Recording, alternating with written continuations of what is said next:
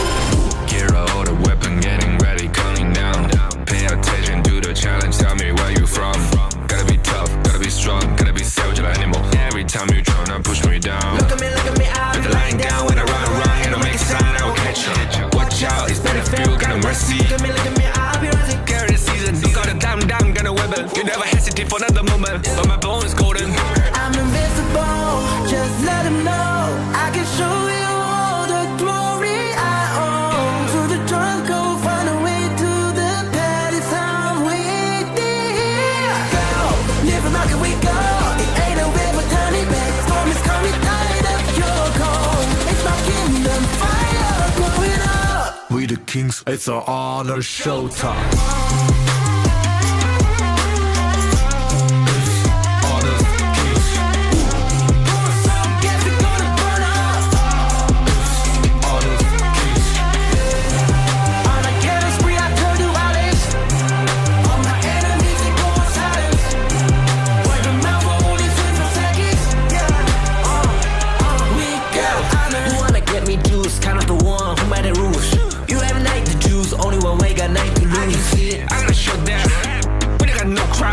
We bound if I there's one question pieces you can cheat. First blood, double trouble, then I take a pen, I kill.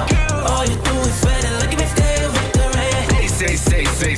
I've triggered my soul down. For my pace. We the champions, screaming, I'm invincible. Just let them know I can show you all the glory I own. So the drunk go find a way to the palace I'm waiting. Go, live from how can we go? It ain't a river, tiny bit. Storm is coming tired of your cold. It's my kingdom, fire, blow it up. We the kings, it's an honor showtime.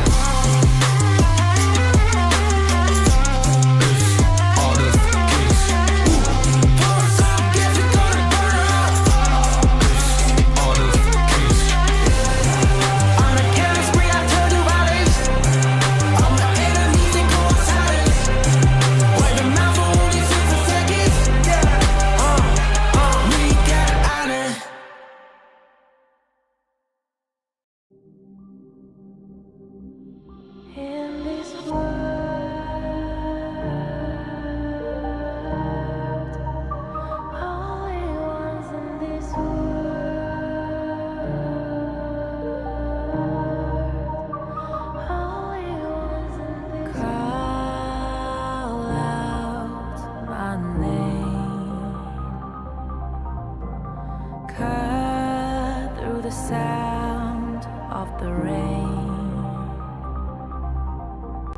No matter how I feed the flame, you know I feel the darkness and the pain. All of the ways we tried to break free from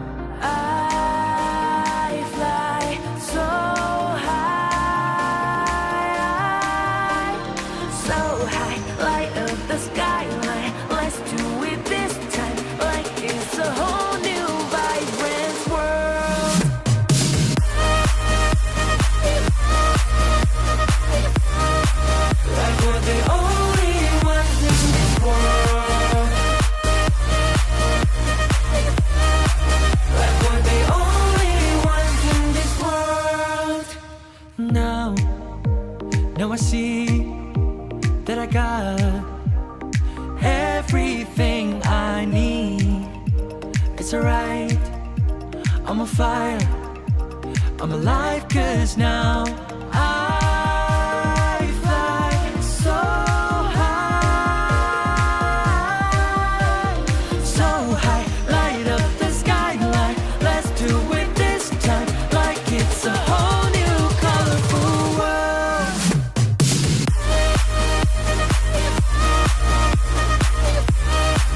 Like we're the only ones in this world. Like we're the only ones in this world. Never thought we'd get this far, burning like the stars. How we get this far, like we're the only ones in this world.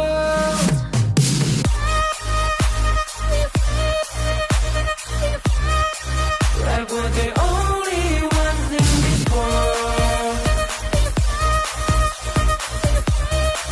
Like we're the only ones in this world.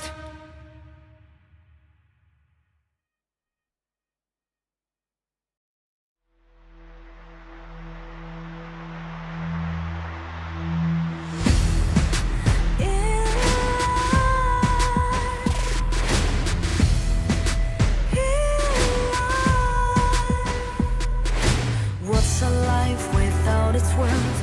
Compromising with what hurts inside. When you let fear decide your fate, you don't choose which path to take in life.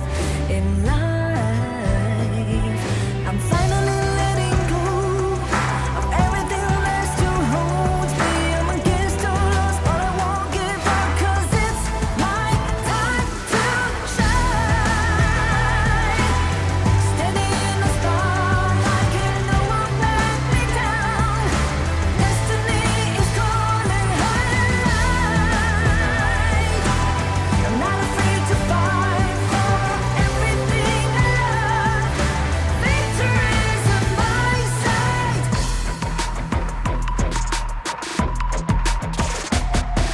The more we lose, the more we gain. The more that nothing stays the same. In time, can love ever, can forget. What you see is what you get. Sometimes,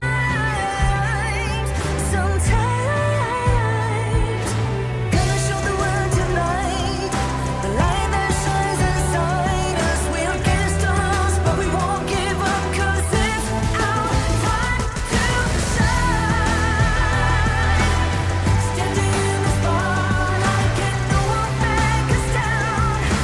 Destiny is calling high and light.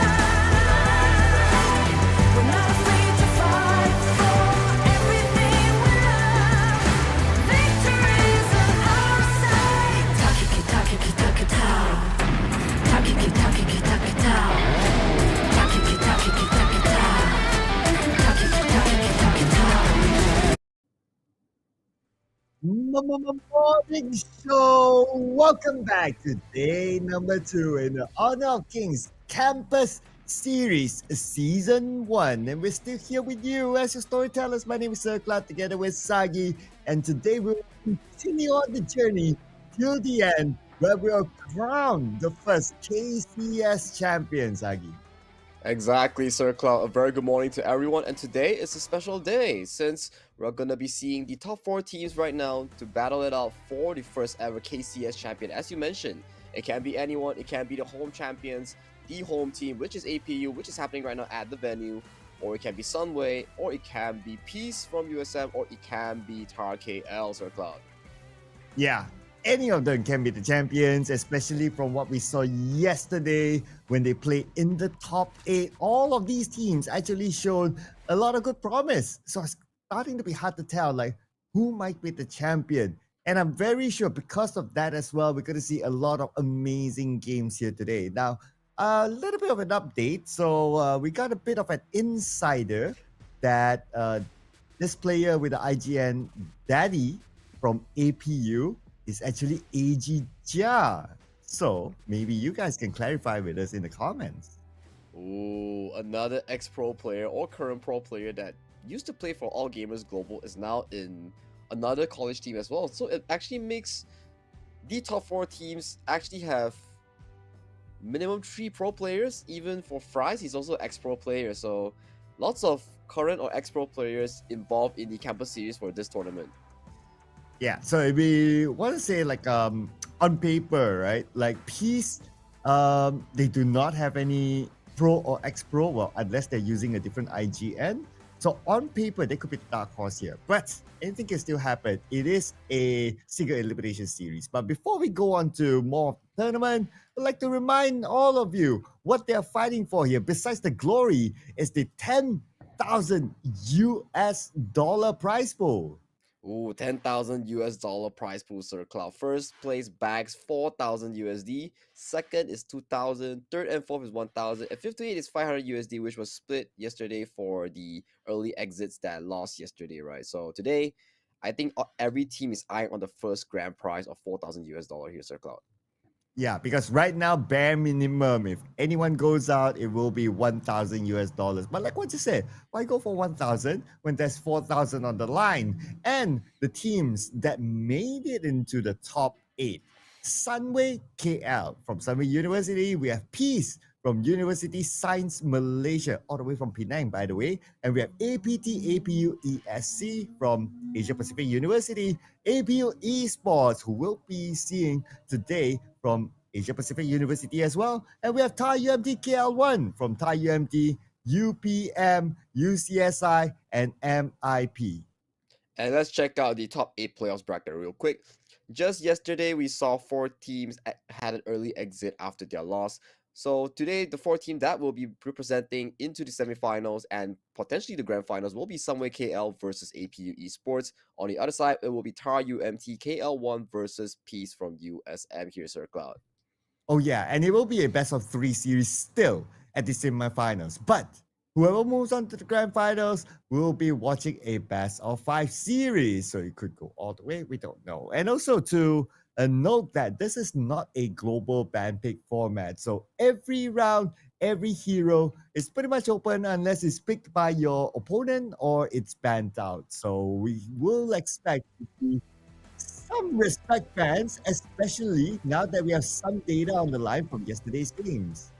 Exactly, just like yesterday, we saw TAR KL, they whip out the Maestro in 2 games in a row, and Fries was an absolute menace with that pick. So maybe today, more and more teams coming to the semifinals or potentially the grand finals will look towards to ban out his hero pool. But yet again, these players, they have played the game for such a long time since whenever, and now they bring their skills towards the first season of Campus Series. Definitely, they will be an eyesore towards their opponent to look out for. Yep. But what you guys should remember as well is this important date, the auspicious date of 6 to 8 June, where the MKL Spring Season 2025 playoffs will be happening at Sunway Pyramid LG2 Blue Concourse. So make sure you book your time there. It is going to be, well, the next weekend, the coming weekend, yeah, however you want to term it. And you can experience the stage, you can watch your favorite players play in front of you, and also maybe interact with them. So head on to Sunway Pyramid from 6 to 8 June for MKL playoffs. And you might potentially even get like some free jerseys. Who knows? They feel good, they feel happy, they start throwing out jerseys. You might get some free stuff. But yet again, what's more important, you will witness the first ever MKL champions being crowned on the spot from 6 to 8 June. So don't miss it, guys.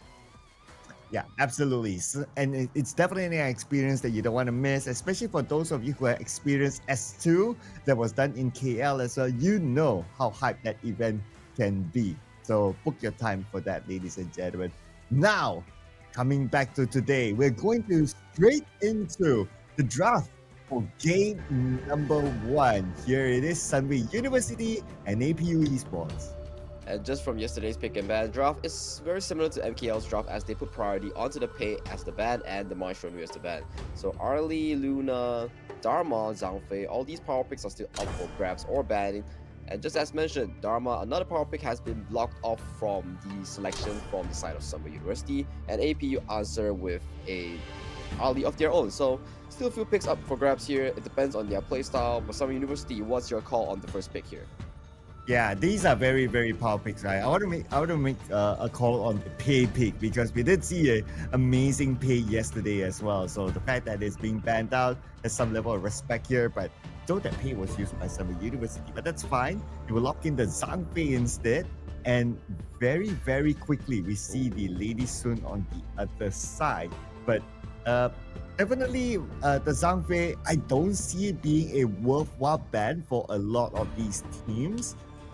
So I would say that Zhangfei will surely be one of the top picks here, irregardless. Irregardless, especially when there's no global ban pick, picks tend to go over to other people's hands or other teams' hands because you cannot potentially ban everything with 2 ban slots in the first 2 ban phase. So for APU Esports, they do a correct second first 2 picks. They lock in the Mayin, they lock in the Long with very limited counters towards up for grabs, right? But on the side of Sunway University, they lock back the Agudo with the Zhangfei combo, a very good engage and sustain combo that they're showing right now. And they're slightly hovering towards their final clash name pick. It may be the Charlotte to really match up to Mayin's mid game, right, with split push. Yeah, and I think that we're going to see a lot of meta picks, right? Because it's a single elimination series. So you just want to go pick the meta picks, things that you're comfortable with. And so far for the picks that we have seen, they are very, very comfortable, including the Long on the other side as well. Now, there is still a potential that the Long can be comboed with the Dolia. So we'll see how that one goes. But for APU, obviously for their draft at this moment, they could use some level of durability. So if they go for the Dolia, then they might lack in the durability department unless they go for a really, really tanky clash laner that will play closer to the team rather than playing more by itself. Yeah, exactly. Especially they rock in the Yuhuan here. It can go to the mid, it can go to the roam, it can go to the jungle. So we might see a Yuhuan plus Dolia combo here. Maybe that will fix the frontline issue that we're talking about. But yet again, it is still up for their decision to whether they want to flex this Yuhuan pick or not. For both sides, APU further ban out the marksman choices for South Summer University. There's still Channel, there's still Lady Sun, potential counters that can really tackle this low issue.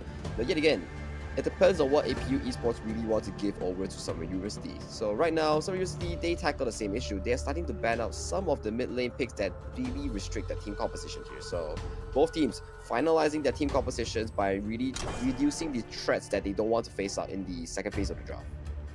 It's interesting that Sunway University, they are already guessing that, okay, this is going to be a Yuhuan roam because they banned out the Yixing. So they are thinking that APU will pick mid, but like what you said, right, this is a flex pick that could throw Sunway University off, and they ban out the Lam. Okay, which is an okay ban because they need to pick a jungler anyway. But personally, I think for APU they will pick a tanky jungler because you need some level of durability, and that's why they're hovering around the Ogren right now. I would have personally target ban one of the tank junglers, whether it's Ogren or the Dune, but now it's left open for APU. Well, there's so many tank junglers out there, you can potentially ban all of them. So for some university, they might just want to give out one, take the other one, round up their compositions for themselves. But yet again, some university, they have the Agudo already locked in for their jungle, so they can still work around with how their team composition want to work. But mainly, I think some university, they're targeting bans that really restrict their marksman or further carry into the mid lanes. Flexibility or their picks here, right? Okay, so locking the Lady Sun, securing.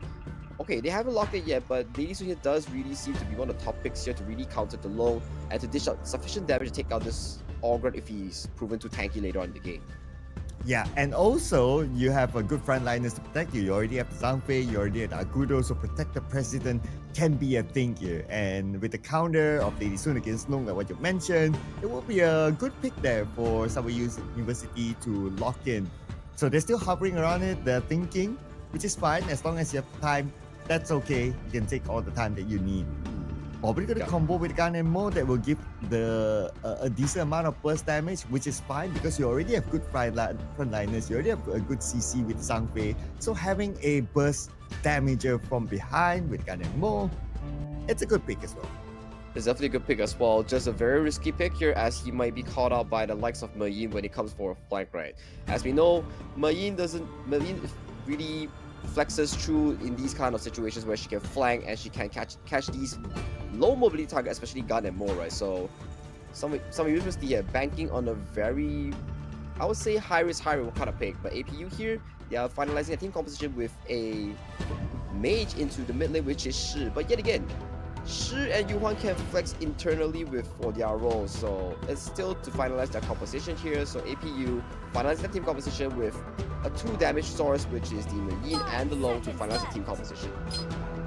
Yeah, at least instead of the Marine, right? If it's only the Long, then, well, we had this conversation before yesterday that too much reliance on the Flaming Palm, the burst damage, might be a little bit too risky. So at least they have the Marine as a backup plan. So we might see this Marine being involved in a lot more fights rather than, okay, try to push out the side lane. So it's looked like they are building towards, we want to take fight sort of composition. That could mean that we might see more action this round from them. Exactly, I do agree so as well. But for the side of APU, they really have to figure out how the Long can survive the laning phase against Lady Sun. If the Long is allowed to be farmed well into the mid game, then it can really scale into such a menace and start taking over the game. For the side of Sunway University, they draft a hyper damage composition with Lady Sun, with Ganemo, so definitely they have to watch out for the flanks coming in from the side of APU Esports, especially on the Marine. Yeah, so that is something that they need to face check with every time. So it could be, well, maybe the Agudo or maybe the Zhangfei that needs to do it. It really depends, right, on how they're gonna position themselves when it comes to a team fight. But all that on the theories, let's look at how they will apply it in practicality when it comes to game number 1 of Sunway University and APU. Ooh, already a feisty mid lane fight here, and we might see Rain CC go for this wild boar invade here. Yeah, it looks like it's just a mid lane fight for now. And interesting enough that the Long starts off in the mid, so that gives the first wave to the Lady Sun at the bottom, unchallenged at all. This is what we're talking about, right, Sir Cloud? They want to tackle the Lady Sun issue versus the Long. They allow Long to stand towards the mid lane to really avoid the laning here. So good planning here coming for APU Esports to allow this Long to have a decent game. And none other is SY Daddy, which is, from our source, AG's ex-prom laner Jia. Yeah, it could be, right? If it's not, then well, do let us know in the comment section. But we might see the first blood here. Mr. Yenza Handsome in trouble, immediately flashes to safety underneath the tower. Lucky enough for him, he does have the flash. If he does not, then he would have been gone there.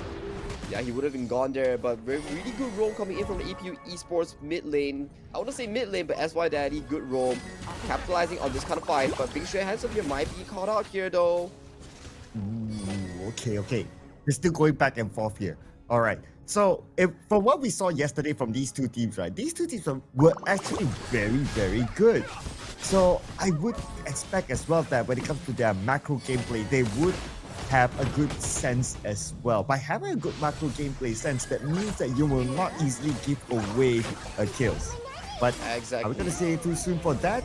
Maybe not soon. But yeah, I still stand with that point that we won't get to see that many kills in the early game. Exactly, both teams are playing up to their standard, avoiding kills at all costs, making sure that each play is countered by another play. So macro rotations are on point for both teams. Just want to see that how they really execute their win conditions. So some you see their win condition is definitely banking on the 2 artillery, marksman and the mage to really dish out these damages, right? So for the side of APU, they're really banking on this Long and Marine to really scale towards the mid game and start nuking people, nuking enemies with their high burst damage. Yep. And for APU, well, then we did talk about it. The Marine is going to play an important role, especially when it comes to flanking. So the Charlotte that has a decent amount of mobility should be able to face check the Charlotte that is played by Dark, follow her pace, and also just to make sure that whenever or wherever it's going, they would know his position to avoid being flanked from the back, because we have seen that kind of gameplay yesterday. Like I remember from Price with the Mai Shiranui, nobody face checked him, nobody knew where he was, but when it comes to in the middle of a team fight, he just shows up behind and then it became an ace. So that's something they need to be careful of on this kind of heroes. Exactly, roamer DD. Number 1, you gotta face check, you gotta give vision for your team and give info. Once you have info, then you can play according to the info and avoid these long-range engages or sudden engages, right? So definitely we have to see how Hitsuki does in terms of these situations. And for the mid lane, SY Daddy is still farming in the mid lane, and he's all good so far. 30 seconds on the clock to the first Tyrant or the first Overlord being spawned on the map. So still a very quiet game so far, very peaceful. Yeah, like what we discussed, that the macro play for both sides are very good. That's why they don't easily give away the first blood. I also want to point out the fact that something that we mentioned about Alone versus the Lady Sun, that when you mentioned about, oh, okay, the Long is not very good against Lady Sun during the laning phase, and that's why they made this lane swap. Stay. So now the Long stay permanent in the middle, but they could be going towards trouble right now. We could see the first blood here anytime soon. Both teams engaging with each other, and the Bright Outburst being deployed at the same time. The first blood will be given towards Sunway University, but APU, they trade back with one. And here comes the Mayan. That's what we mentioned earlier on. The face check needs to happen. If not, the ladies would be in trouble. But the fight is not over yet. Here we still have the Charlotte in the middle of the fight. Down to 10% of health. He could be the one to go down next, but thanks to the leaping Savior, buying him some time, buying him some space to back off.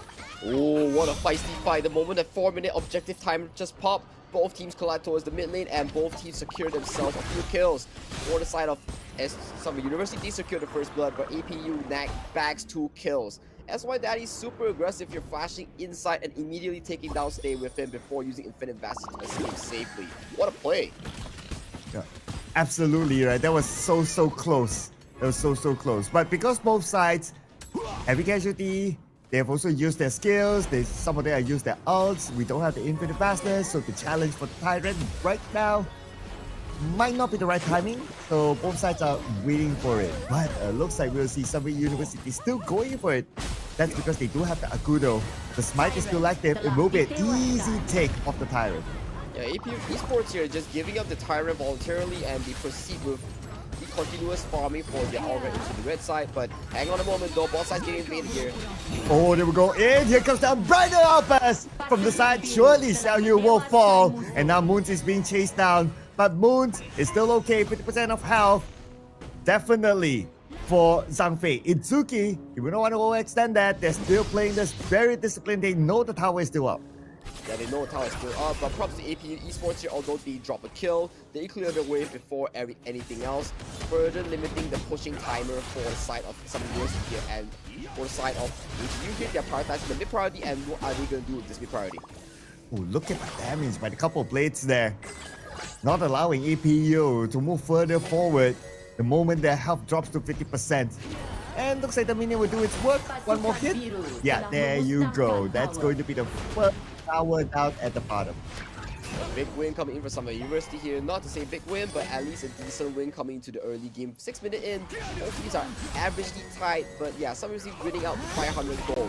So far so good for both teams. Nothing major so far. Still yet a very big team fight that can change the pace at this point. But as mentioned, the couple waves are hitting hard from Stay. Yeah, that's the artillery mage for you. Look at this. Even Moon takes that damage down to like maybe, like let's say 1/4. And we're still at 6 minutes of the game. Obviously, the couple of days can still scale. But speaking about scaling, right now in the middle, oh, that could be a caught out there. And unfortunately, the Yenza caught underneath the tower, being taken out. But at least they trade back by taking out Moon instead. Like, here comes the engagement still. Okay, Rain, he was going all alone. His teammates need to back up. But from the side, here comes Dark. But Dark is not able to engage. They are sticking too close to each other with the tanks still active. So neck to neck in kill circle, 1-for-1. Got a good drop to Xiaoyu on the Shi here. A beautiful self-imprint to really catch Yenzer Hansen Charlotte off guard here. But yet again, Moon, once again, the victim of all these exchanges. That's the thing. If Rain is never with APU Esports, there's no one to tank in front, and Moon is the job. He has to do the job as if you want to soak out these damages. Yeah, so try to draw them in, try to force them to use their skills, and then do the countermeasure. But speaking about Moons right now, he will be the target. Okay, 50% of health left for Moons. He does have the tower still active, and Daddy is just right behind him.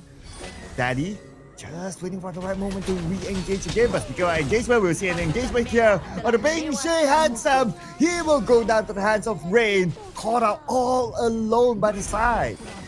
Ooh, uncharacteristic. Big Shrew, handsome here, making a mistake here, but the engage goes on. Izuki might be chunked down here before he has the ultimate. Oh no. Okay, leaping savior. A little bit of shield. And he survives. And he survives, but at what cost? Power goes down to the side of APU Esports here. The tempo goes on to the hands of APU Esports, and they are now currently starting the Overlord. This is, I wouldn't say a big win so far, but it's a decent win so far for APU Esports to take back the tempo. Yeah, you get that tower, you immediately get the Overlord, so pretty much they are slightly back in control. And if they can get this mid tower, it will be huge for them. That'll be big. Big potential here with the fact that there's 3 players from Sunway University coming to defend it. So looks like the plan will not happen for now. For now, 9 minutes in, both teams are still neck and neck, Sir Cloud. It's a very tight game for both teams here. As you mentioned, very objective-centric team. Both teams, the kill count is kept to a minimum compared to what we see yesterday. Yeah. And even from what we see yesterday as well, some of the moves were very, very objective. But speaking about movement, we might see a movement here in the middle. Oh, from the side, from the side, from the side, from the side, from the side! Here comes the Charlotte, Yenza, wrecking havoc. But check the backline, check the backline.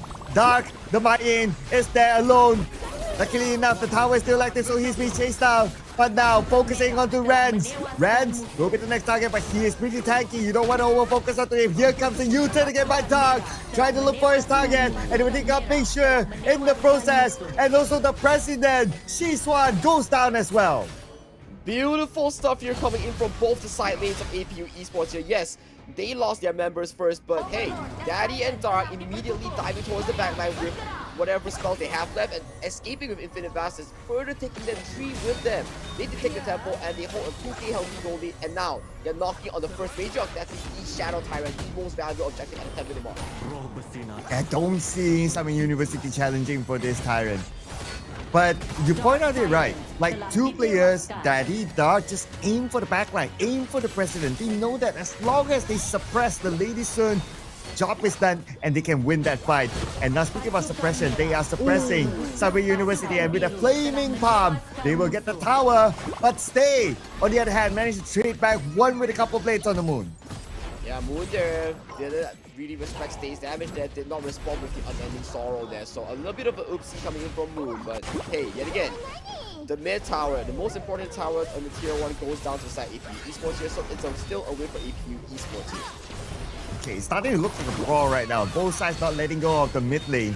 This mid lane fight has been happening for quite a while, but oh no! Somebody overstepped, but Ray CC the moment he went down. Now this opens up the gate, the floodgate for Sunway University to go all the way to the backline because your main tank is out. The main tank is out. He did not respond correctly to the spell, but hang on, the Dark looks for a flag here. Oh, he's alone there. Oh no, this could be a big trouble for him with the Unbridled Outburst. Spared onto Dark just to get him. It is worth it. It is worthwhile. Now they will have a free Lord. They will have a free Overlord here, right here. But yet again, very uncharacteristic mistakes coming in from APU Esports here. Dropping kill after kill, 1 by 1, and allowing the tempo to be fallen back onto the hands of SUK here. So maybe it's not the wisest choice, but still, they still hold the goalie even though they did such a tremendous fail here. And now with the Overlord being taken by them, Shadow Vanguards will be out. And look at the bottom, nobody's really guarding it yet. Dark has to make his way there. But that means that in the middle, only 3 players from APU, Sunway University, will know that they're looking for a point of engagement. At this moment, they're looking for if anyone oversteps themselves. But Sunway University, again, very disciplined, but they really want that mid tower. Exactly, they really want this mid tower. Is going through very low. The ladies who can just come in, spell 1 and poke it down slowly but surely, and the Vanguards are marching through. So this tower is no longer here to stay. And yeah, Ugo is starting to be a little bit more tanky now with the Blood Rage. So he might be one of the main frontliners to start a fight first and then follow up at the Sunway. Of course, that really depends on what sort of formation or what sort of moment that happens later on. Because you also want to keep the Unbridled Outburst for the best moment possible, since it's a very expensive ultimate, I would say. But keep your eye on the left side of this river as well. Now that Picture Handsome slightly caught out, but here comes potential counter. Unbridled Outburst being kept, everyone's just playing tag now. But oh, couple blades all the way behind onto Daddy, and now they know that they'll be opening to get another kill, and Shrew will fall as well. Moons will need to back off. 10% of health left. That's what we're talking about. Daddy with the couple plays catch, being caught off guard by Stay. This is what we're talking about. Ganimo and Lady, so they outrage Daddy so hard onto the low. Any slight misstep, and he cannot respond with the infinite passes. He immediately gets taken down by the burst damage here, and immediately Sunway University, from a deficit, they come out on top in the past 3 minutes. Man, Sagi, the Ganemo with a couple of blades, that is the key. Because it's difficult to reach the backline. But if you can land those couple of blades, you get somebody with that burst damage, you open up the door. But check out behind. What's happening? Gonna be Yenzer. Just putting pressure onto the backline. But it's more of a poking, more of a find a little bit of time so that they take down the mid tower. And now they will take the next objective for themselves. Ooh, a big win here coming in from SUK here, getting both of tier 2 towers and immediately securing the Shadow Tyrant for themselves. If they're taking the next fight here, they're definitely going to be packing a punch, especially with their range advantage here. If you're APU, you gotta worry here how you're going to access the backline, especially Stay. He completed Splendor very early on, and right now, he's almost untouchable. Yeah, it's starting to be very, very difficult to reach him, right? And we did talk about, like, okay, who's the best one to reach the backline? It's going to be Dark. And if Dark is not able to do it, then it's going to be kind of hard. But now we will see another fight happening here with Moon taking a lot of damage down to 50%. Oh, again with the couple blades onto Daddy. And without your farm leader, who has got the damage, they lose more. They lose range, and maybe even more. He cannot engage alone from the side as much as he would have wanted. And now the door is open for Sunway University. They take down that tower, waiting for the minions to march in. While that's happening, take down the top tower as well. And this is the moment for Sunway University. They want to wrap things up. Before that, taking an ace for themselves. Sunway University takes game number 1. What a way to end game 1 because it's such a heated series.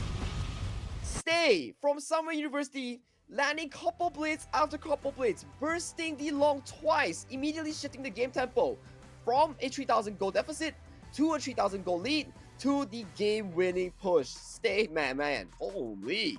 If he's not MVP, I don't know who is in the series.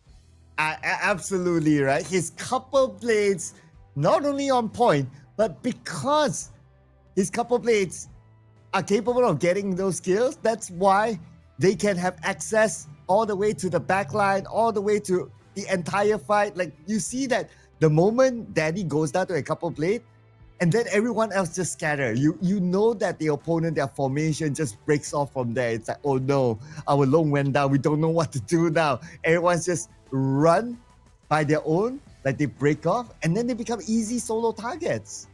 Exactly. It was a neck and neck at the 10-minute mark. Both teams were going at it, but yet again, when it mattered the most, the couple blades landed on the crucial target, which was Daddy, the Long, the main carry of the side of APU Esports. Immediately, Stay really clutches so far with all these couple blades. Oh man, he has to be the MVP. Okay. Yeah, there you go. There you go. 716 and the most goal as well with 12k. So definitely has to be the MVP. But it's not only about the stats, right, Sagi? Like, it's also about like his contribution into team fights. If his couple plays doesn't hit, if his couple plays don't get kills, we would have been in a stalemate. Exactly, we would have been in a stalemate here. It was really down to Stay's couple plays to really land on these crucial targets, especially Daddy. But yet again, I want to give props to Itsuki as well, onto the Zhangfei. He played a perfect game on the roamers, the Zhangfei. His unbridled outbursts were very crucial out of all these fights, landing very crucial engages so far, Sir Cloud. Yeah, and looking at his items as well, he has the Omnious Premonition, so that is also pretty important to try to slow down the Mayin. And there were many opportunities that the Mayin Dark actually tried to go for the pack line, but the problem was that, okay, I like the idea that, okay, try to target the president, that's great. There was one occasion where they actually got it and they actually won that fight. But subsequent occasions, it felt like Sunway University, okay, they know that the Mayan will come again from the flank. So what happened is that players like Itsuki will stay closer to like some of the flanking positions, the potential side incomings for Dark. And then you don't see Dark having that much opportunity anymore. Exactly, and especially Summer University, they acknowledge the fact that, hey, if we keep getting engaged on, we'll never be able to win out all these fights. So yet again, Itsuki always putting out these key engages, Stay getting these key catches with his couple blades, and let's check out the MVP, which is none other than Stay from Summer University. So this man rocking a 716 KDA with 127,500 damage down Sir Cloud. If this is not peak, I don't know what is. I know, right? This is arguably one of the biggest numbers that we have seen here so far in this tournament. Man, I mean, MKL player, you would expect him to get an MVP at some point, right? And this is definitely worthy of an MVP performance with a KD of 716. That one was because of the Mayan breach through the backline. That's all. But after they learned their lesson, then he never went down. But yeah, before we go on to our next match, let's check out the highlights here from Game 1.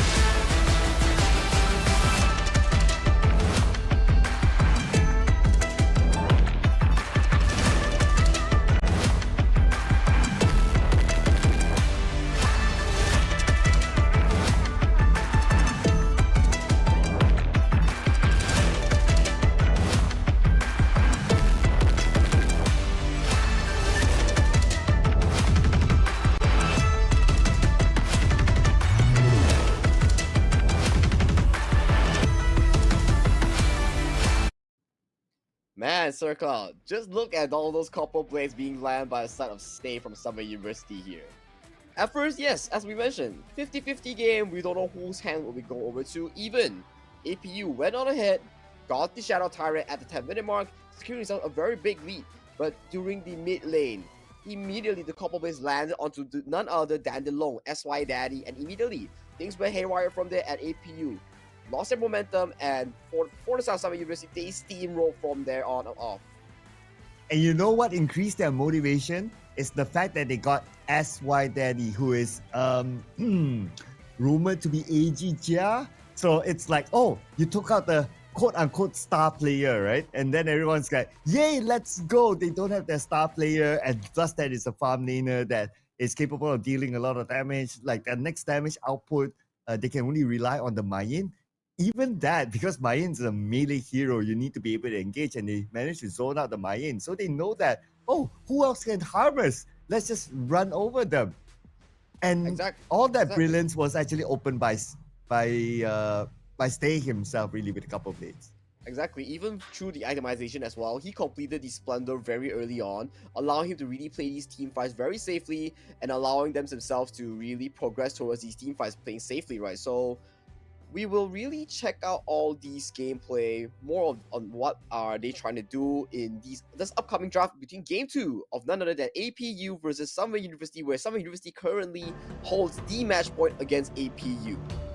Oh, it's going to be a quick restart here of the game. All right.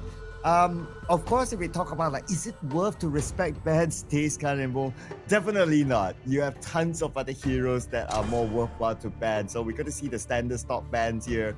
The Pei, the Dharma, the Mai, maybe the Arlie next. Yep, standard stock bans, same bans as before. And because it's not the global ban pick, so they can go for pretty much the same setup if they want to.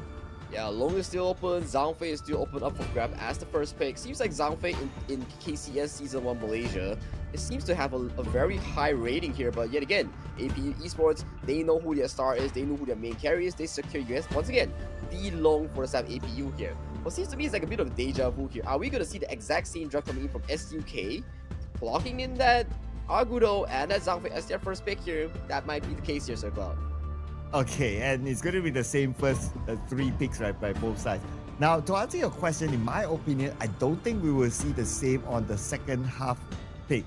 The first half maybe because it's like, okay, these are meta heroes, these are standard stock heroes that you want to lock in.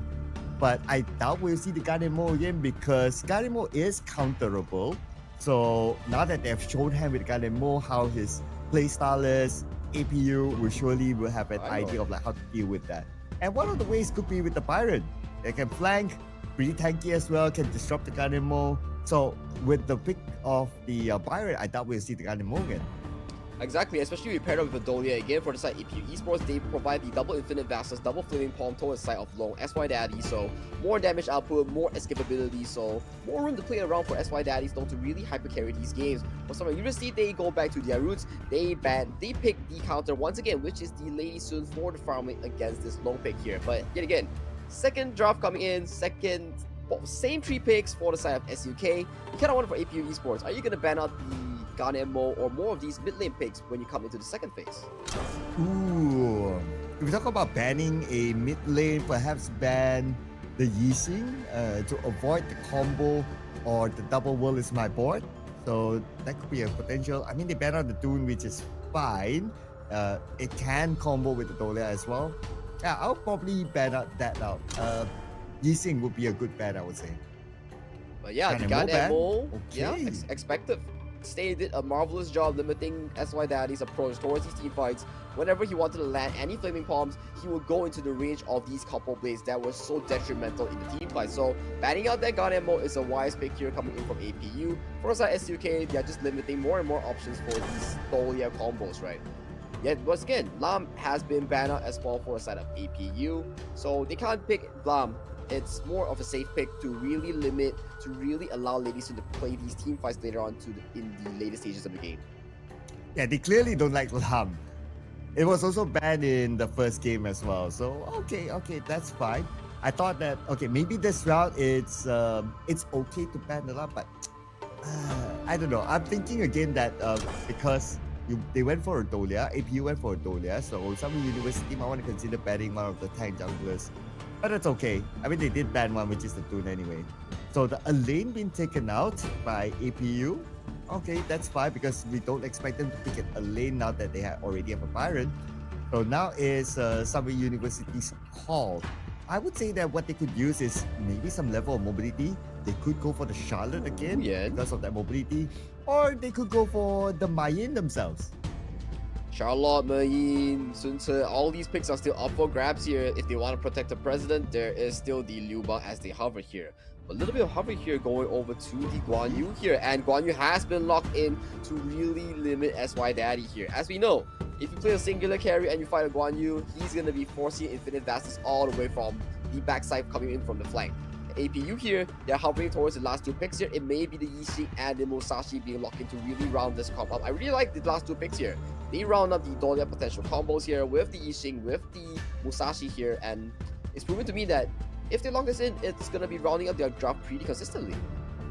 Yeah, and well, they're still hovering around the both of them, but I do agree that these 2 picks are great. You also have the Musashi that is anti-projectile as well, because for Sunway University, they're going to pick a mid laner as their final pick. Ano, okay. Locked in! Oh, quick lock.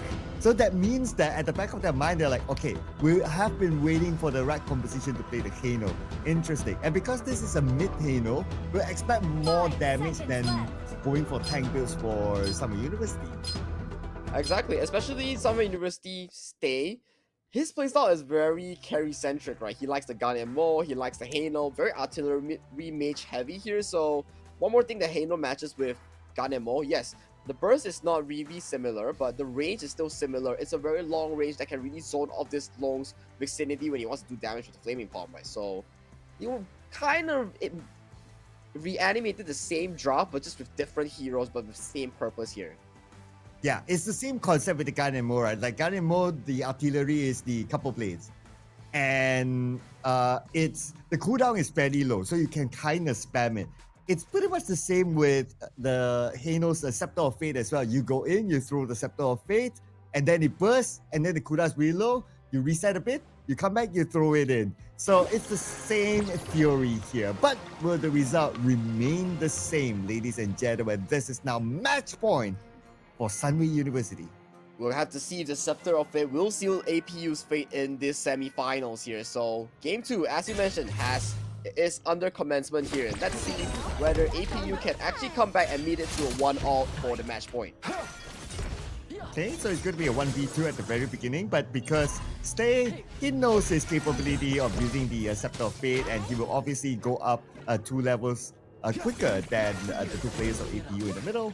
So he's so dominant in the middle as well. But okay, also another one to point out is that at the very beginning, the Yixing cannot fight the Hano. Look at how Stay is just suppressing 2 players by himself. Exactly, the melee throw coming in from Stay provides so much sustainability that allows him to really push out these lanes voluntarily. And look at him now, he's just bullying and providing so much room for the side of Sunway University. And this translated back to the bot priority, the bot pressure that SY Daddy is currently suffering from. If the Hano is allowed to do 1v2, it means that on the other side, a 2v1 is happening so far. And for SU, that's so good so far. Absolutely, right? 2 Scepter of Fates and the lane is clear. That's how quickly he can clear the lane, and then not only he can bully whoever's in the middle, but he can also move towards the side lanes as well. He almost did that, but maybe he thought to himself that, I'm not yet level 4, let's just wait until level 4, that's fine. And now he'll just continue to clear off this wave easily. 1 more Scepter of Fate and it will be clear. But at the bottom, looks like Moons is the one that's in trouble. But anyway, Daddy is there to take care of him. Daddy is there to take care of him, but Boon is dangerously low. Yenzer Handsome might be looking for an engagement on rain, but it's still just a small camp takeaway. They might just take the wild port and call it a day. Okay, they will. They just want to take out the side camps, okay. And it will fall to the hands of Sunway University. And what's interesting is that they even called in Yenzer. They made the rotation to try to help to take that camp as well. So that means that Yenzer on the top, he's doing very well. He cleared off his wave, and that's why he can make that rotation. So far, all 3 lanes, Sunway University is doing well.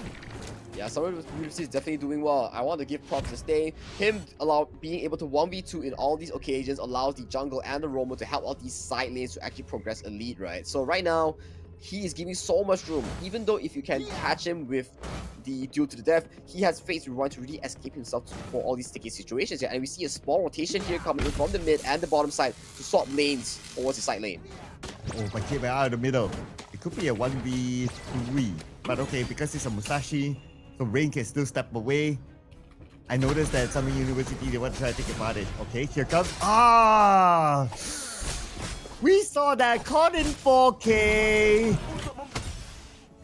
Caught in 4K indeed, and this is what we're talking about. Fate's Rewind to really escape himself from yet another 1v3, and from this 1v3, they're losing out on the mid priority once more.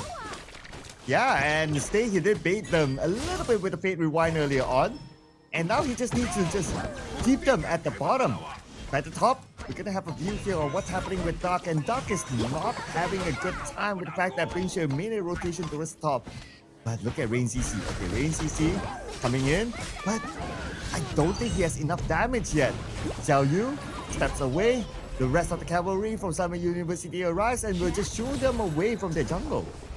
Especially there's still a jungle protection at 4 minutes in, so picking a fight in the enemy jungle pre-4 minutes is a very dangerous attempt here. So forcing out the flash, and right now both teams are currently positioning themselves towards this first objective, which is the Tyrant in the bottom river. Okay, both sides want to go for the Tyrant. So we definitely see a contest here. Here comes the Flaming Palm. Stay, we absorb it, and now the Tyrant is open, and the one that gets the Tyrant is going to be Rain CC. APU locks in the Tyrant. Now time for them to back up before Sunway University actually trades it back from them.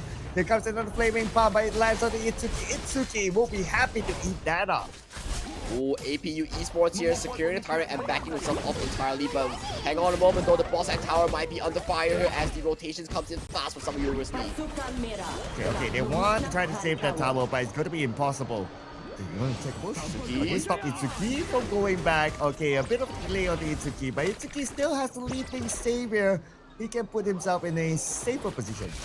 Leaping himself towards safety here, but Chisha Handsome, you have no mana bar, my friend. This tower might be just going down for the side to Daddy here if you want to defend like this. 1v3 here, but the Agudo senses danger and he's here to help his marksman. Oh, here comes the world is my board. Catching at least 2 of them within it, but they're not scared at all. Moons is very low. Itsuki still does not have his Unbridled Outburst. He needs to stack up his madness. If only he has the Unbridled Outburst there, easy double kill. Easy double kill, but yet again, no mana, no madness, unable to catch up to any of these engages. So a bit of an unlucky here coming in from SUK here, but yet again, APU capitalizing the fact that you have no mana, you have no ultimate, so we can do this push. So both teams here, they put their focus towards the mid lane right now, and we might see a 4-man strong going to the mid lane and just a small rotation coming in from SUK to swap their marksman towards the top side to try to tackle this another side tower down. Okay, now they are 5 men pretty much gathered almost together. Whereas for Sunway University, they're spread out. So they are farming the entire map better than APU as of now. And it's shown through their lead right now. They have a 1k goal lead. They took out the Overlord. So we can see the map control is a little bit better for Sunway University. I do agree so as well, but both sides are just really just splitting the map, getting towers on the side lane, doing equal trades, right? So the Byron having to move himself to the bot side is just to be a bodyguard duty for Daddy on this lone. Bodyguard duty for Daddy. But who's going to be the bodyguard for Moons now? Okay, Moons opening up the map in the bush just to try to gather information. Daddy has to put himself in a safer position, but with the world is my board, looks like APU will get that 1 kill in the middle. Finally, we see the first blood. Dark with the flash storm strike, catching T-Shred Handsome off guard on the Lady Sun here, securing none other than the first blood for APU Esports here. But yet again, securing first blood but still equal in goal lead means Sunway University definitely has a better macro rotation and an early game coming into this 7 minute of the game. But still, as you mentioned, Circle Out, similar to last game, 7 minutes in, before the 10 minute mark, both teams are tied equal just like last game. Yeah, because both sides, I guess, their macro play, we know that they're very capable. It's really down to team fights based on the previous game, or maybe even some level of micro play. So that might be the decider here. Like here comes the Fate Rewind. On to Stay. Stay managed to draw a few skills from APU. And now APU these skills. Oh, but from the side! Here comes the heroic charge! The engagement will continue on. But who's going to follow up? Yenzer! It's just too far. The other members of Sunway University, they weren't ready for it. They weren't ready for it indeed, even though Yenzer hasn't gone. Oh, again goes again! Oh, here comes the re-engagement here by APU! And 2 from Sunway University Balls make that 3! With Moons getting 1 for himself, but they try to trade it back. The rest of APU, they're kinda low, but Daddy is there! Who's your Daddy? Oh, Daddy with the Flash Infinite Masters here, securing his escape path for XDG Xiaoyu onto this Yixing here. If he did not flash, then Xiaoyu would have fallen to the hands of T-Shred's Handsome's Lady Sun. So definitely, props to Daddy for saving his teammate with the aggressive Infinite Masters here. And APU Esports coming out on top with a 1,000 goal lead with a 4 kill advantage over SUK. Man, but I really like the engagement by Yenzu though. It was just too bad that maybe the comms weren't right. Like the rest of them don't seem to be interested to engage. Like they've already disengaged. It was a bit too far for them. Yenzu went in alone, which was okay. But it's just a whole team composition of chemistry thing that it didn't work out for Sunway University in that fight. It didn't work out indeed. Yenzer has the want to flank, but they were still shook by the fact that they did not have any ultimate to really follow up here. So it was about timing, it was about angles as well. So University here, they definitely have to rethink on how they want to approach these team fights with Yenzer's flanks on Guan Yu. And now will be the question of like, will they get a second chance? Because APU would have read that, it's like, okay, Yenser's going to do that again for sure. And that's why you see on the river, they send Dark by the side of that river just to face check in case Yenzer makes an appearance. So if he keeps himself there, that's going to be difficult for him to do the flank. But now Stay is the one in trouble. Pulls out Fate Rewind. He will be back underneath the tower. Resets to 100% health. That is what we're talking about. Even though they're still behind, their mid control is so good with this Halo, allowing this Halo to really use these scepters to clear out the waves, and once he's in danger, the Fate Rewinds comes in to really set themselves back to the location that he wants to be. So this mid will be a fortress for APU to take down. Yeah, it has been quite a stalemate here at the side. And Izuki speaking about the side, moves at the push. We have 5 more seconds before the next objective comes up. Before that, we're going to see an engagement with the world is my board. Are they going to go all in because the tower is still active? Look at the damage by Scepter of Fate. And with that, they're able to get Moons. And they will get their next target as well. Looks like Sunway University, they found an opening with the fact that Yenzer went to the backline as well, taking out Yixing. Although Daddy is able to get Yenzer, but Sunway University, they got 3 kills instead. Once again, at the 10-minute mark, Stay utilizing his range with the Scepter, just like the couple plays from last game. Securing yet again more kills for his team. And right now, Dark failing the fast ball strike. Once again, gets did he get it? Oh no, Dark failed to get that 1 kill at least. And now, this is going to be a free objective for Sunway University. Exactly. Sunway University once again utilizing the range advantage from Stay's artillery mid-lane pick. And once again prospering from this pick that they've finalized for their mid laner here. Just like the Ganemo, and now it's the Heino here. Him single-handedly doing so much damage with the Scepters. Wow. Do you think that was a bit too ambitious for Dark in the early engagement? I wouldn't say so, but yet again, it was from range CCs. Due to the death, he went in too deep.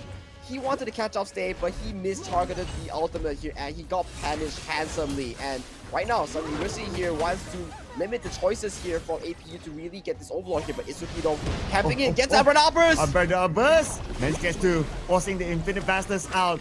But anyway, Moons with the Dolia can refresh it, not gonna be a problem.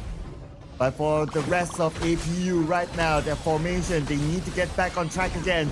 Looks like the engagement will continue to happen. Going straight in. Rain CC tries to find the backline. They will get the backline, but can they get the kill? That will be the big question here. Right now, all counter will happen. And finally with Dark charging it straight onto the backline, they got it.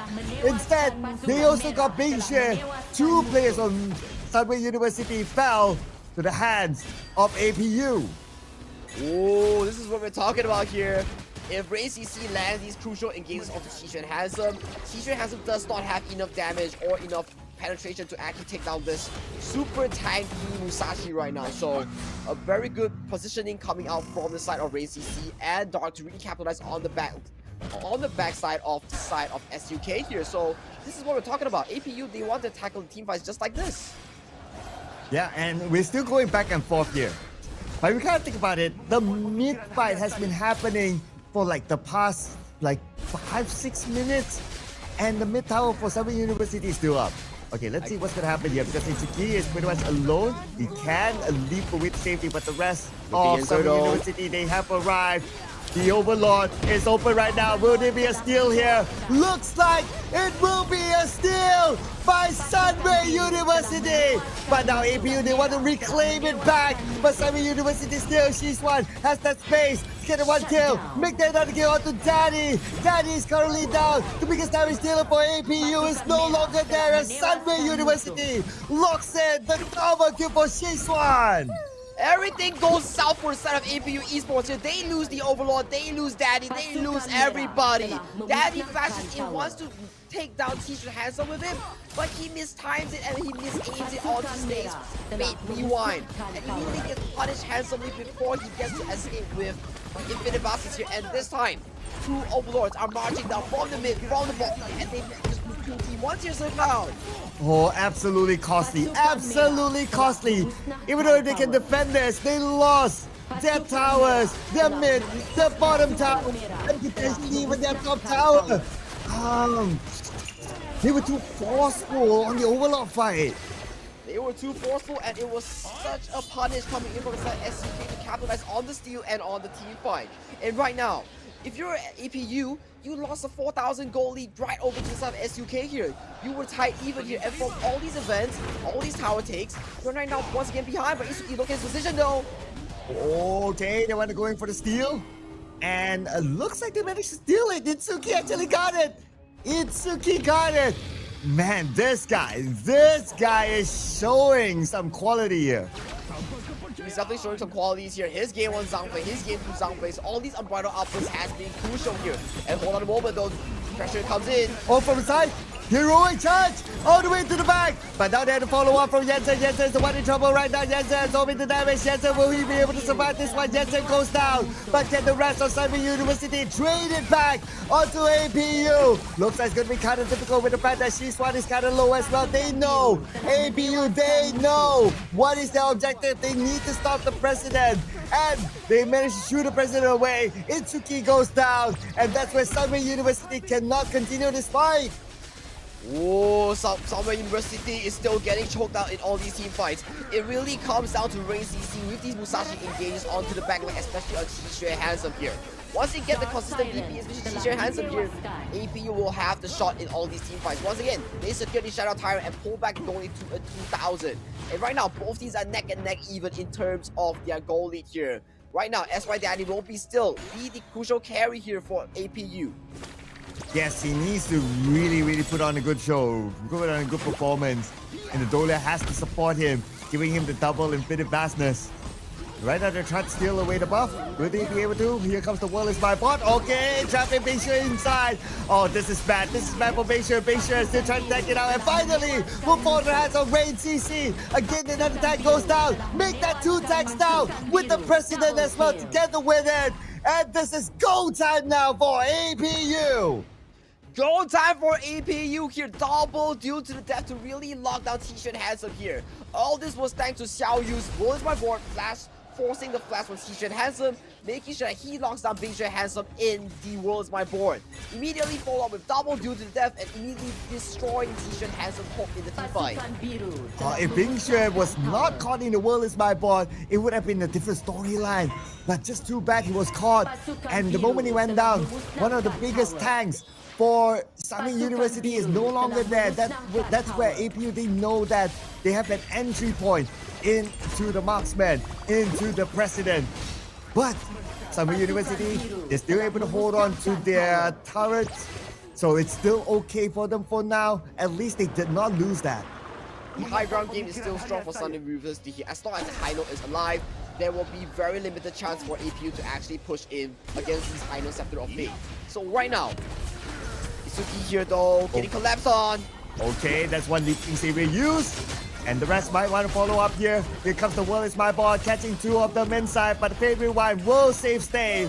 And it's not going to be a problem for Itsuki as he managed to keep his distance away. Right now, if you're APU Esports, you really have to secure this overlord here because the tower onto the top side is last hit. If that thing drops, it's going to be triple mega minions marching down your base. So right now here, Itsuki gets engaged on. Oh, I'm right now, Albus.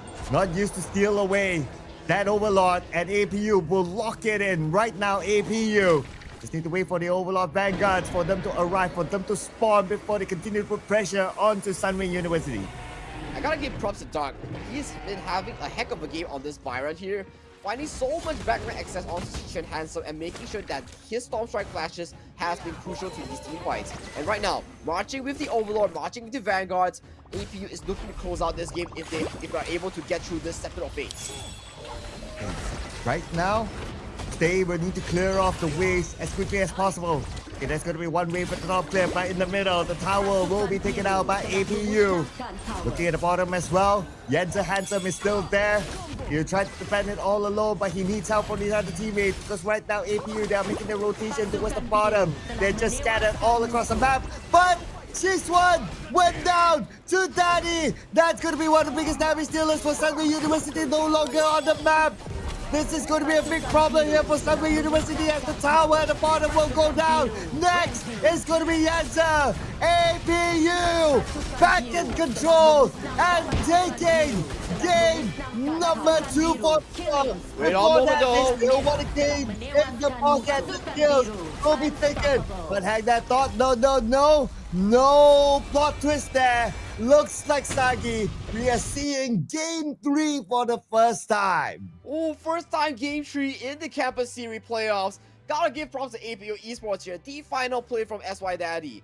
It was a trade-off between SY Daddy and T-Shirt Handsome onto the Lady Sun, but yet again, the moment the Lady Sun flashed forward to really collect the kill onto the long, immediately, he reacted with the Infinite Vastness and secured the kill back onto the Lady Sun and securing the game-winning, the deciding 1-1 nil to keep themselves alive in this series here, Sir Cloud. It was such a roller coaster of a series so far. Wow. Yeah, it really could have gone anyone winning this one. It was so tight. And I believe that the defining factor here was during the Overlord.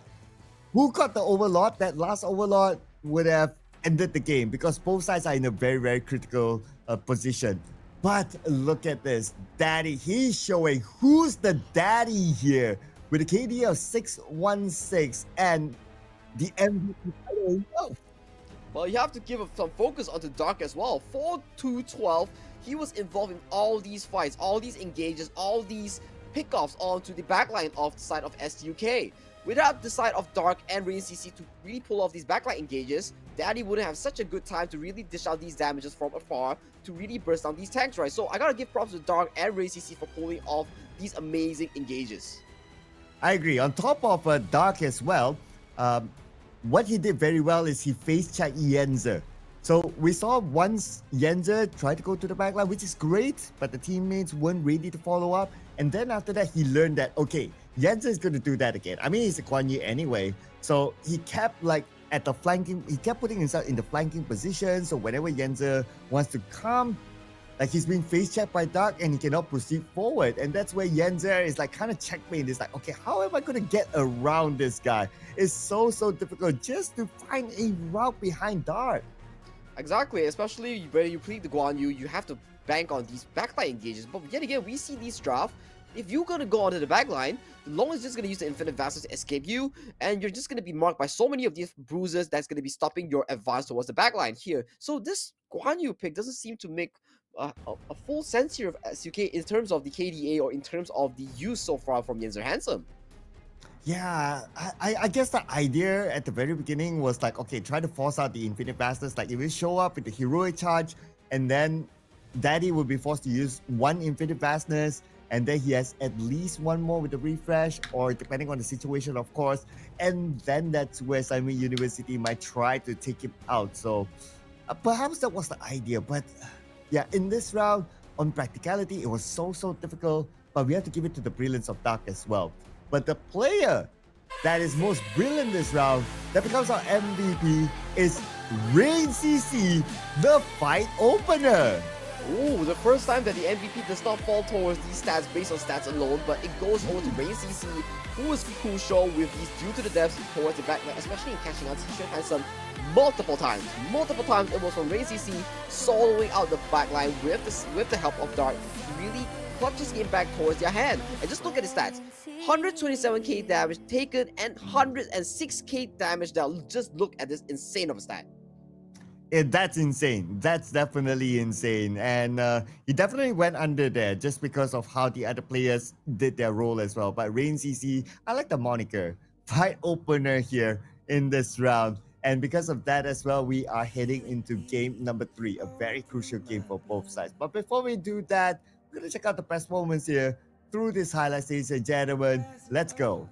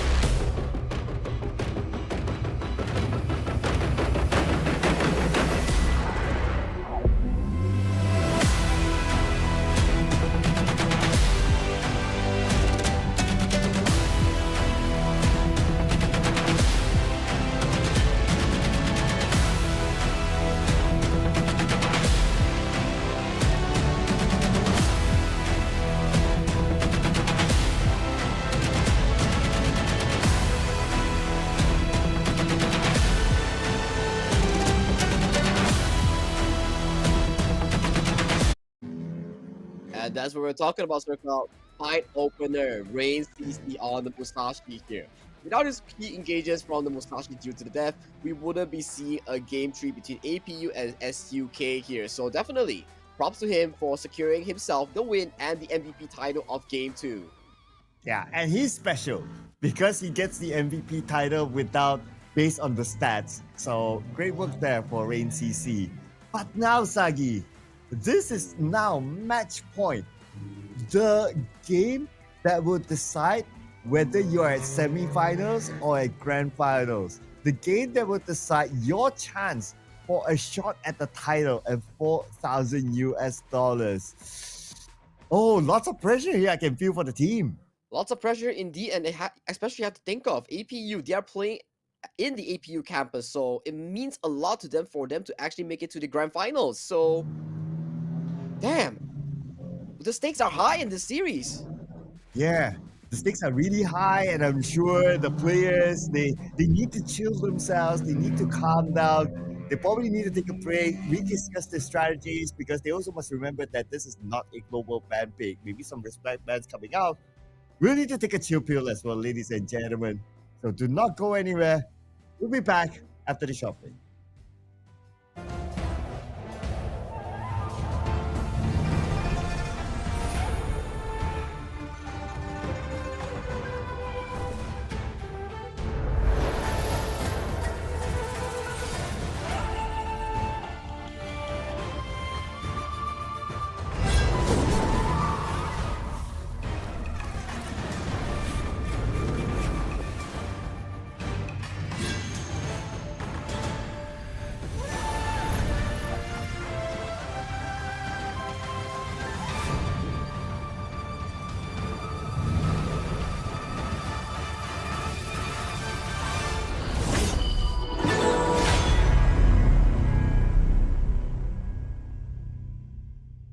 A best friend is someone who appreciates my pranks.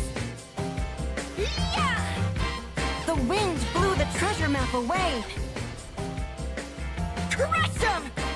Activate trip mode! Full duck power!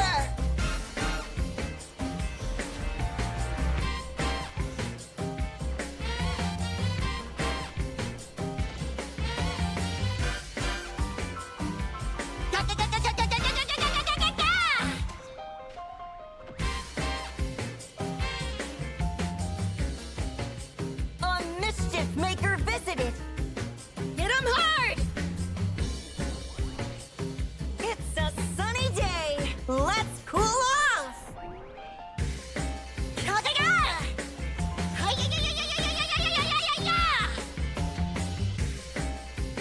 Voila! Let's have a fun spring outing.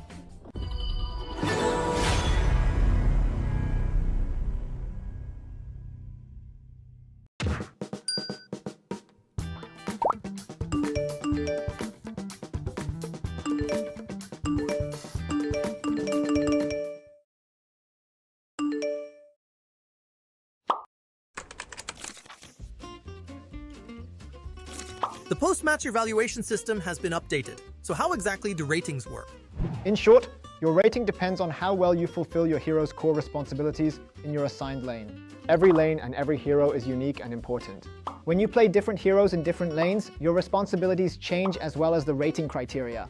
To keep ratings fair, the system analyzes dozens of factors based on your lane. Each lane has different responsibilities, which means their evaluation criteria vary massively.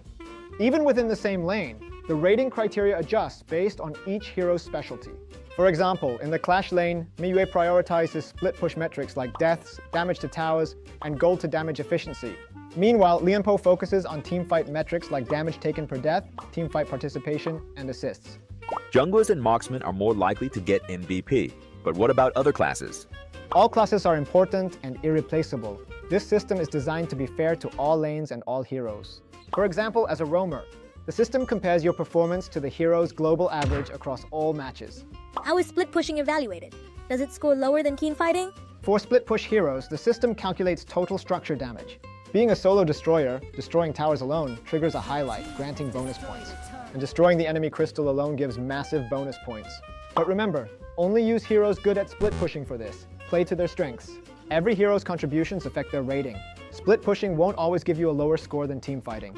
If you focus on your hero's main responsibilities, you can still earn a high rating. If a hero can play both support and mid, does the rating change with the lane?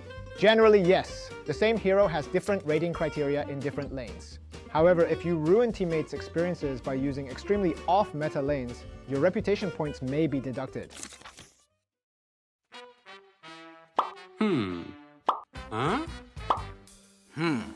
First, protecting your KDA is unnecessary as the game does not have a losing team MVP star protection mechanic. Such mechanics can encourage toxic MVP competition, like Xiao Chao's behavior here. We want to foster a fair and friendly game environment and dissuade teammates competing against each other for MVP. The new system only compares your performance to global data for that hero.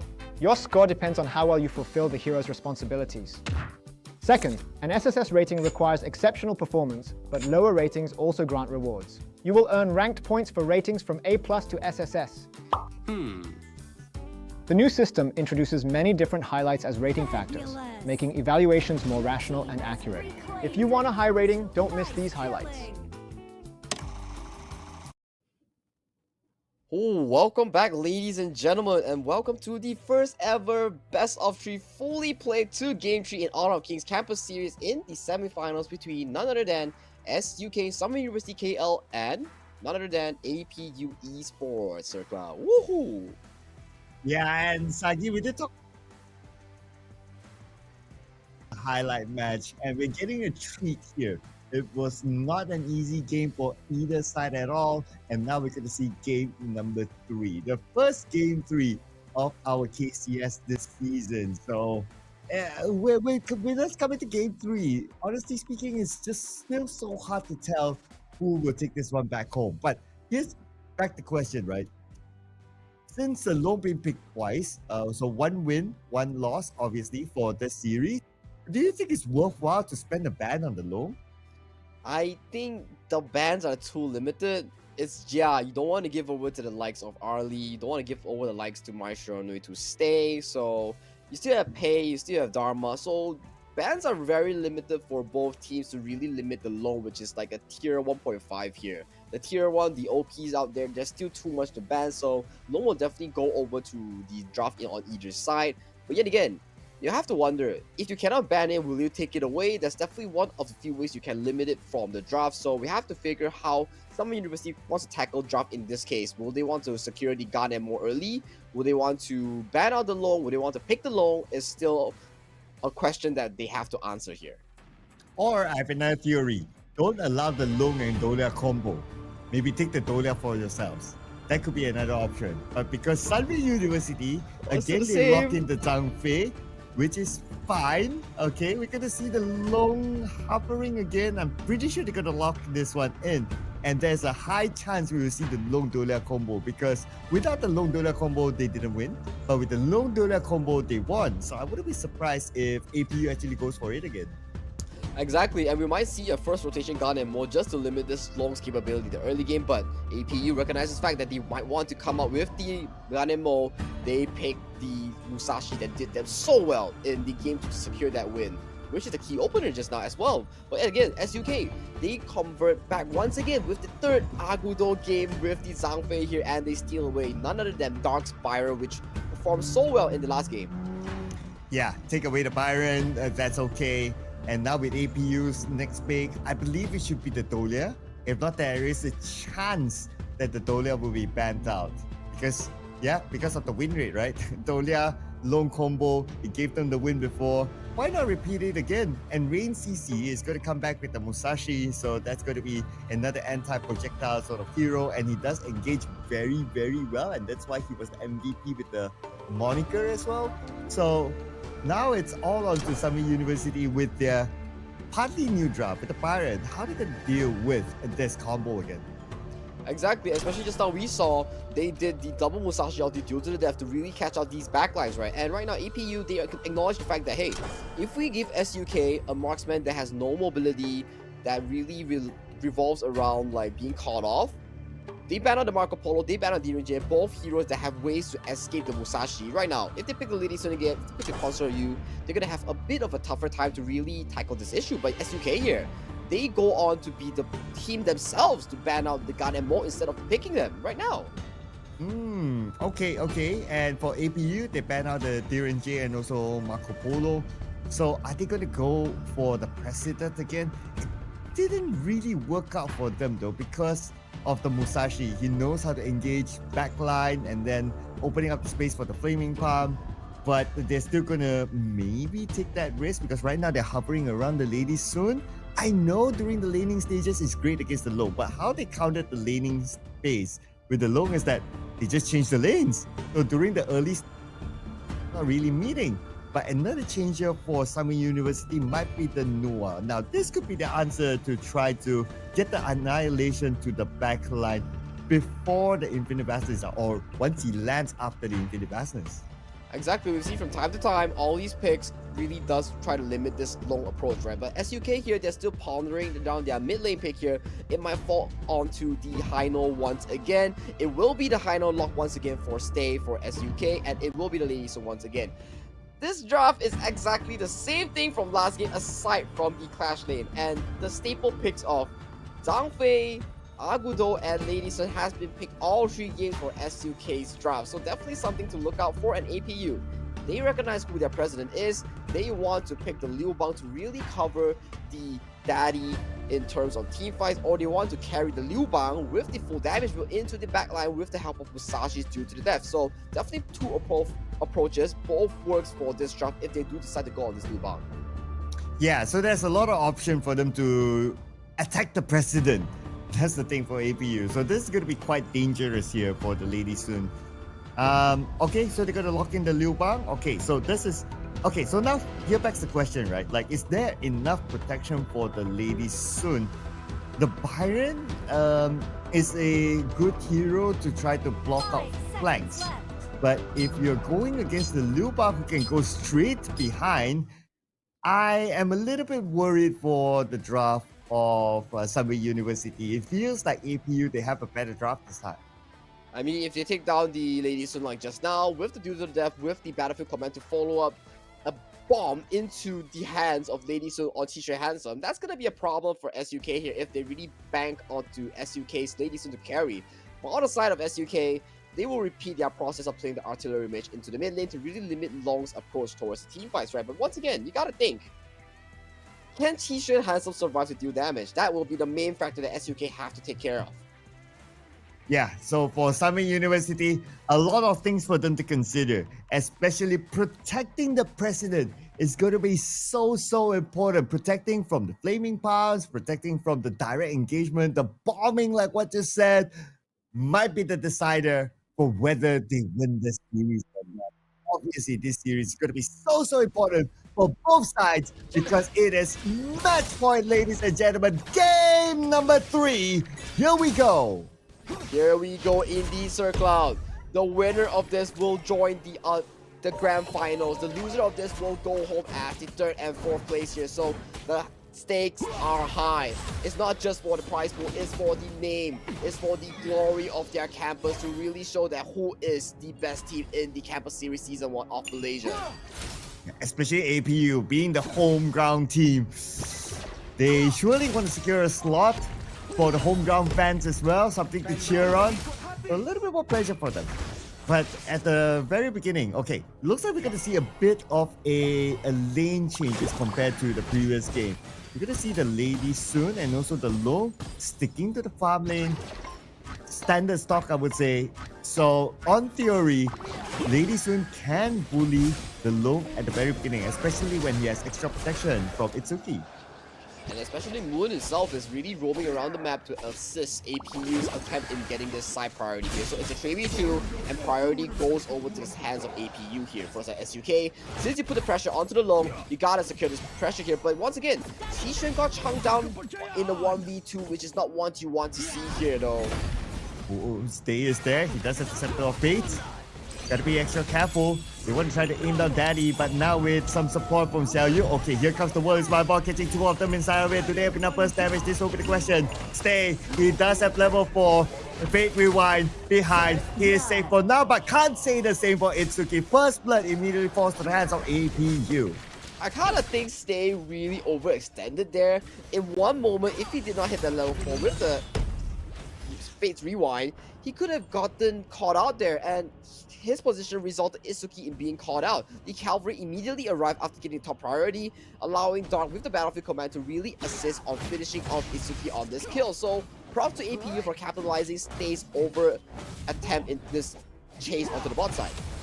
Yeah, and I really like how APU, they know that, okay, he's going to Fate Rewind anyway. Let's not put too much attention onto Stay.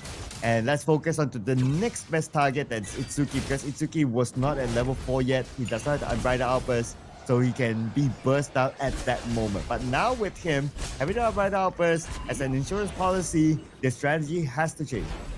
The strategy has to change indeed, but yet again, first 3 minutes in, game still tight. As we mentioned, Circle, once a 4-minute elapses, if it happens, the fight will really continue here. So right now, the approach has shifted once again. Stay will travel back to the bot side, and the lane soon will travel to the mid side as a lane changer.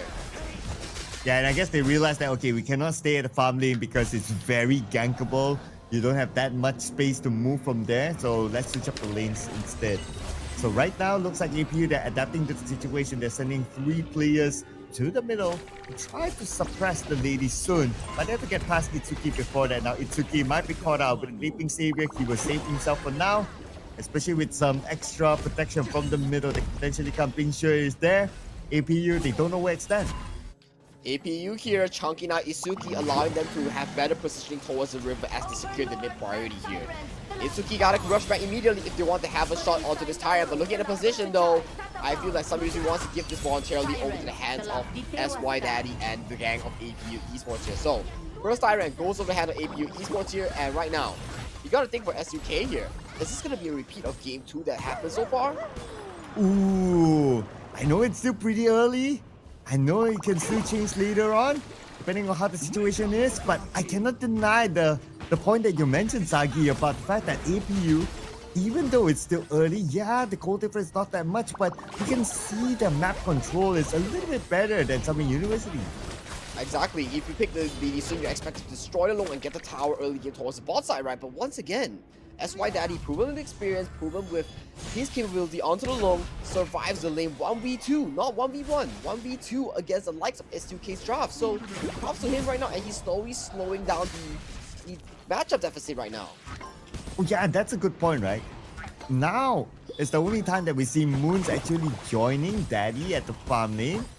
I guess because, like, okay, the other lanes are pretty okay and he's pretty happy, so why not protect his farm laner and potentially getting that first tower. But here comes the rotation by Stay as well. Okay, oh, at the top, something's happening there. Okay, it's going to be a 2v1.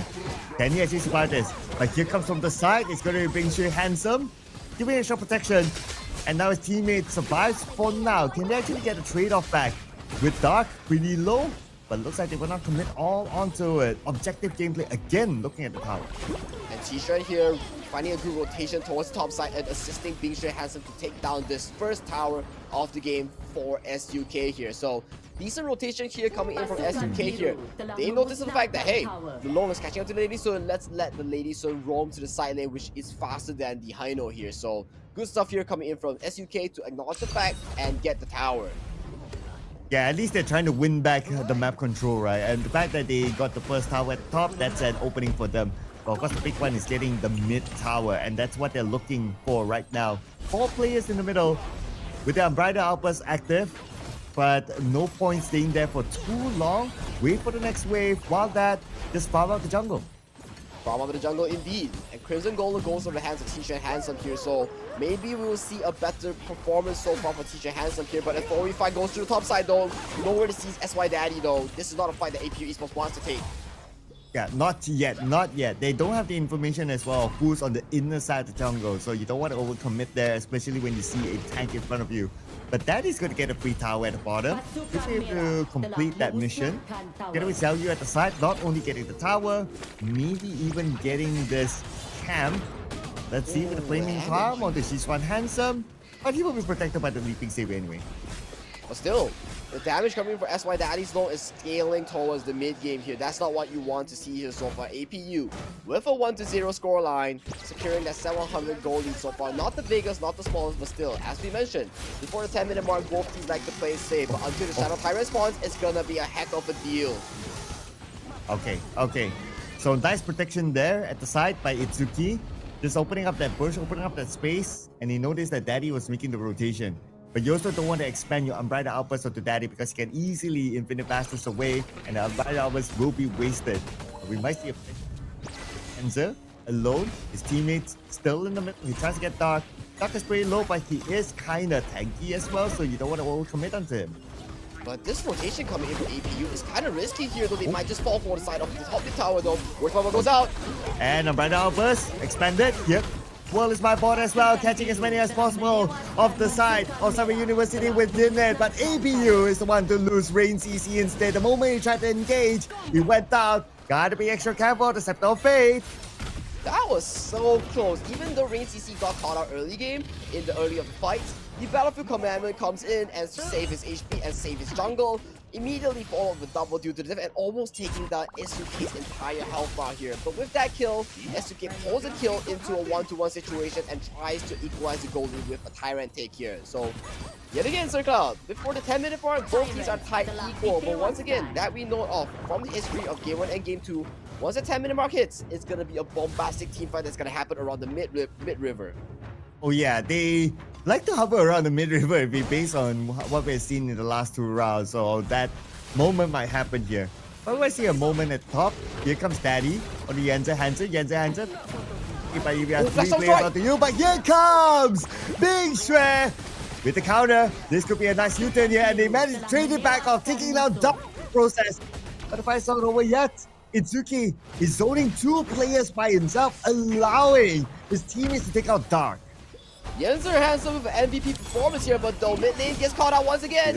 Oh, Big Shrew Handsome, the one tanking it out right now, and here comes the Umbrella Alphas all the way to the back Xiaoyu. He has to flash forward to safety, and they have to back off now. Looks like they cannot continue on this fight. Oh, Xiaoyu very, very low, but at least Sunway University, they are focused on the objective. Props to Itsuki there. Beautiful engage there to really push off the members of APU Esports. Once they got caught out by Umbrella Outburst, there was no defense coming in for the mid lane tower. And mid lane tower falls to the hands of SUK here. That's a big win. And Yenzer Handsome single-handedly zoning off 2 or 3 members. And he gets engaged once again on the top side. Okay, solo, here comes the Battlefield Command as well. 3 onto 1. Where are you going to go? Where are you going to hide? I mean, Yenzer, yes, he can tank. He is a Byron. But if you have 3 players onto you, it's going to be pretty tough. But the fact that he managed to draw 3 players at the top, then Sunway University, they know that the Tyrant is open. That was 3 ultimates expanded onto 1 target, but that was a handshake of a trade. You take the Tyrant, I take the Overlord, we shake hands on this. But right now, SUK has the upper advantage in terms of the team fight as they have the Shadow Tyrant buff. For side APU, they want to stall it as much as possible with the Vanguard wave. So both teams pulling to their core strengths, and once again, Yenzer Handsome was single-handedly pulling so much firepower as a Byron alone. And while all that was happening, Sunway University actually took down the mid tower. So they're just trading blows with each other. Right now, this blow might be broken here with this potential team fight. As Itsuki is waiting in the middle, he does have the Umbrella Outburst. Rain CC. He is just looking for the next opportunity. He's playing behind Daddy right now. And the moment an opportunity arises, he might jump straight onto the backline. That's where Shiswan will need to be extra careful. Here comes the Umbrella Outburst. It's more of a defensive play for him. And it looks like APU, they're just waiting for this Umbrella Outburst to just expire before they go back in. Ooh, what a waste of Umbrella Outburst there. That's not where you want to be wasting it, especially with the wave state right now. If APU wants to go in, they go in immediately with the due to the death, and they can immediately engage with the Battlefield Command. But okay, engage goes in though. Phase Rewind backs off the team for both sides. Flaming Palm onto stay. And the moment he receives that Flaming Palm, his health drops to 30%. Fate Rewind goes back up to 100%. So a little bit of a waste of a Flaming Palm, but that's also an exhibition by Daddy to say that, hey, be careful by Flaming Palm. That's the amount of damage that I can deal. Exactly, that's the amount of damage that I can deal. With the wave pressure being relieved right now, Yenzer Handsome can really come to these fights more often. Because if you imagine, if you take the 4v5 right now, they can really come in with the battlefield command from the Liu Bang. So SUK gotta acknowledge this fight if they want to pick their fights carefully. We did talk about potential mid-battle, and it might be happening right now. Okay, Daddy needs to join his teammate. I'm interested to see what's going to happen at the bottom. At the same time, Dark, oh, he's managing the top together with his other teammates. They want to try to deal away this buff, but I doubt they'll be able to do so. So the buff will still go to Ping Xue. But at the bottom, Daddy is just doing Daddy duties, just pushing out the waves. Just pushing out the waves indeed, and we're watching a very peaceful game so far. A very back and forth game in terms of, oh, Daddy with the Flaming Palm forces away the Infinite Vastus right now. He forces the flash and he handshake with Infinite Vastus, but angled on mid lane gets engaged through. And Infinite Vastus all the way back to the middle. In case they want to take that fight, Daddy is there together with them. And that's why Sunway University realized that. Anyway, Daddy will be removed, so any time his Infinite Vastus can be reset. Exactly. But then they'll just want to wait it out, right? You wait it out, both sides. T-Shirt Handsome does not have the flash. SY Daddy does not have the Infinite Vastus. But in terms of cooldown, SY Daddy wins through as is the faster cooldown here. So both teams playing a very safe game of Hero Honor of Kings here in the Hero's Gorge here. And the first ultimate goes through for both sides. Gorge momentum has been expanded by Bing Xue Handsome. And now it's not the time to make mistakes, right? Because in 15 more seconds, we'll see the next Tyrant. So that's why both sides, they're pretty respectful of each other. Make that 10 more seconds right now. Infinite Vastus is ready. And Itsuki's at the forefront. Looks like Stay. He does have the Fade Rewind, so you don't want to overcommit onto Stay. Anyway, Stay being so annoying. Try to catch the backline, try to catch Moon. Look at Stay's position. He's on the CLU right now. But APU, they're doing the same thing towards the backline of Sunway University. And they got the President Shiswan. That is a bigger target there. Taken by APU. They lost target in the process, but that's fine. But Sunway University, they respond by eliminating Xiaoyu instead. 1 for 2, training T-Shirt Handsome for the two members on the side of APU Esports here. That's what I call work for SUK here. And once again, another handshake for objective for both sides, securing what they want.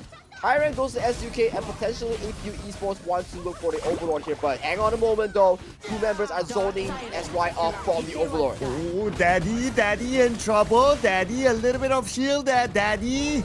Will Stay going for it? Or will he overcommit? Almost goes down. Goes back in. But last hit of the Daddy. Daddy is still well protected. Save the Daddy. Save the Daddy.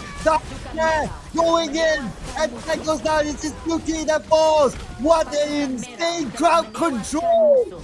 They're done. And right now, it's APU that stood tall. Daddy, he still survived after all that. Once again, a double due to the death coming in from none other than Rain CC on the Musashi to catch out the members on SUK. Yes, Kodak State forces Daddy away from the fight with blinking health bars. But once again, you gotta acknowledge the fact that Rain CC has come out from the base.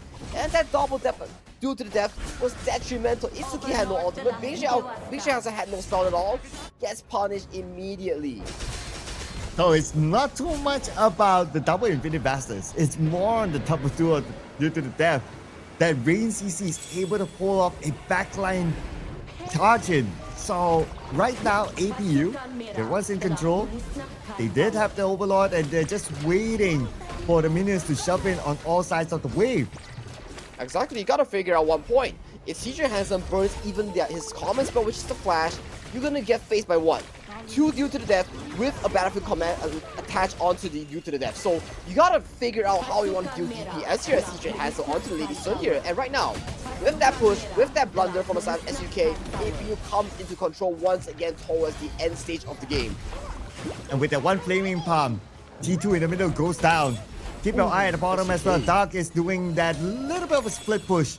So right now, Sunway University, they are split between defending the top and defending the bottom. Here comes the World is My Board, all of them inside, but APU, they're not in the hurry.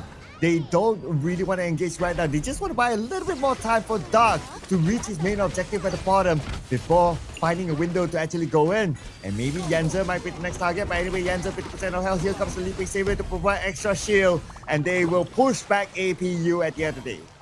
Beautiful fake revive from Stay here, reviving the tower to a full of HP here. So they defend the crucial push that happens over by ACC. He might be caught out here by Itsuki though, but he's so tanky onto this Musashi though, Sir Cloud. It's so hard to take him down if T-Shirt Handsome is not in the range. But yet again, Sir Cloud, if T-Shirt Handsome is in range, he's gonna get launched immediately by the due to the death. Yeah, and plus it already has the Blood Rage. So they will make him extra tanky. Gonna be really scary on how they're gonna deal with Rain right now. And while they're dealing with Rain, if you think about it, like Daddy would just throw free flaming pass from behind. And here we're gonna see an engagement. Because the world is my boy, catching 3 of them inside of it. And look at Rain CC! Goes all the way to the back! And he does not want to let go of the back line at all! She's one! Is in trouble even though he doesn't go down, but he's been zoned out by Rain CC. That is so much pressure for one Musashi. Immediately, one due to the death, forces out the flash from T-Shirt Handsome and the Unbridled Outburst. 2 major crowd controls, 2 major spells from the side of SUK.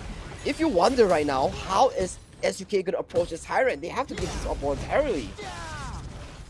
Oh, but at the top, Genza chasing Dark, but... Okay, Dark is just buying time right now. Like, how far are you going to be able to chase Dark, right? It does have a flash as well, so if you want to go all the way, it's going to give the Tyrant away for free. Well, even without doing that, looks like APU got the Tyrant unchallenged. Unchallenged Tyrant goes to the hands of APU, and this storyline I've seen once again, right? The early game goes over to SUK, and slowly but surely APU claws back through all these detrimental engagements from RayCC and Dark. And it's proven right now. APU is in the driver's seat right now with a healthy almost 3k goal lead. And right now, are they going to wait for the second objective, or are they going to be knocking onto this bottom tower of tier 3 of SUK? They could probably take it out. I mean, you have one flaming pump. That's enough to take down the bottom tower. Now waiting for the flaming pump to recharge again before they take down the mid tower. Okay, minions have arrived. One flaming pump. Only 1% of health left for that tower. It will surely go down. But at the same time, Sunway University.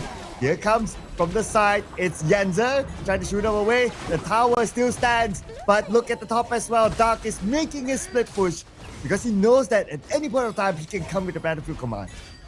Oh my, that Splash Storm Strike was so quick, but SY Daddy reacts to it almost immediately with Infinite Vassal to escape himself from danger. So, good try coming in from APU though. Almost taking out the mid tower. Phase 3-1 was there to really revive the tower to a half health here. But hey, ladies and gentlemen, we are approaching to our first Tempest Dragon of the Campus Series playoff here, ladies and gentlemen. Whew, Sir Cloud. Okay. First Tempest. Okay, this Tempest is going to be real big. But at this moment, we have not seen Sunway University able to challenge for any of these objectives. Now, if APU gets this Tempest, that's pretty much going to be it. It's going to be hard for Sunway University to defend this. So they have to somehow either slow down APU from getting the Tempest or challenge for the Tempest themselves. Exactly, and wave pressure goes strong for the side SUK towards the top side here. That's not what they want to see though. They will definitely have to expend someone to go and defend the towers here. For APU, you gotta think. You have the Liu Bang, you can definitely punish the side lane here, and RayCC toys around with his prey. And right now, the dance for the first Tempest Dragon is commencing. And that's the beauty of the Liu Bang, right? Whatever it is, he can come with the battlefield command later.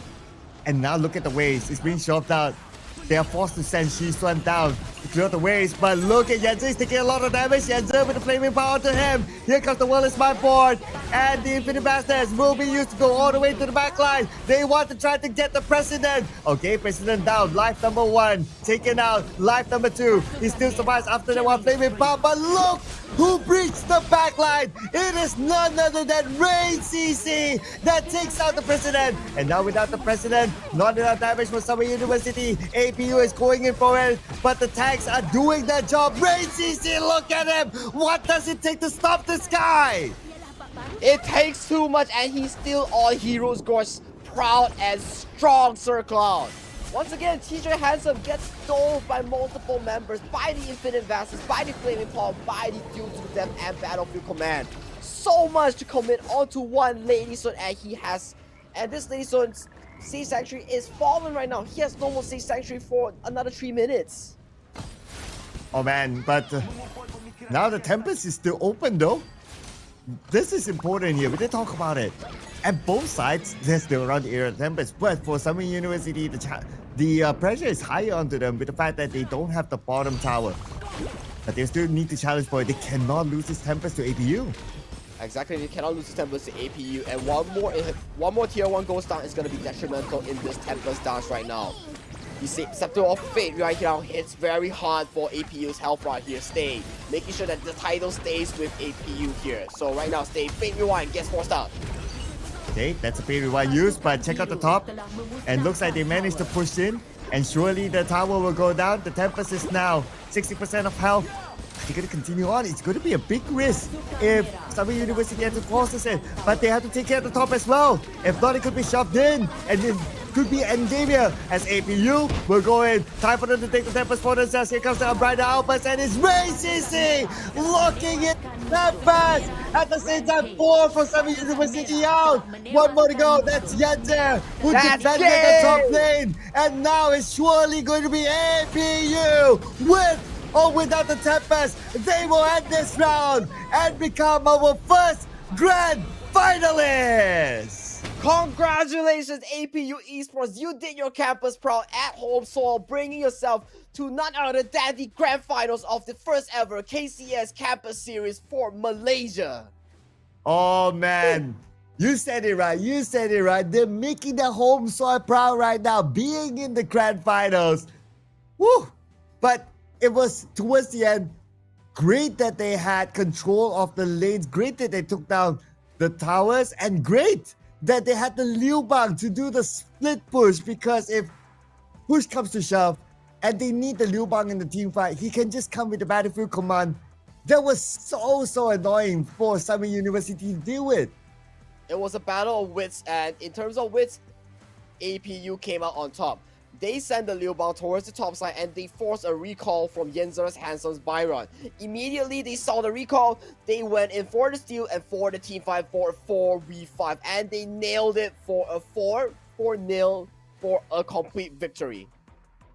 Oh man, what a game this is. We get to see the first Tempest, and this is surely the longest game for today. But okay, looking at some of the numbers here. Now, based on the stats even, Rain CC is the MVP, and he, no doubt this time, clearly the MVP. He was so important. He was so crucial to catch the backline, not allowing Shiswan to get even a single kill. Exactly, Chishuan onto the Lady Sun got punished once again by the multitude of engages coming in from APU. Yes, you have the Zhangfei to peel for you, but head again, you have to realize it's a double death. It's a double due to the death from the Musashi, and not just that, it's a full magic damage Liu Bang attached with the battlefield command. So if you get lashed by even one spell, you're gonna explode almost immediately. Oh yeah, that's absolutely right. That's like so much damage there. So it's either like, okay, he still has the option, right? He can go for the split push, and that's based on the strategy, based on what's happening at that point of time.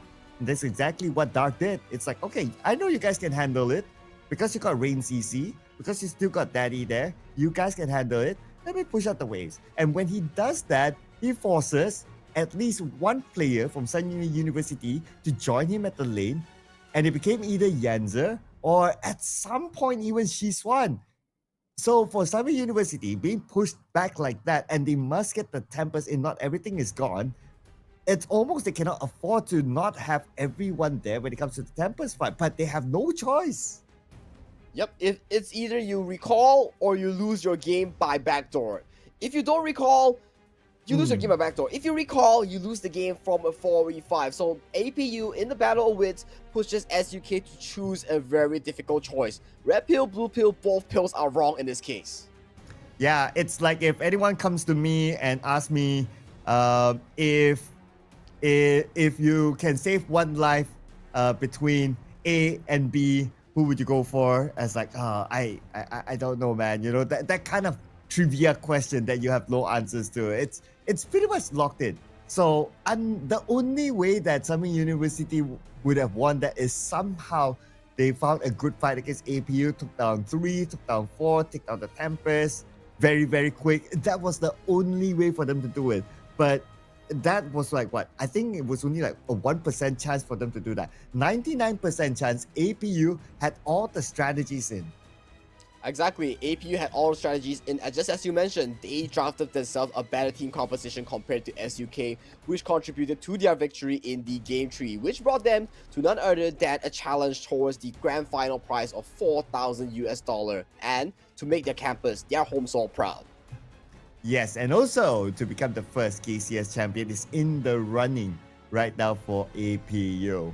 But MVP, could it be still Rain CC or someone else? And looks like it's going to be Rain CC. This time with a new moniker, the Frontliner. The frontliner, the crucial engager. He bags it all. He was the man to make it happen for APU Esports. Yes, you have Daddy. Yes, you have the other members. But in terms of this series, Rain CC really performed with the 2 Musashi games that he has showcased so far. A masterclass performance by Rain CC himself. Oh yeah, absolutely right. I mean, 2 Musashis, play to perfection. But this also gives an idea to who they will meet later in the grand finals. To like, respect Panda Musashi maybe? I don't know. Because like what you said, right? The bans are not enough. If you respect Panda Musashi, something else will be open. Maybe the Ali will be open. Maybe the Dharma will be open. Maybe the Pace open. So there's so much to consider on whether you really want to give the respect ban or you just find a way to deal around it. Exactly. This is the beauty of global ban pick, right? When you're not playing global ban pick in this tournament, this is what happens. So many picks are gonna come out, so many picks are gonna spawn from nowhere, and you have so much on your hand. Are you gonna ban the meta? Are you gonna ban the exact picks? What are you gonna ban? But definitely, we will have to check the highlights real quick to see how Rain CC secured his moniker of being the frontliner and the second MVP for APU Esports in this upcoming highlight prepared for you. Let's go.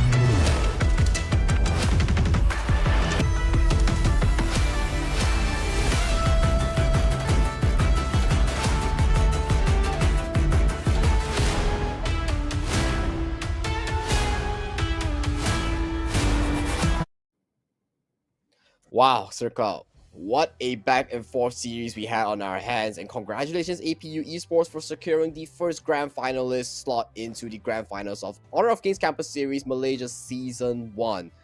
What a series, wow. What a series. And we did expect that as well, right? Yesterday we saw the bracket and we saw the first top 8 game and we're like, this is going to be quite a tight one there. But because it's a single elimination, well, unfortunately, we have to say thank you so much to Sunway University for playing together with us this season. Hopefully, we get to see them again in the upcoming seasons. But next, ladies and gentlemen, is going to be our semi-finals too. So this is going to be another interesting one here because from there, we're going to lock in who is going to meet with APU in the grand finals. Exactly, APU in the grand finals already. Their potential opponents will be between TARUMT KL or Peace from USM. So definitely an interesting matchup to look for. We've seen both teams play to their hearts yesterday, so it's gonna be hard to decide who will be in the grand finals. But what's your take on this, Sir Cloud? Oh man, it's tough, right? Because we only see one series from both sides, so we don't know the full potential of them. So it's going to be quite hard to tell. And of course, both of them made it into the semifinals. I'm sure they have the qualities to go back and forth with each other. But we'll talk more about that game later on. Before that, we're going to take a short break, ladies and gentlemen. We'll see you guys after this. Let's go! You're not welcome at my beach. Go! The sea here is dangerous. Clean up the trash.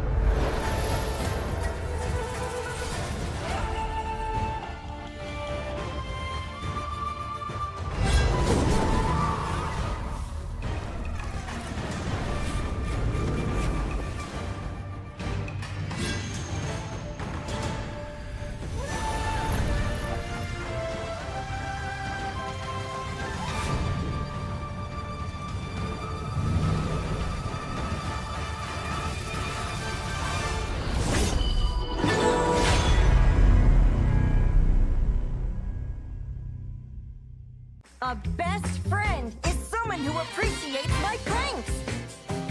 Yeah! The wind blew the treasure map away. Crush them! Activate trip mode! Full cut power!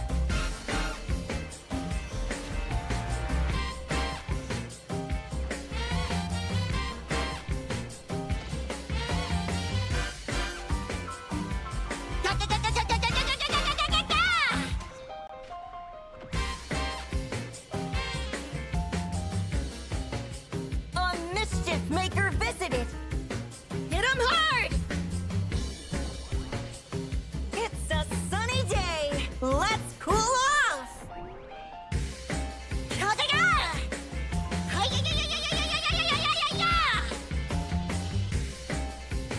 La-la-la! Let's have a fun spring outing.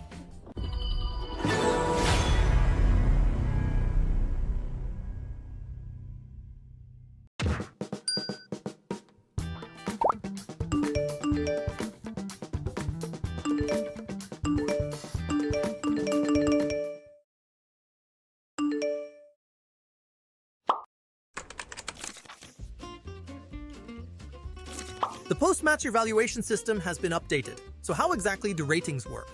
In short, your rating depends on how well you fulfill your hero's core responsibilities in your assigned lane. Every lane and every hero is unique and important.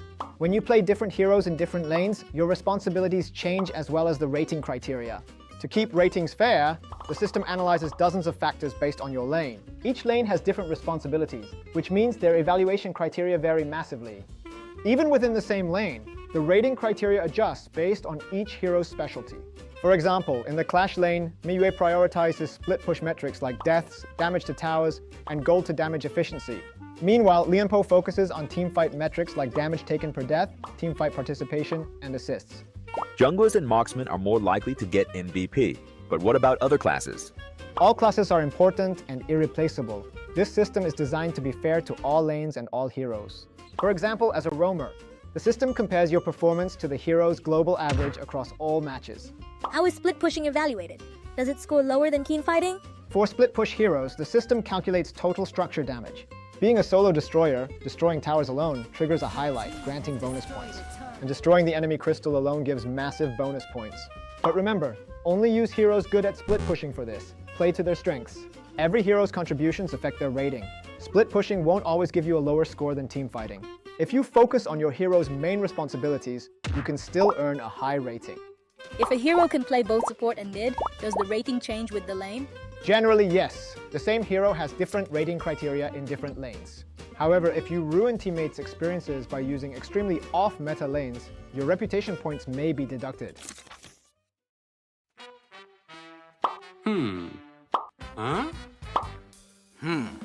First, protecting your KDA is unnecessary as the game does not have a losing team MVP star protection mechanic. Such mechanics can encourage toxic MVP competition, like Xiao Chao's behavior here. We want to foster a fair and friendly game environment and dissuade teammates competing against each other for MVP. The new system only compares your performance to global data for that hero. Your score depends on how well you fulfill the hero's responsibilities. Second, an SSS rating requires exceptional performance, but lower ratings also grant rewards. You will earn ranked points for ratings from A+ to SSS. The new system introduces many different highlights as rating factors, making evaluations more rational and accurate. If you want a high rating, don't miss these highlights.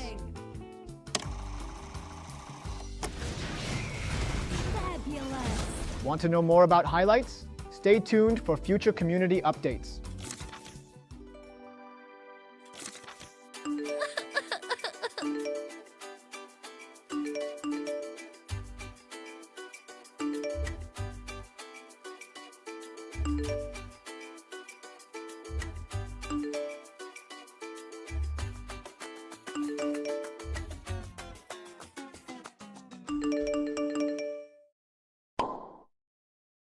Wait! I haven't told you the biggest news yet. The new evaluation system launches in Season 11 with a brand new post-match interface. Got questions or ideas? Drop a comment below and let's talk before we finalize the update.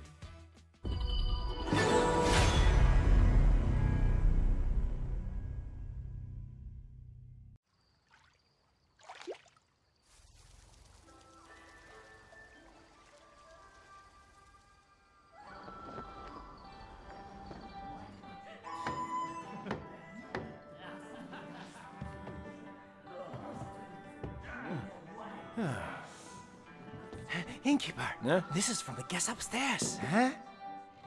My, I'm rich. He said it was a repayment. Huh? Innkeeper, I'd like to take that off your hands. Name your price. Come on, indulge me. Sorry to keep you waiting. Here.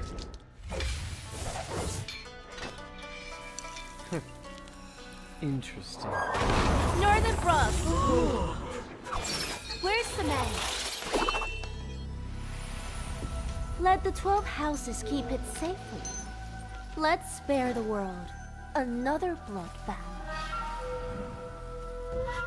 You'll have to ask my blade. Fine, I'll play your game.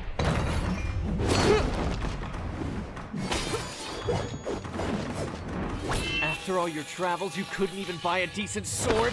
Silence!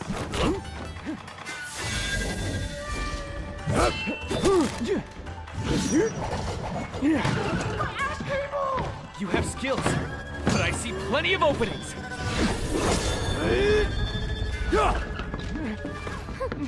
Not bad, Master of the House of Riches.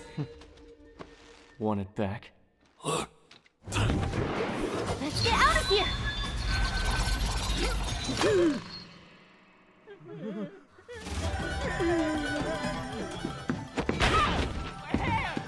Sorry! Read the manual! Come on, we're just playing around. Why so serious? This concerns the good of the martial world. You can't have the book! Allow me? Few prestigious schools talk a big game, but you're all just making excuses for yourself.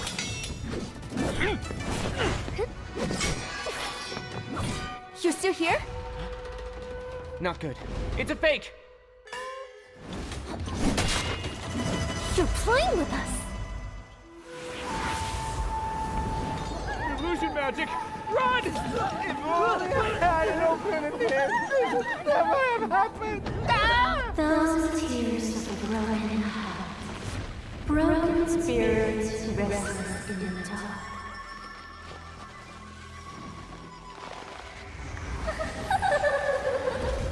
There's no point to resist. We'll get the secrets after. Magic! Despicable! That's why Megan keeps the martial manual for himself. For that treasure.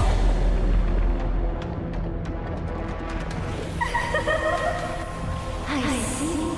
It's with the sword. Quiet! The manual is already back out in the world!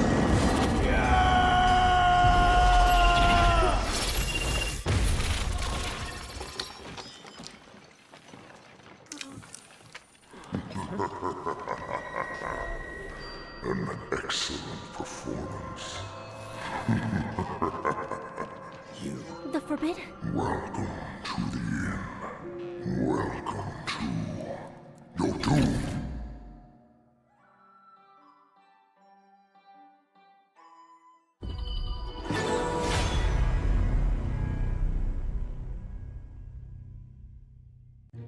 never so complicated.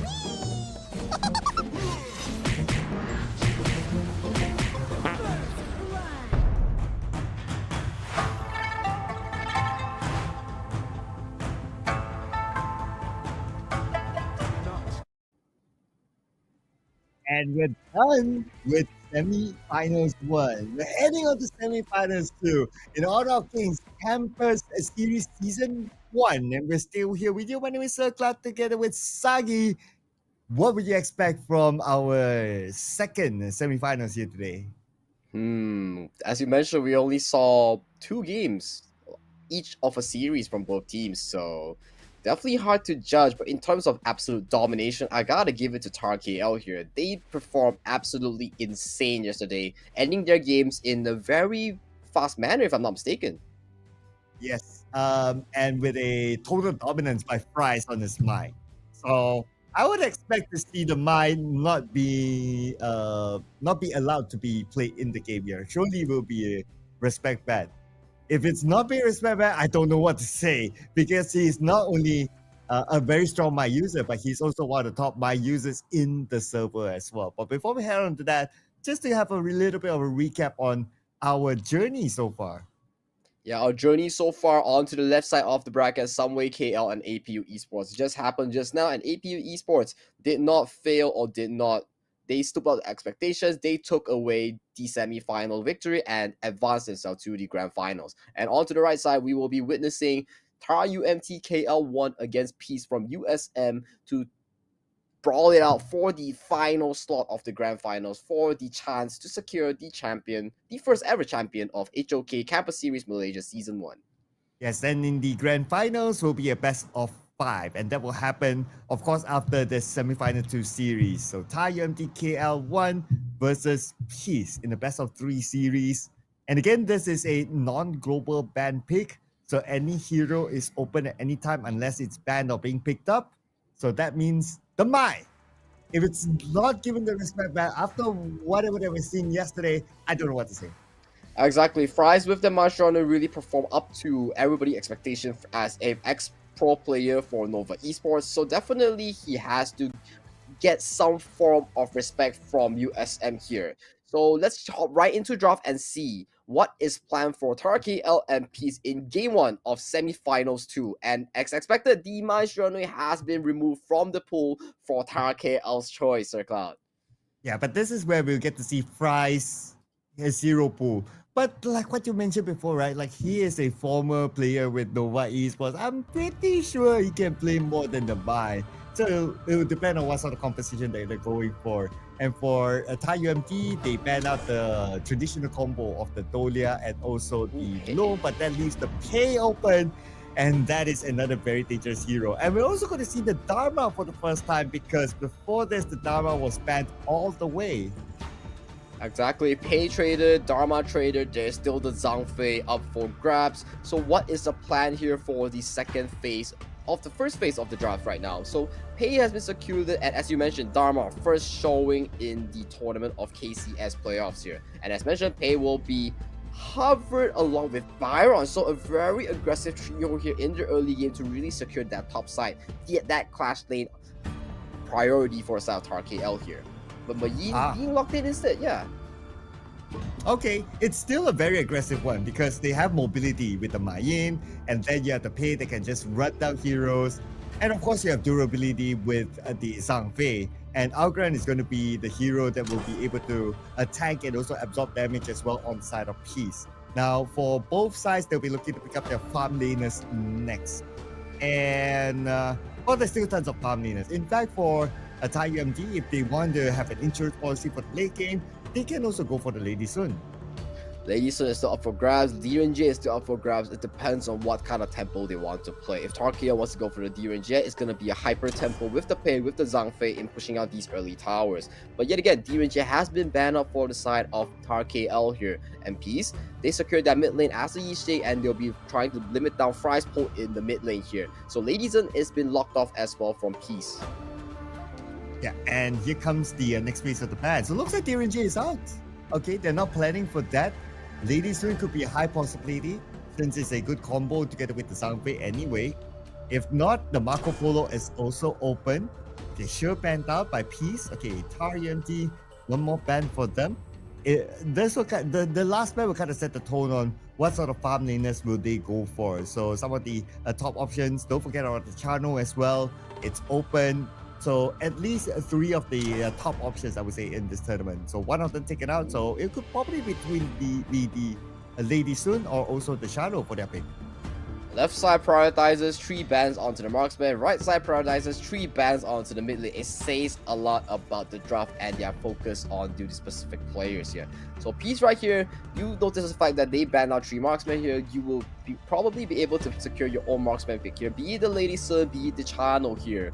For TARUMT KL here, you gotta kind of wonder what kind of mages are you going to put onto Fries in this upcoming pick here? And especially, Lady Sun has been locked in for a side of Peace here though, and is that a Fuser that's going to be locked into the farm lane for TARUMT KL here? Because we have seen from time to time, the Pei will serve as the marksman for the team, and it might be a double clash lane approach for TARUMT KL here. Yeah, although it kind of teased like, oh, moving to the Charlotte, but you don't want to put the Charlotte on the farm lane. You can put the Fuser on the farm lane. We have seen that time and time before, and there's a high possibility because it's not moving there.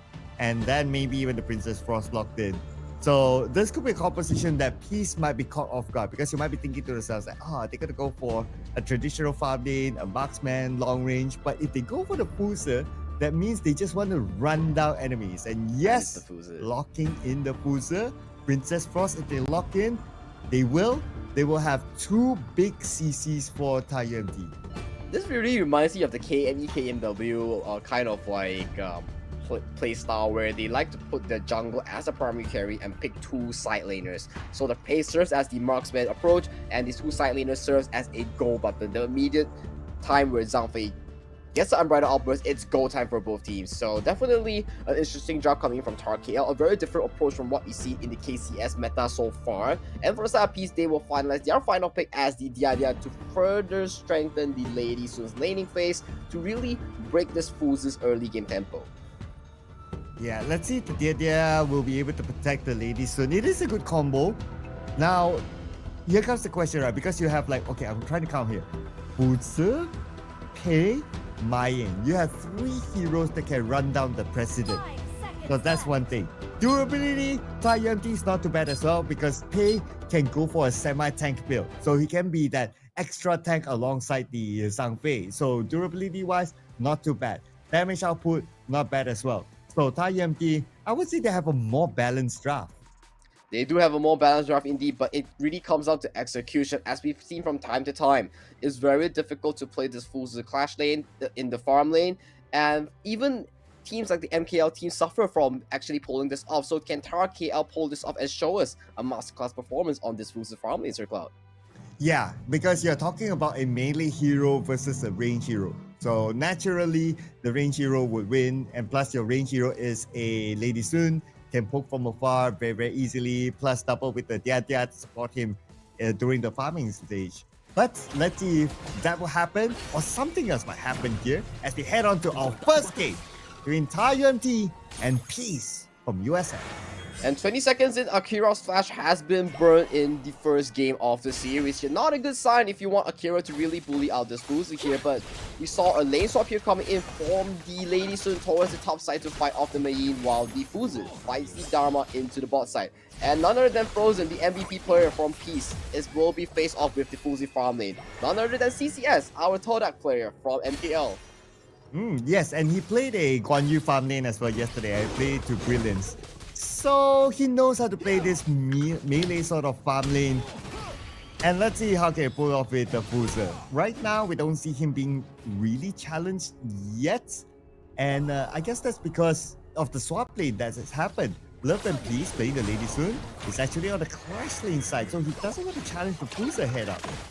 And Will onto the Mayin doesn't seem to be having a bad time at all. The level lead, it does go over to Will onto the Mayin, and he's doing a great job so far. So this lane swap doesn't seem to make a lot of sense here coming in from Peace here. So what are they trying to achieve here? As CCS here, with his discipline, tries to freeze the wave in front of the tower. And we know so far, if you freeze the wave against a melee hero, it's gonna be detrimental for the melee hero to clear this.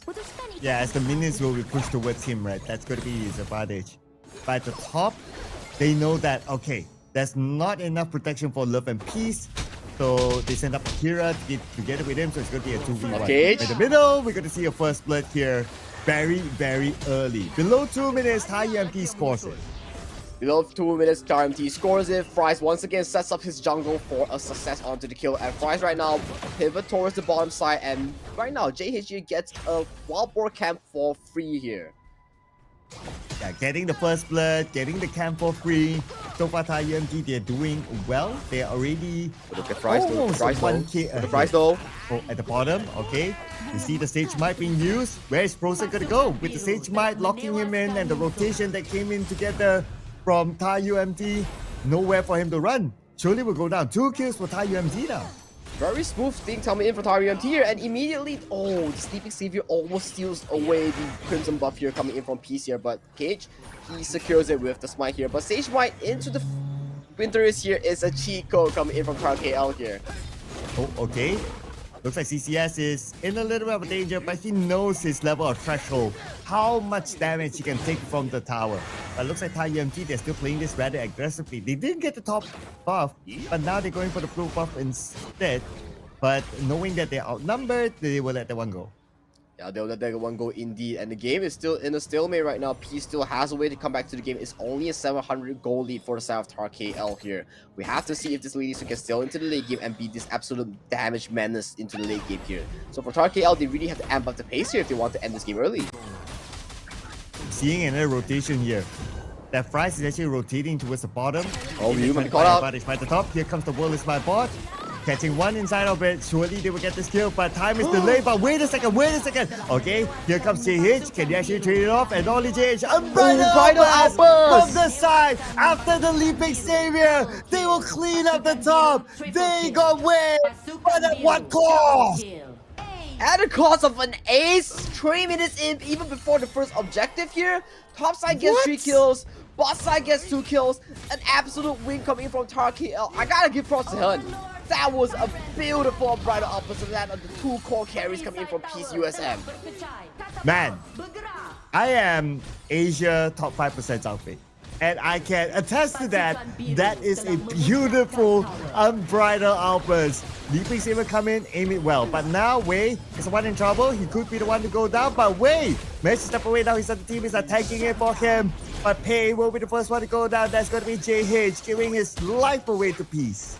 Oh, that's a good engagement coming from Peace though. They might be getting the mid tower here for free though if they can push though. But right again, Cage misses the smite and Hun gets the smite onto the Azure Golem. Just like that, okay. I mean, he was going up a smite. Oh, wait a second. The smite wasn't ready yet. Love Cage wasn't ready with the smite when that happened. Exactly, so that blue buff goes all the way for the Hun though, but right now, CCS might be caught out though, but CCS is so tanky. Oh, nope. You gotta let him go. Unfortunately, it's a little bit tad too late. But it's still alright because TARUMT, they're still ahead by 2k gold. But that means that Tyrant is now open. But oh! The smite by hand will make sure that they will still secure the Tyrant. But JH here, his pulse got cancelled by the Akira's Diadia passive though, so his escape route was cancelled. In the span of 2 minutes, USM from their early deficit managed to call back to a 1k goal lead only. So props to USM for actually putting out some fight here against TAR KL. Absolutely right. And now they are getting a little bit more Sage Might. confident here. They want to try to go in, but oh no. Looks like some of them will be caught. And that is going to be half DK. The first one to go down. Same goes for Akira as well. And the TARUMT swiftly defended the jungle. Immediately CCS comes up from spot, immediately hops onto the enemy team with a flash stage mine here. But right now, oh, the red buff gets stolen away by JH Smite. This is why you get so annoying for Peace, right? They're trying hard to secure those objectives. They lost the Tyrant to one smite. They lost another buff to another smite. And now they will lose the mid tower below 7 minutes. Below 7 minutes, losing out that mid tower will provide more angle of flanks coming in from Ray on the Marine and on CCS onto the Diffuser, right? So definitely not a good thing you want to see if you're a USM or Peace fan here. Not at all. They're starting to lose map control as well with the tower down. Okay, they're gathering in the middle. They see JH. But do they want to overcommit the JH? No, not yet, because they don't have information on where the rest of them are. But they clearly see where CCS is. But being a Fuser, it's not easy for you to catch him. His movement speed is almost uncatchable. And because they were so focused on the bottom, the Overlord is retaking for TARUMT. Free Overlord, free tier 2 tower in the top lane, and CCS catches Akira in the mid lane. Oh, here comes. Akira is the one in trouble, and Akira will be the first one to fall. He cannot protect Love and Peace, but they try to trade it off at least. But they don't have the damage output because of the scaling right now. But TARUMT, look at who went all the way behind. It's going to be JH as well as Han. They got 4 out of that fight. One more to go. They don't really need to go for it. It's a tank underneath the tower. They focus back on objectives. They focus back on objectives, they collect the waves, and right now they might just march towards the Crimson Golem once again to counter this buff. But yet again though, Love Cage is still alive and he has the smite though. But TARUMT acknowledges the fight and they are marching towards the Crimson right now. Okay, Wei is there though. And he's trying to draw them. But nobody's really taking away. Oh, but Akira! Akira! Akira! No! Don't stay there, Akira! No! Not like that, Akira! Not like that! Not like that indeed, and Akira gets punished for actually face checking that push into the Princess Force, into the Marine.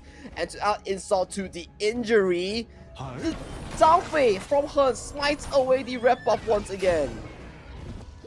I mean, there was a clear bait from afar, right? Like, you can see the hand is like, he's just pulling, he's showing himself, he's pulling. And then Akira got the bait, and then immediately got ganked. 3v1. As a support, you can't do anything from there. And here comes the rest of TARUMT. They take down the tower, and now they will siege down to the backline. They want to try to find the first target, and the first one to fall will definitely be broken right now.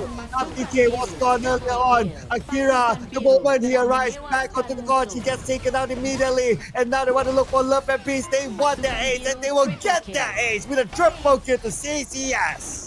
Triple kill to CCS, an ace for TAR KL here. No man down, and they are marching right towards the Crystal right now to claim the first game of the game against Peace here. Can they end the game though? Blinking Hellbars here, but they definitely can. Sir Cloud. Game 1 goes to TAR KL. Absolute domination in game number 1 for TARUMT, TAR KL. Woo! And it just shows that Fries, no mind, no problem. He can still go for the Princess Frost. And you can see his timing. He knows exactly when to make those rotations, when to go down to the lanes. And at some point, it was like, okay, a set of kills happened at the Clash lane, a set of kills happened at the farm lane, and it became like a 2 different lane ace. That is how crazy the rotations are. I think it's the first time we see a double side objective happen here, and we got an ace just like that from top side and bot side and such early on to the game, right? So definitely an amazing showcase right here from TAR KL here. Just look at CCS and Fries both hogging that 16.0 rating in game. You know what? If we were to watch Shaolin Soccer, right? You know, there was this scene that the character says like, "Oh, you tag boa."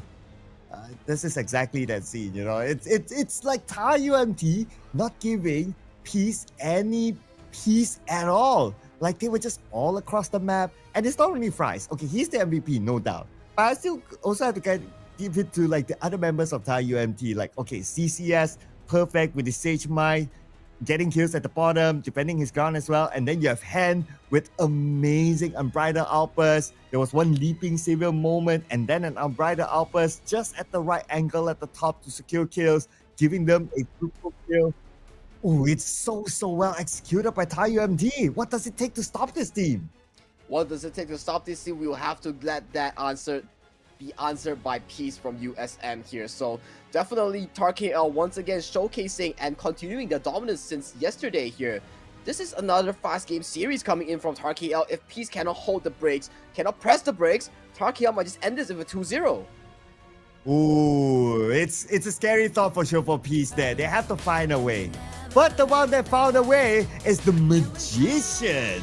Fries, perfect 5-0-10 KDA.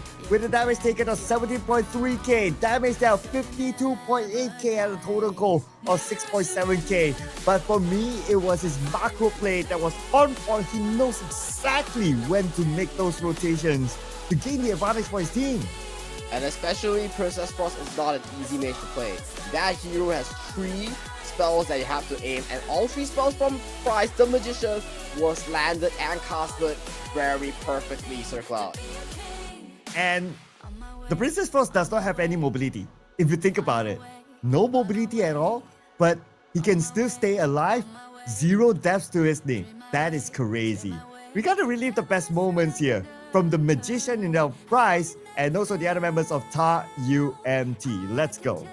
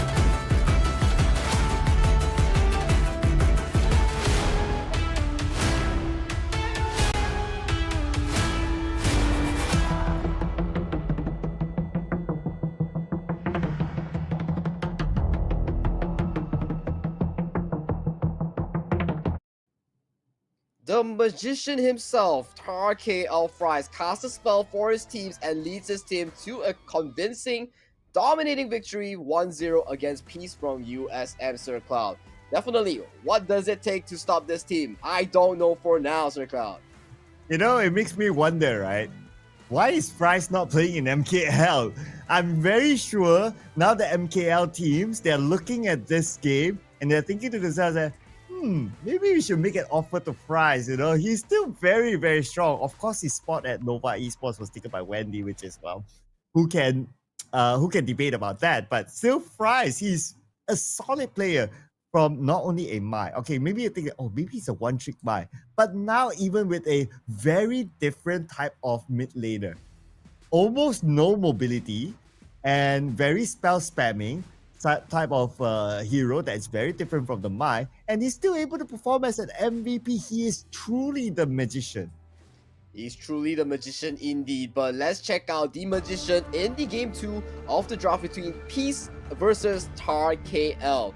This might be the last game that Peace might be playing in our KCS Malaysia Season 1 here if they are unable to put the stop to TAR KL's domination. But TAR KL here, banning out the Zhang Fei from game 1 that they had much success with, and Peace banning out the 2 picks that was so detrimental in TAR KL's draft in really pursuing these early game wins. The Pei, the Maestro Mui has been removed from the pool.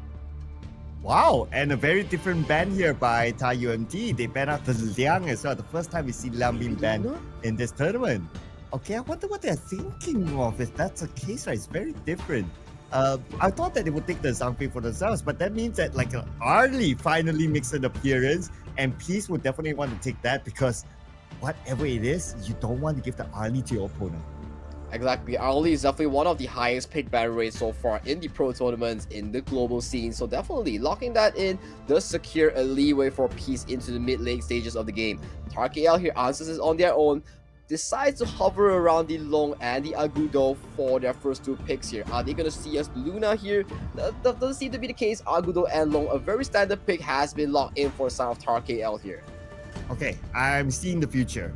Arlie with Dedia is going to be the combo, and then TARUMT is going to pick the Dolia. Okay, I'm seeing that possibility here because you also want, because also the Diada is a very good combo with the Arlie, able to give extra protection as well, and it's easier to follow the Arlie when the Arlie jumps in and out of fights. But the Dharma, that's a popular ban, of course, you want to pick that up for yourselves. And I guess Peace, they're thinking to themselves that they don't want to have the long combo with the Dolia, so instead they are maybe kind of forced to pick the Dolia themselves.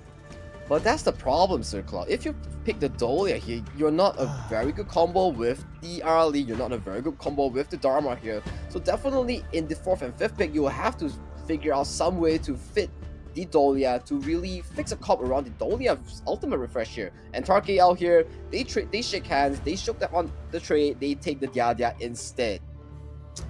Yeah, I mean, if you're forced to draft based on your opponent's pace, that's not a good sign. That's because not a good sign. It's not your game plan anymore, and I kind of worry for Peace with them picking up this Dolia. But it's okay. Again, it's always down to execution. All right. So both sides, they need to pick a mid laner. So the Yixing is out.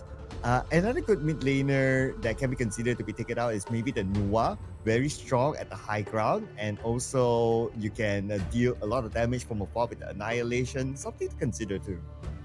Something to consider too, double annihilations, or maybe even potentially Gun and Mo, which found a lot of success in game 1 where we saw Sunway KL duke out against APU Esports, right? Maybe that can be the case, double couple blades to really just limit this Long's performance. But like you mentioned, the hero has been banned out, double annihilation has been annihilated from the drafting pool here.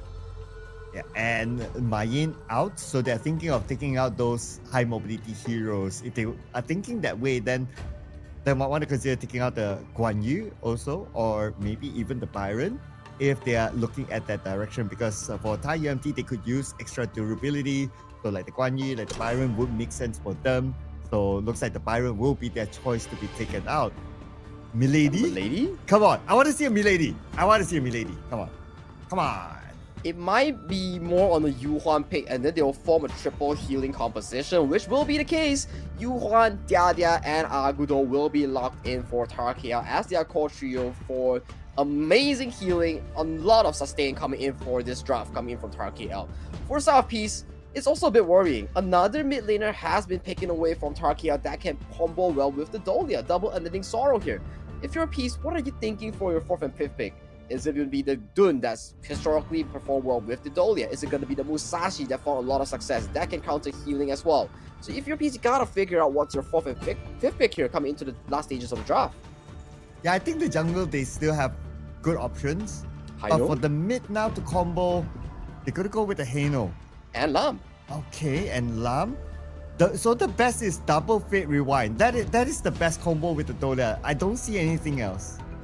But the double phase rewind hidden combo requires the Dolia and the Hanos to both reach level 15 to really form the double freeze, right? The time freeze. So fighting against such a strong team TARUMT KL in terms of early to late game, you kind of have to wonder, can you really reach the late game? Yeah, because for the composition of the TARUMT also, they are very strong. They also have everything, right? Okay, this time maybe they don't have a strong tank like a Zhangfei, like a Lampo, something like that. But instead what they had is something that you pointed out. They have 3 healers. So they have tons of sustain for the entire team, which is maybe equivalent to like having a tank to absorb everything. Now they're spreading up the absorption to everybody because you have 3 healers there. Exactly, 3 healers there will really result in having Peace, the Dharma, to really look for these opportunities to set these big engages, right? So let's check out the potential final game for Peace in this tournament in Game 2 between Peace versus TARUMT KL, Sir Cloud. Oof, this is going to be real scary, right? And one more thing to point out as well. The Arlie does best when it comes to late game.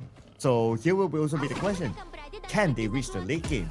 And one more pick that I'm kind of worried about for Peace is the Lam pick. Because right now they don't have enough durability. They don't have a pure tank. The best is going to be the Dharma, but the Dharma might not always be with the team because he needs to look for flanking opportunities. And I agree as well. If you play tank as a Dharma, who is realistically going to catch out this long into the backline? You can bank out the early, but into the middle to late stages of the game, that Flaming Pump is going to hit a heck of a damage when the early dives in for the dive, right? So you gotta wonder, Peace, your team composition is kind of a bit difficult, right? Yeah, it's so hard to pull off. Even the next best tank is the Hano. You also don't want to put Hano as a tank because you want his burst damage. If he goes tank, then you won't have enough damage overall for the team. You're super dependent on the early. Then it also becomes very difficult. This is overall a very difficult composition to execute. If they can win this, I can say it's a big statement.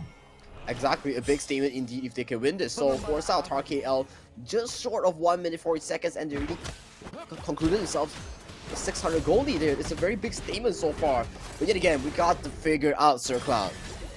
How is Love Cage gonna prove to us that this lamp pick will make it work? Yeah. Well, okay, the best thing I can think of is that, okay, as early as he gets level 4, which is right now, he tries to get lane pickoffs. So who will be the best target? CCS is going to be at level 4 soon, so might not be the best target. And Fries is at level 4, not the best target as well. Maybe the best would be trying to take down the Charlotte if they can.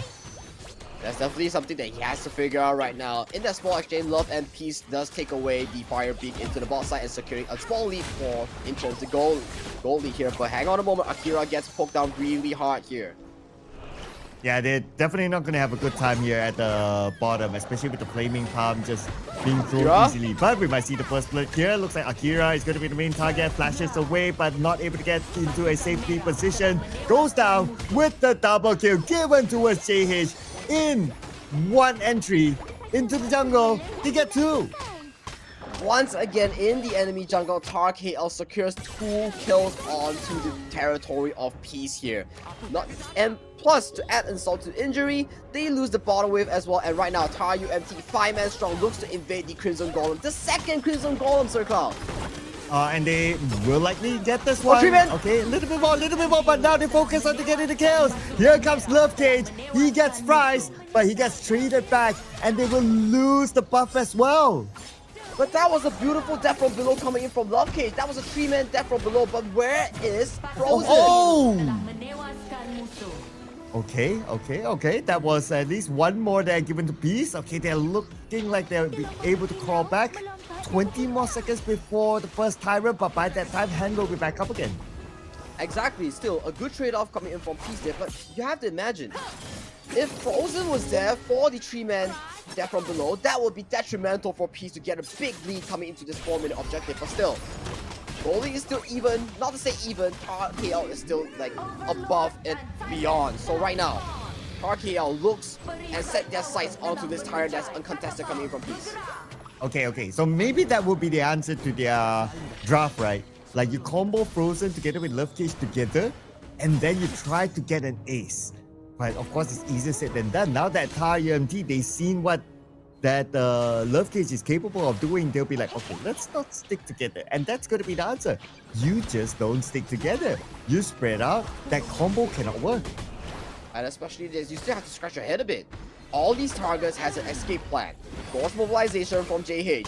Fries has the unending sorrow, and CCS has the infinite vastness. So all these, they have all these escape tools. And right now, both teams looking towards the Tyrant here, but Love Cage is nowhere near this objective, guys.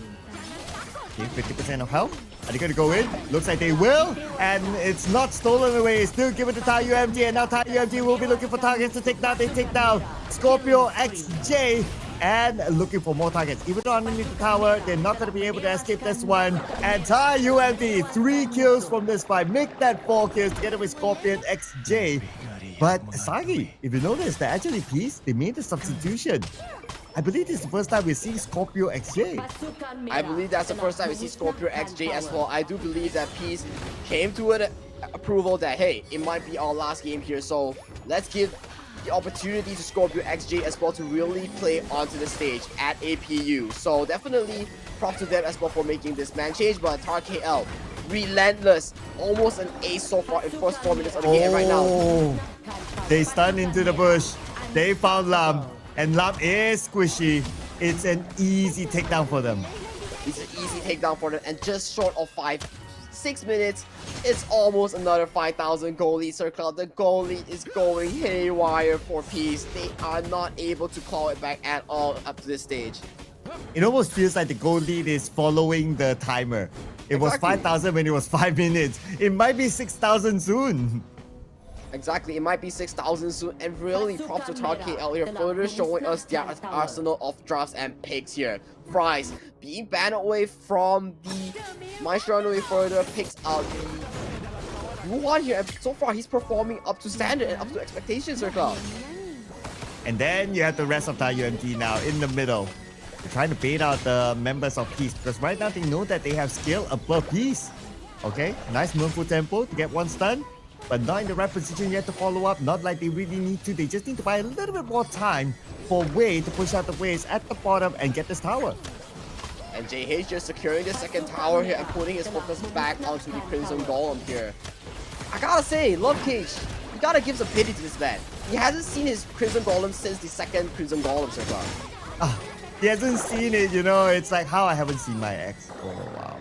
But yeah, we'll talk about that later. We'll talk about that later, Circle, behind the stage. But definitely, if you're a Peace, you gotta wonder, what does it take to come back? For me, I don't want to sound too selfish or like too bait towards RKL, but it does seem to me that RKL has it in the bag as of this point. Yeah, it's very hard for them to make a comeback. Okay, you got one free rewind, cool. You buy a little bit more time for yourselves. So Scorpio KJ, they didn't really chase him down. They are still focused on getting the tower, just waiting for the next wave of the minion. Once the next waves arrive, they will surely get that tower. But before that, again, another buff stolen.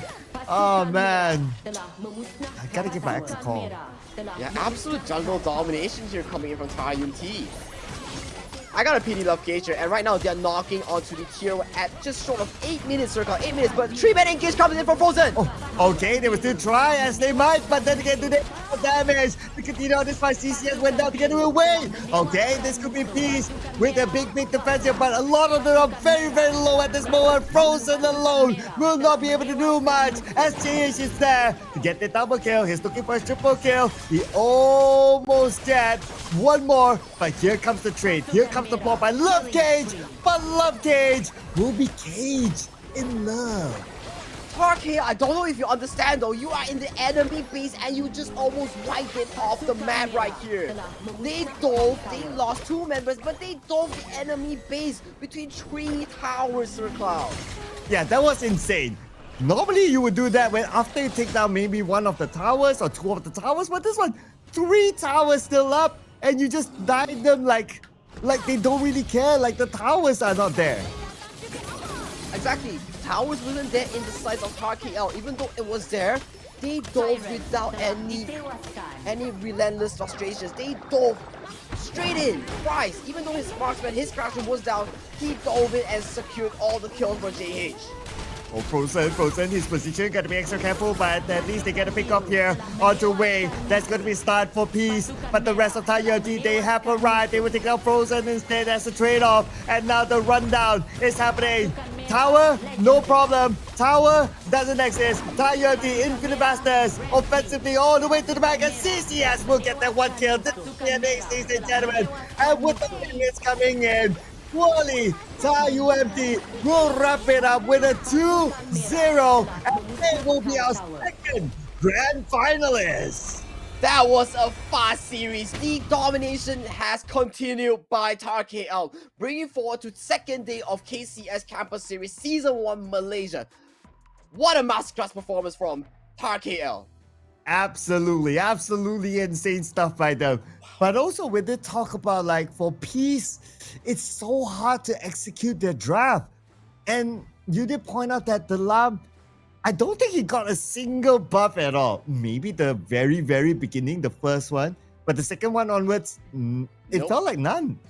None. Only maybe a few Urza Golems, but other than that, once they clicked, they started invading buffs after buffs.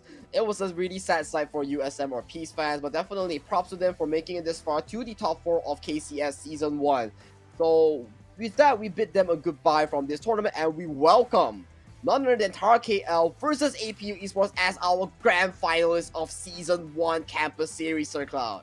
Oh man, I can't wait for the best of 5 series, right? It's definitely going to go tight. It's definitely going to be interesting. Well, that will be a fight that will happen later. But for this fight, you know what? We also have to give respect to Peace, the fact that they kind of know that, you know what, this opponent is probably too strong and it's our last game. They allowed their sub player to play, which is Scorpio XJ. So Scorpio XJ, at least you get to feel the stage. At the end of the day, it's an experience for all these varsity players. Exactly, it's still an experience for all these varsity players. You don't get much chance to play on these big stages in these big crowds at the APU's campus, right? So definitely it's an experience of a lifetime. So for TARUMT KL, maybe it's still a walk in the park for them, but still, they still have to prove themselves. Whether or not they can take down APU Esports in the grand finals later, but still, KLJH here, 16.0 on that Agudo, Sir Cloud. Oh man, perfect play by him. I mean, tank, sustaining the team at the same time. And if we look at these stats here, he's the highest damage dealer as well. He did everything. He did damage dealing. He did the tank. He even did the highest farm. And he's involved in 100% team fight. So what else can we say, right? If JH is not the MVP, I don't know. I'm out of here. I'm out of here indeed, but JH definitely putting up a very good performance here. The try healing coming in from TARUMT KL proves to a point that that's one more draft they have in their arsenal. So definitely let's check out our MVP in almost right now. So it's definitely going to be JH with the rock and roll with the furball on Agudo. I like the moniker, right? Like JH rock and roll. Yeah, it's like what do you call a guy who did everything? Oh, he rocks. Oh, but that's too boomer. Oh, you have another one? No. He rolls as Agudo, right? Because Agudo rolls as the furball, right? Oh, okay. I get it. I mean, I'm a boomer, so I go with rock. But yeah, the roll with Agudo. Okay, now that makes sense why it's rock and roll. But yeah, just look at a KDA 809, damage taken, damage dealt, and with a total goal of 9.4k, what a big conversion coming out of JH in this MVP. A masterclass performance on his Agudo here definitely says a lot on JH on this pick, Sir Cloud. Oh yeah, JH, you skibbity. You risk it. I'm trying to do the Gen Z. But let's forget about that. Let's check out the highlights.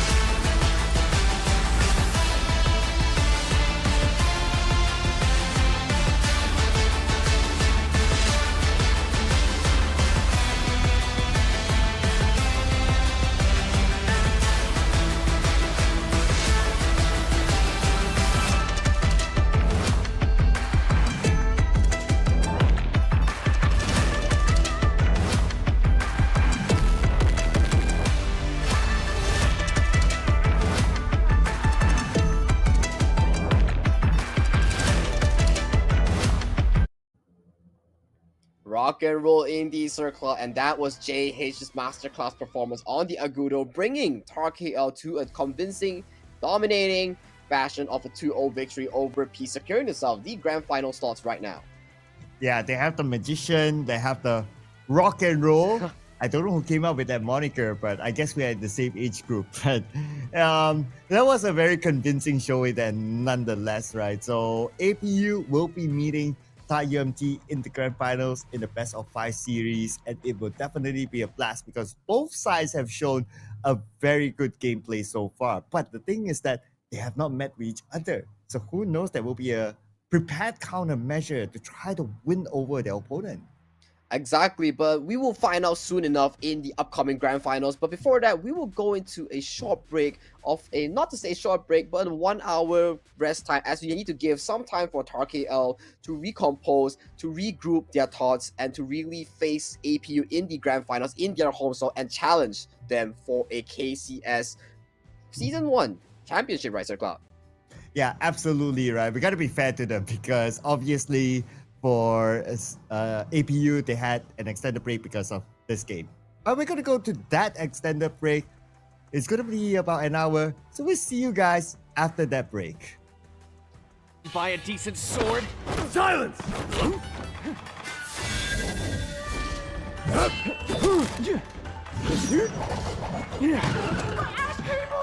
You have skills, but I see plenty of openings.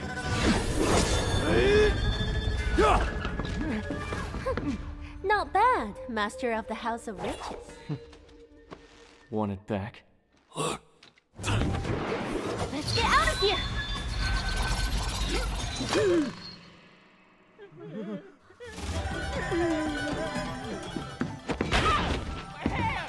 Sorry! Read the manual! Come on! We're just playing around! Why so serious? This concerns the good of the martial world. You can't have the book! Allow me? Few prestigious schools talk a big game, but you're all just making excuses for yourself.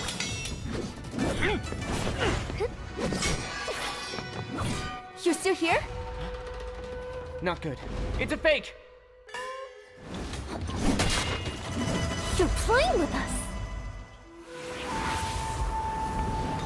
Illusion magic! Run! If only I had an opening here, this would never have happened! Those are tears of a broken heart. Broken spirits restless in the dark.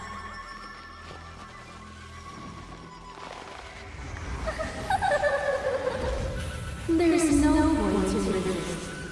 We'll get the secrets after. Magic! Despicable! That's why Megan keeps the martial manual for himself. For that treasure.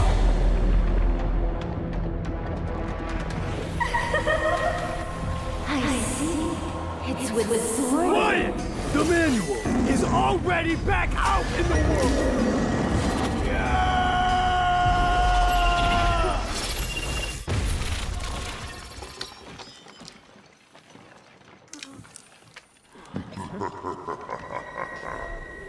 An excellent performance. The forbidden? Welcome to the inn. Welcome to your doom.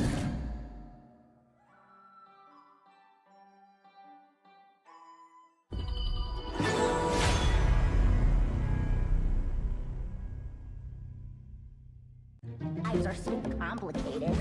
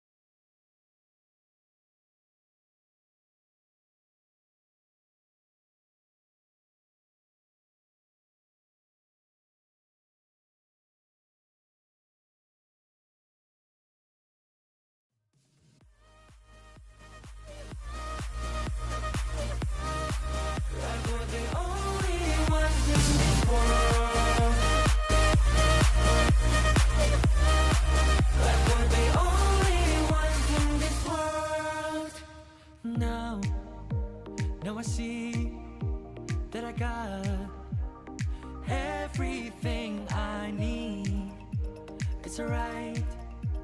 I'm on fire, I'm alive, cause now I fly so high, so high. Light up the skyline, let's do it this time, like it's a whole new colorful world.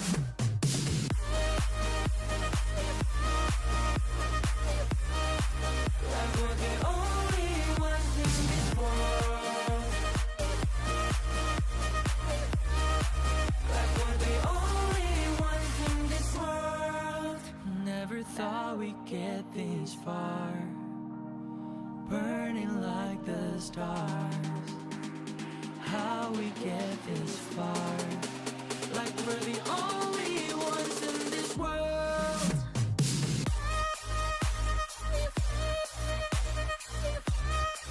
Like we're the only ones in this world. Like we're the only ones in this world.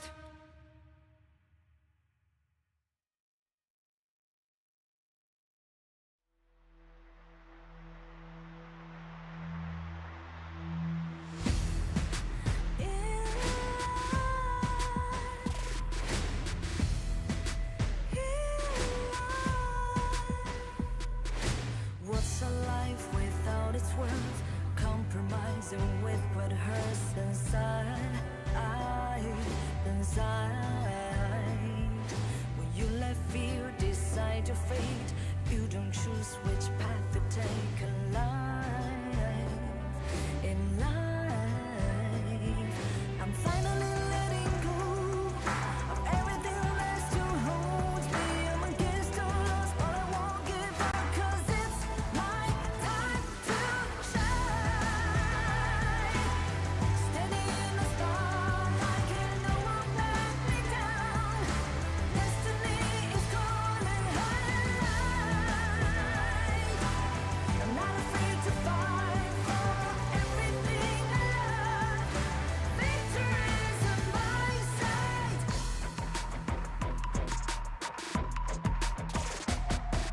The more we lose, the more we gain. The more that nothing stays the same in time. In time. Can't love ever, can't forget. What you see is what you get sometimes. Sometimes. Gonna show the world tonight. The light that shines inside us. We're against the odds, but we won't give up, 'cause it's our time to shine. Standing in the spotlight, can no one back us down. Destiny is calling high. We're not afraid to fight for everything we love. Victory's on our side. Takiki takiki takitao. Takiki takiki takitao. Takiki takiki takitao. Takiki takiki takitao.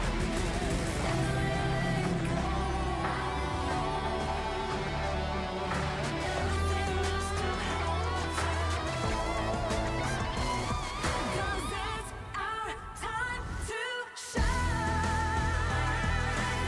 Standing in the spotlight, can no one back us down. Destiny is calling high. We're not afraid to fight for everything we love. Victory's on our side. It's our time to shine. High in light.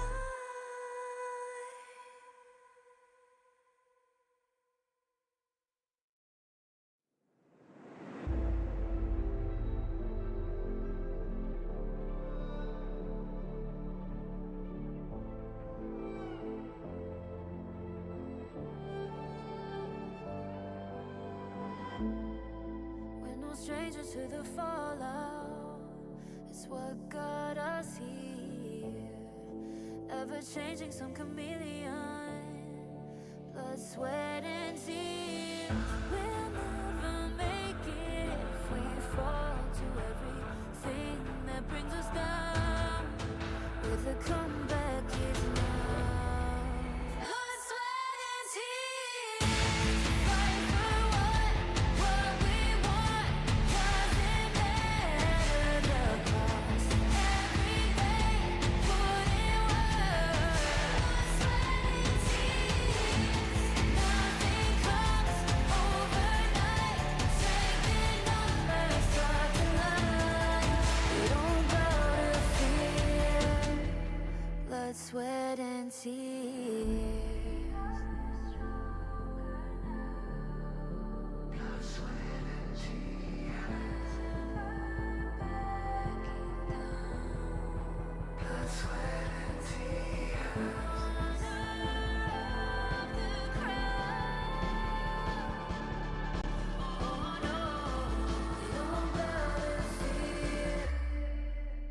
sweat and tears.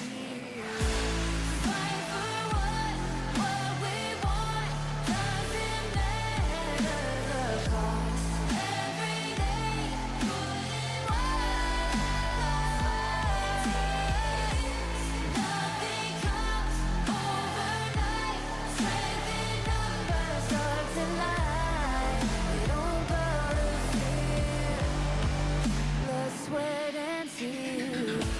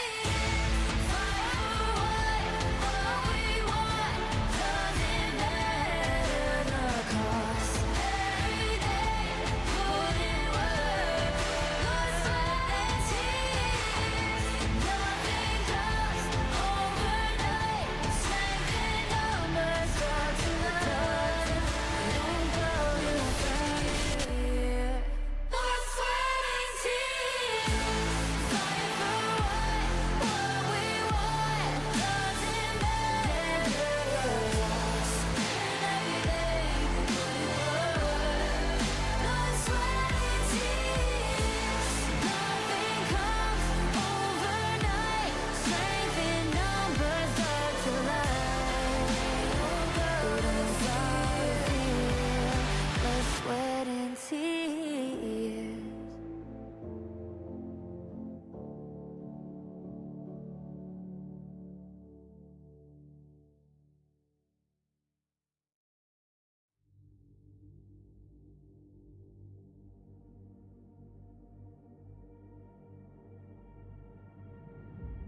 I feel it deep flowing through my blood.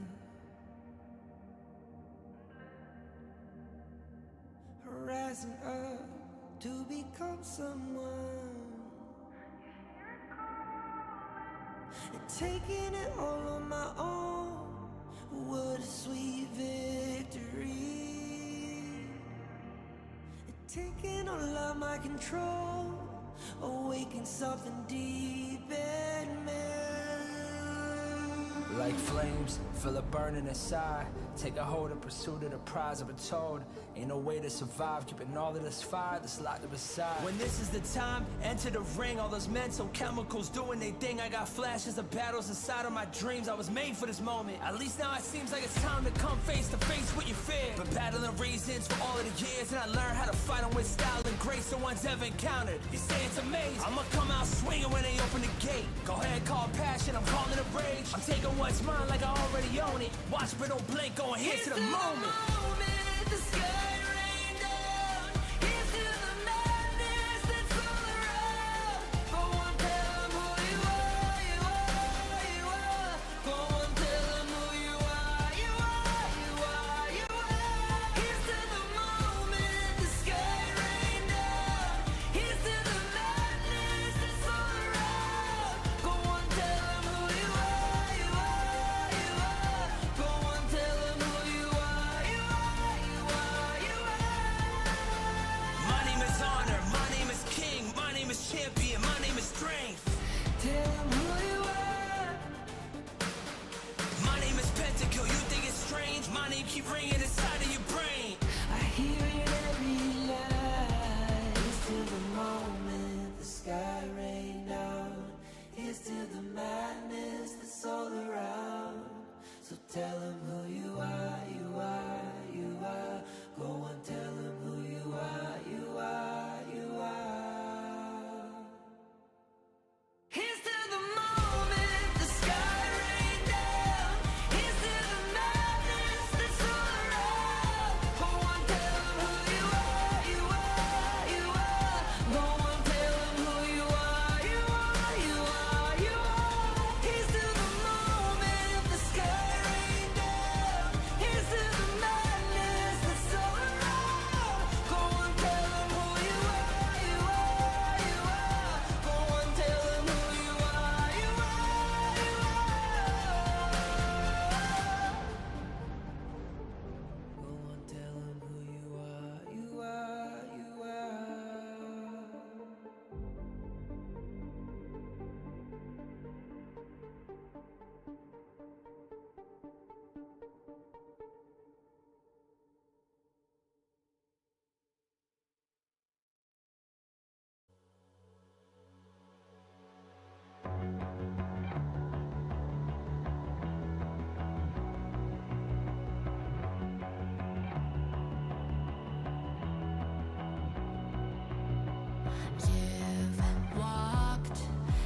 darkest nights.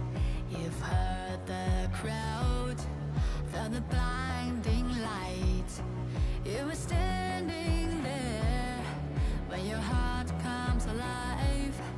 It's a dream of a hat, and it never dies. Right here, right now, give it all, get it out. Never surrender, I fight and never fail. I am a contender, a challenge I can feel.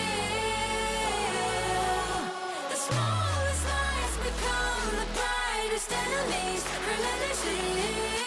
And even if you fall, you gave it everything to be a king.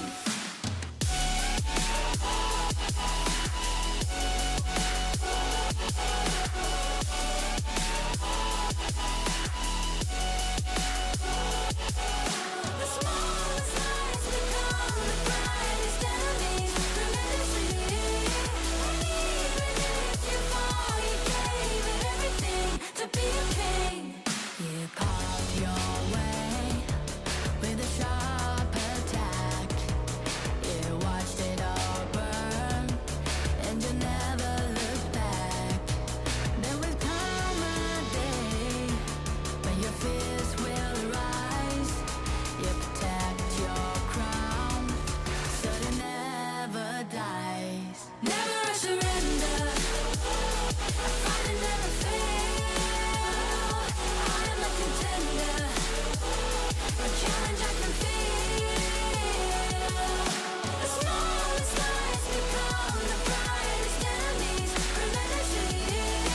And even if you fall, you gave it everything to be a king.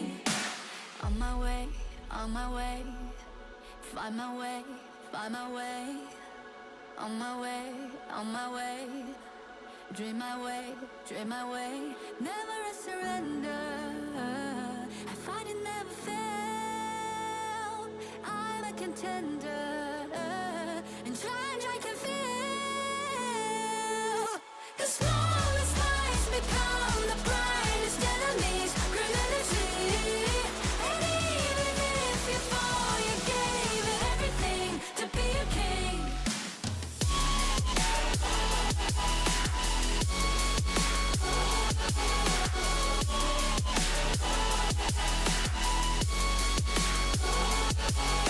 The smallest lies become the brightest enemies, relentlessly.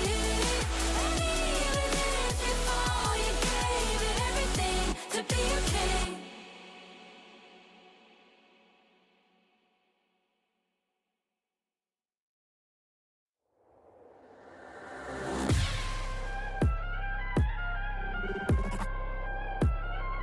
Turn it back.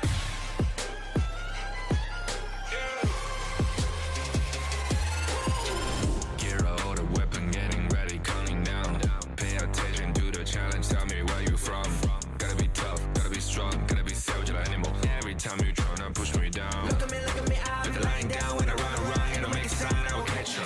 Watch out, it's better feel, kind of mercy. Look at me, I'll be rising. Carry the season, you got a damn, got a weapon. You never hesitate for another moment, but my bone is golden. I'm invincible, just let him know. I can show you all the glory I own. Through the jungle, find a way to the palace. I'm waiting. Go, live and can we go? It ain't a river, turn it back. Storm is coming, light up your cold. It's my kingdom, fire, blowing up. We the kings, it's our honor, showtime.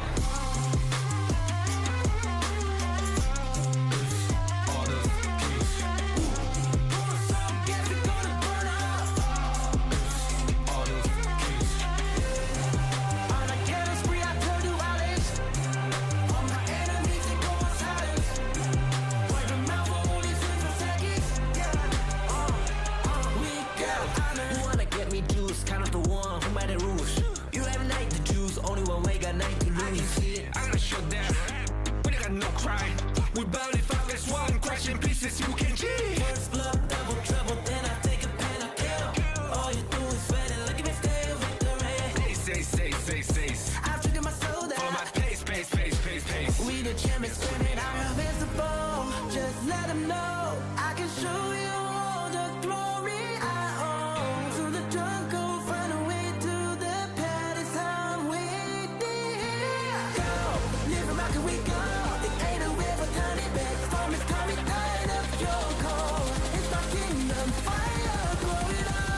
we the kings, it's our honor showtime.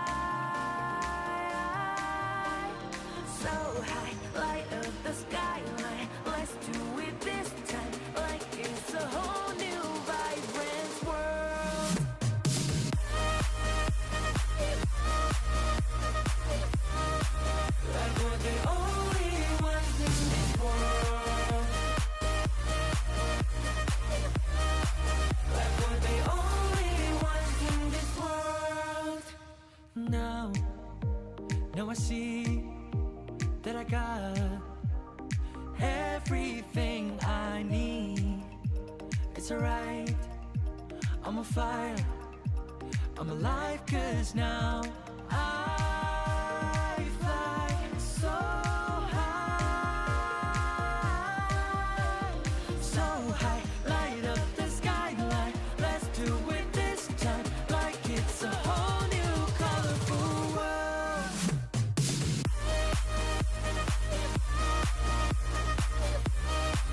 Like we're the only ones in this world. Like we're the only ones in this world. Never thought we'd get this far, burning like the stars.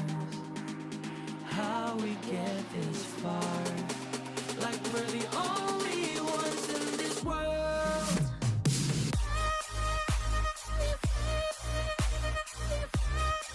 Like we're the only ones in this world. Like we're the only ones in this world.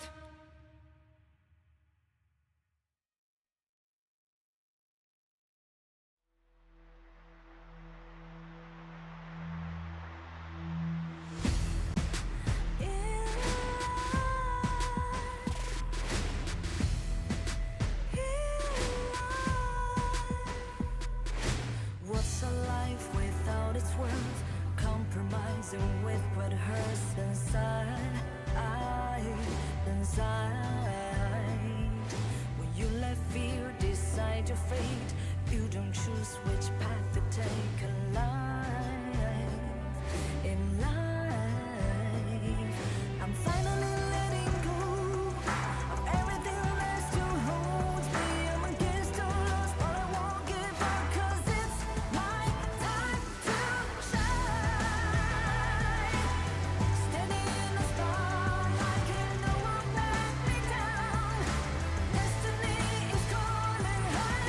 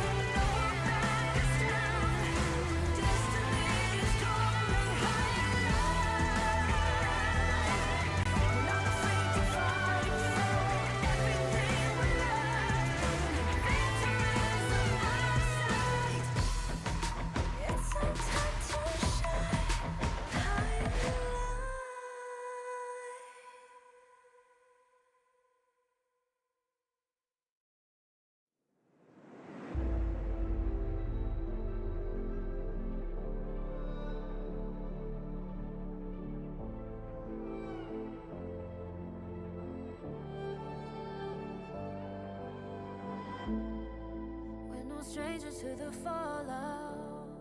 It's what got us here. Ever changing, some chameleon. Blood, sweat, and tears. We'll never make it if we fall to everything that brings us down. With a comeback is now. Blood, sweat, and tears.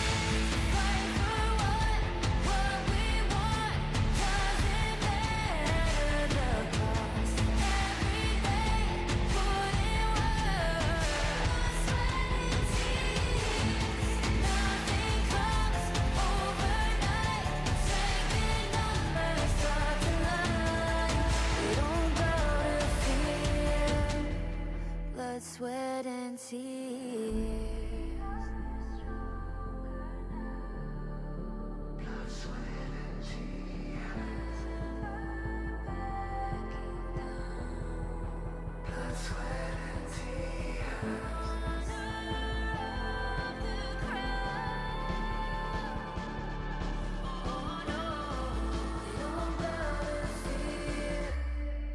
Blood, sweat, and tears.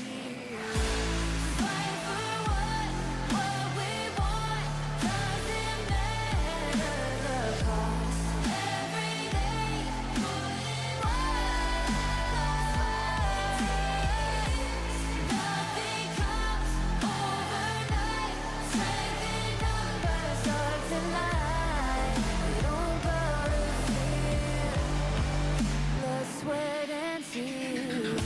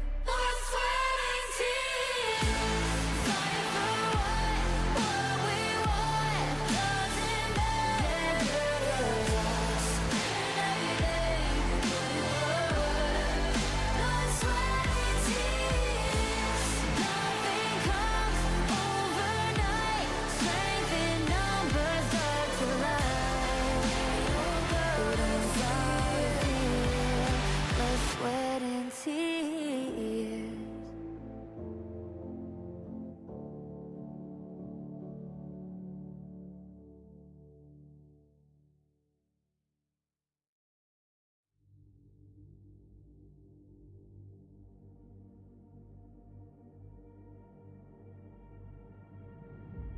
I feel it deep flowing through my blood.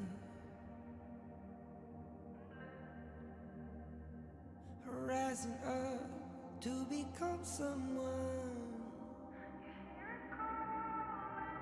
And taking it all on my own. What a sweet victory.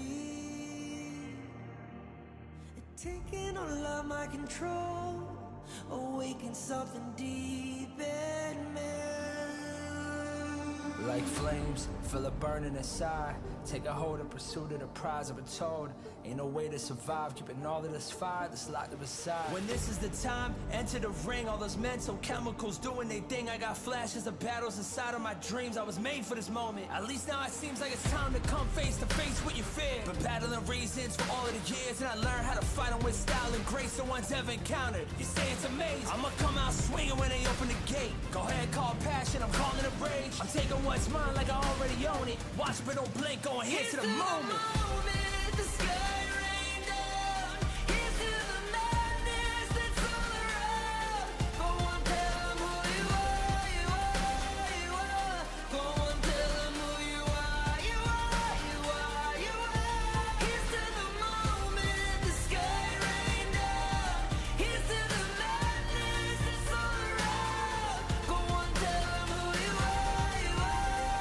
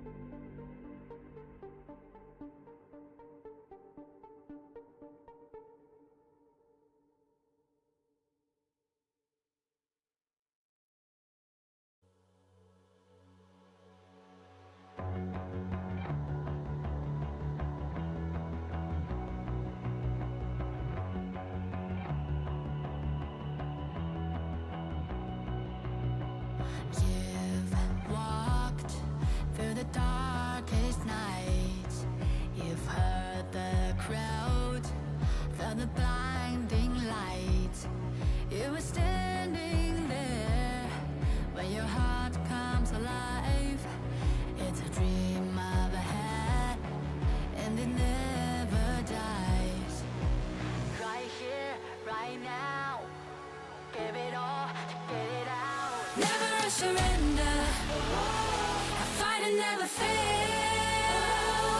I am a contender. A challenge I can feel. The smallest lies become the brightest enemies. Relentlessly. And even if you fall, you gave it everything to be a king.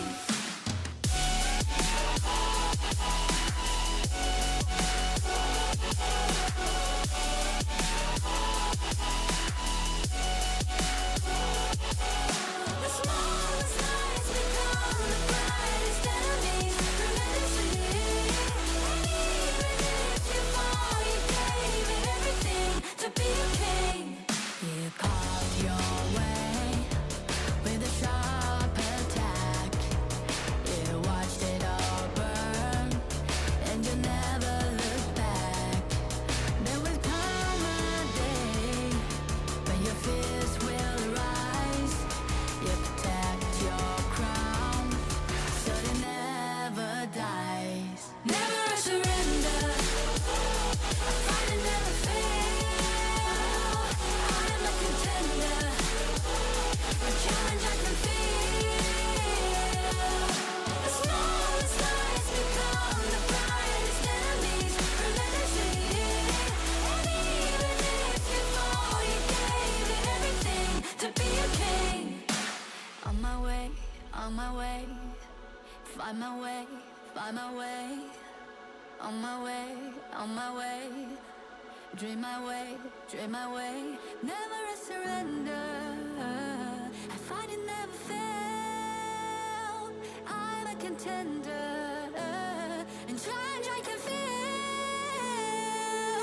The smallest lies become the brightest enemies. Relentlessly. And even if you fall, you gave it everything to be a king.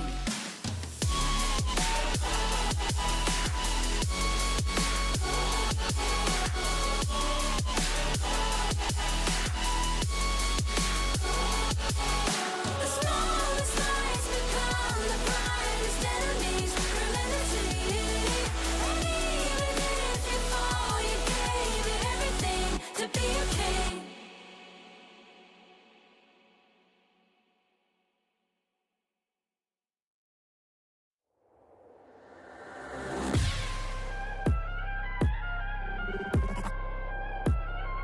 Turn it back.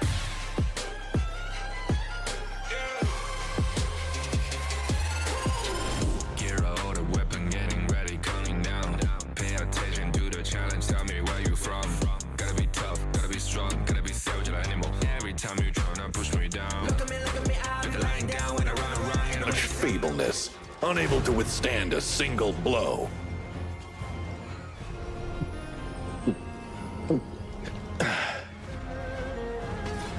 Hut. Hut. Tuh. Hut. Beneath a frost-kissed mound, it's there that memories reside. Bitter, sweet smiles.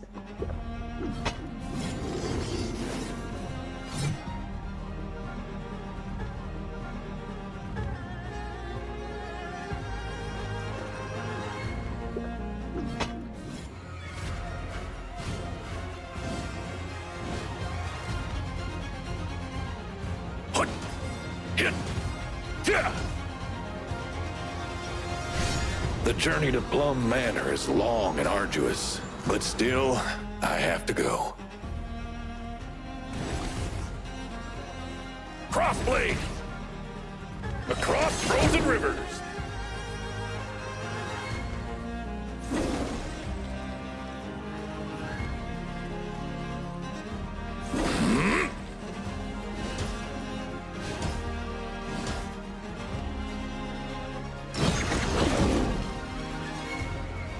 All will turn to dust!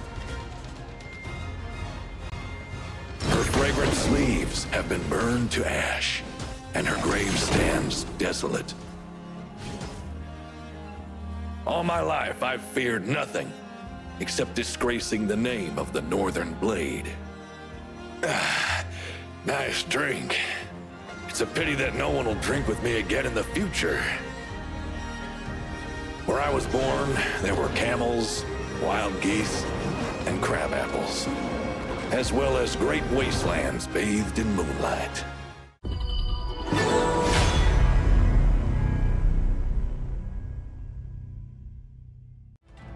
Your little business isn't worth my time.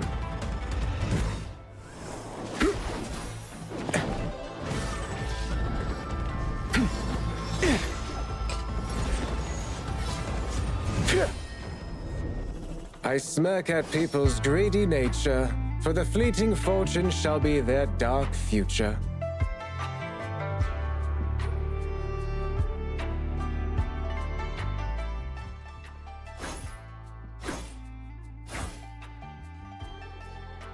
Hey!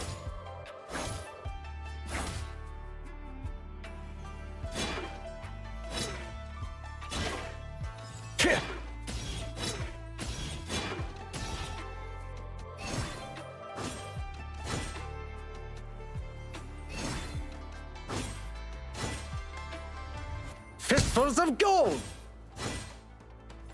Light as willow blossoms!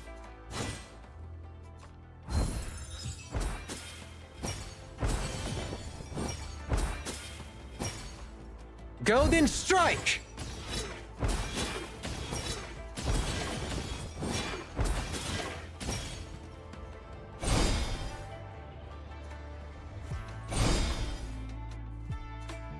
Dressed with dignity, moving with grace. Elegant as a soaring swan. The human heart is unpredictable. Even the righteous can be untrustworthy.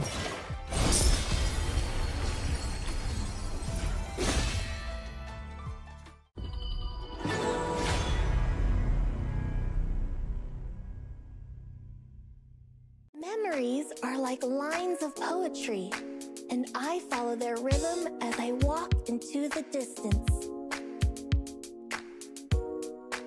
Our meeting was by chance, a fate without ties.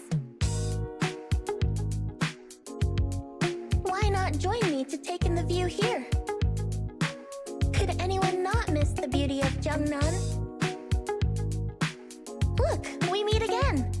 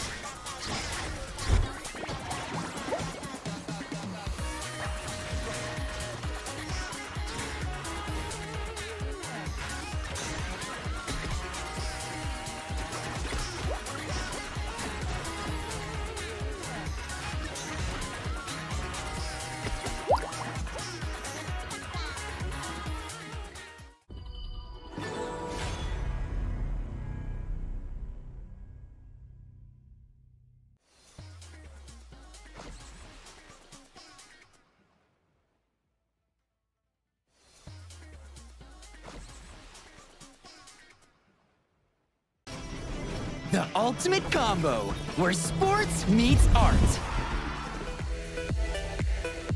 Whirlwind slice! Hi! Fast as the wind! Only a true genius hits every shot.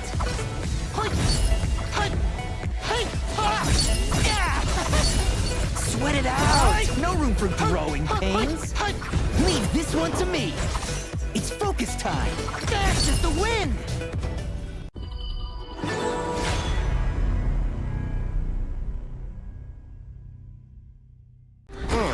Sometimes working in a different way can be the best vacation.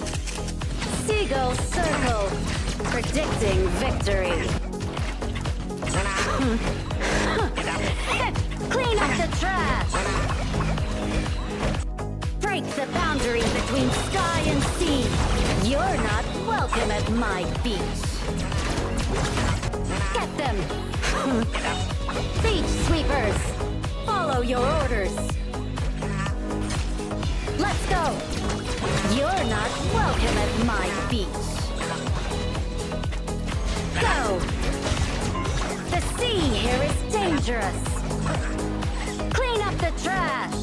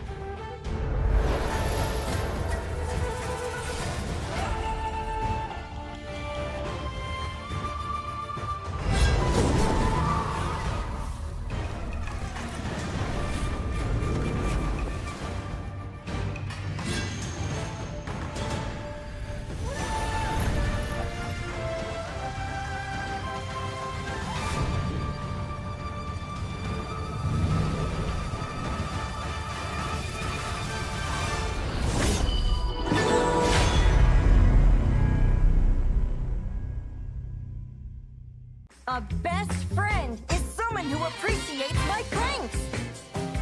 Yeah! The wind blew the treasure map away.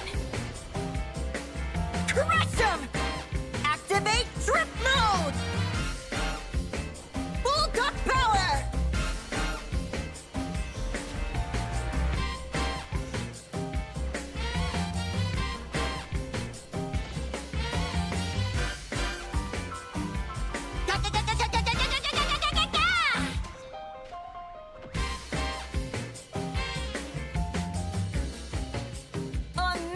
Maker visited. Hit 'em hard! It's a sunny day. Let's cool off.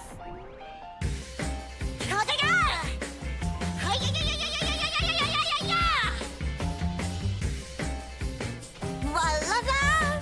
Let's have a fun spring outing.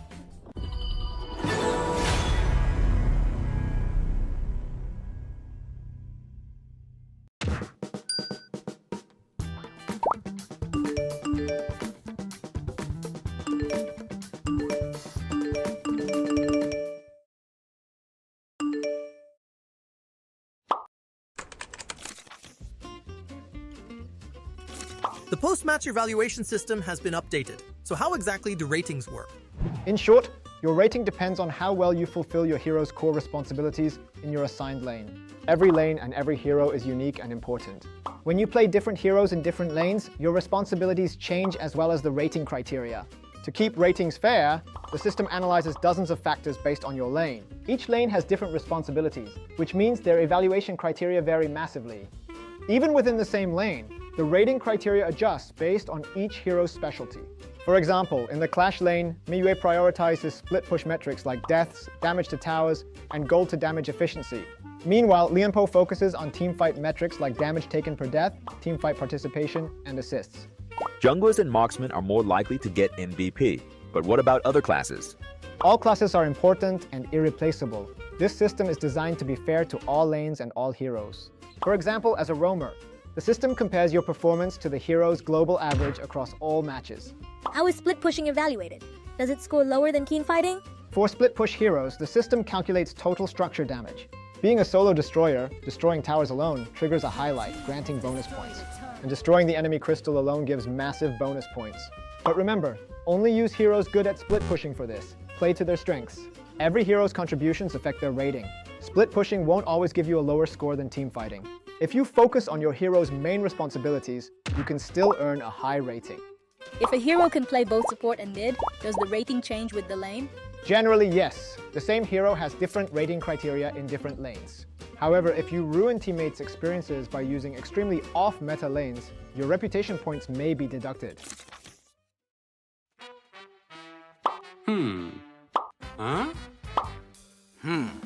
First, protecting your KDA is unnecessary as the game does not have a losing team MVP star protection mechanic. Such mechanics can encourage toxic MVP competition, like Xiao Chao's behavior here. We want to foster a fair and friendly game environment and dissuade teammates competing against each other for MVP. The new system only compares your performance to global data for that hero.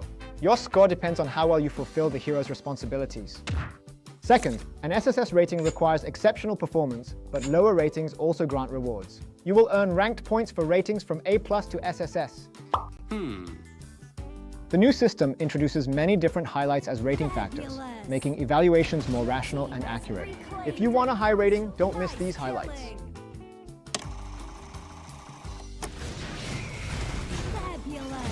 Want to know more about highlights? Stay tuned for future community updates.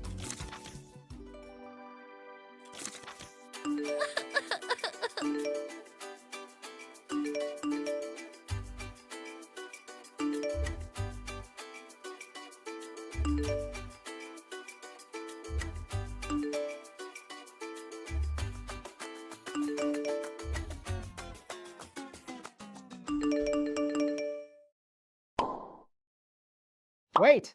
I haven't told you the biggest news yet. The new evaluation system launches in Season 11 with a brand new post-match interface. Got questions or ideas? Drop a comment below and let's talk before we finalize the update.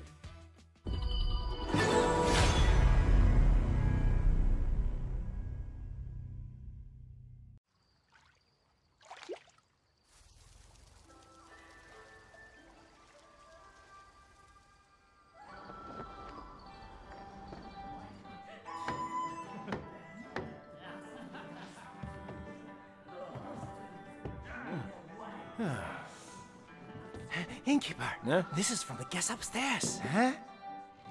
My, I'm rich. He said it was a repayment. Huh? Innkeeper, I'd like to take that off your hands. Name your price. Come on, indulge me. Sorry to keep you waiting. Here.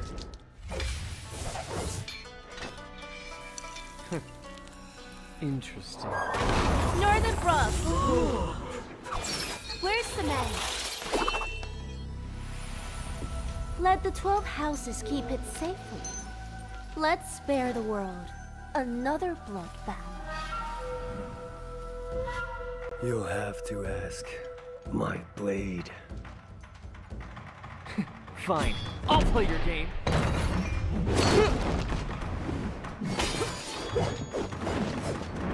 After all your travels, you couldn't even buy a decent sword? Silence!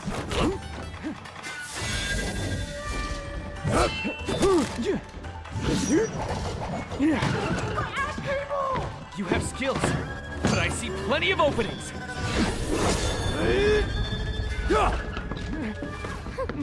Not bad, Master of the House of Riches. Want it back? Let's get out of here!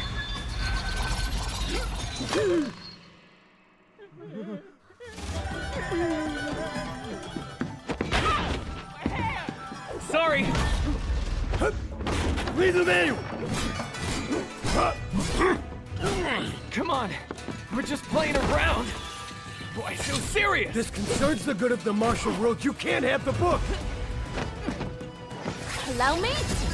Your prestigious schools talk a big game, but you're all just making excuses for yourself.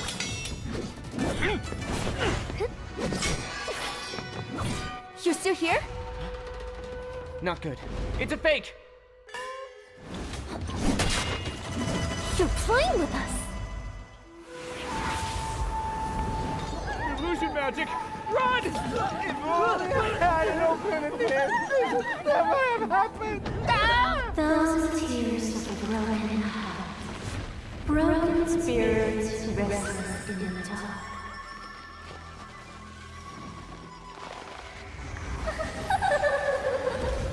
There's no point to resist. We'll get the secrets we after. Magic. Despicable! That's why Megan keeps the martial money for himself. For that treasure.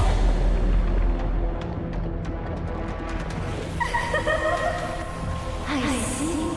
It's with the sword. Quiet! The manual is already back out in the world!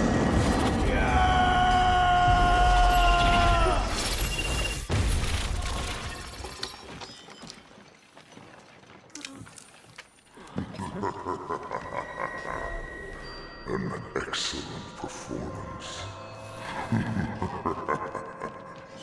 The forbidden? Welcome to the inn. Welcome to your doom.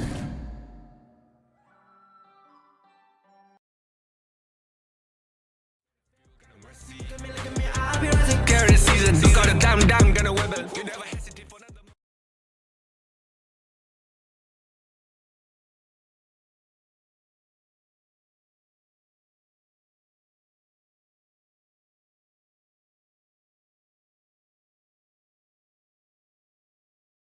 But my bone is golden.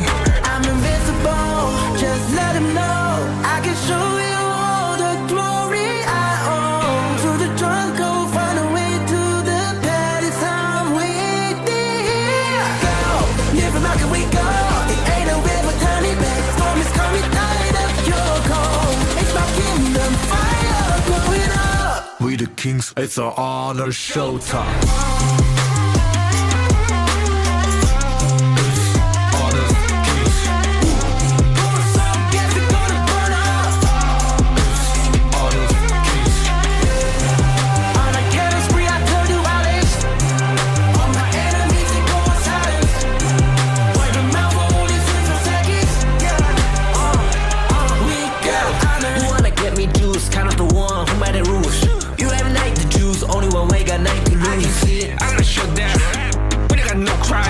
We bout it 5-1, crushing pieces you can cheat. First blood, double trouble, then I take a pen, I kill. All you do is sweat and look at me still victory. Say. I've triggered my soul down. Follow my pace. We the champions, turning I'm invincible. Just let them know I can show you all the glory I own. Through the jungle, find a way to the palace. I'm waiting here. Go, live from can we go? It ain't a river, turn it back. Storm is coming, tired of your cold. It's my kingdom, fire, blow it up. We the kings, it's our honor, showtime.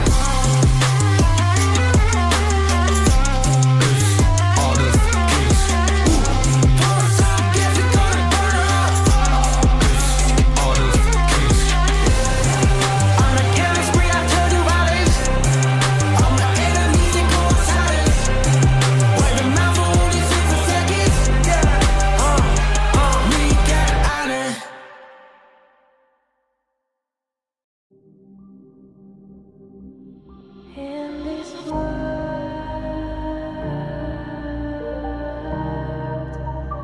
only ones in this world,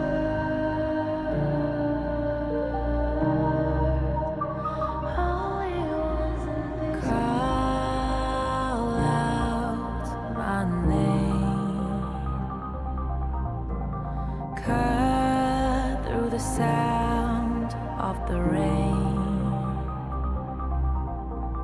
No matter how I feed the flame, you know I feel the darkness and the pain. All of the ways we tried to break free from the night.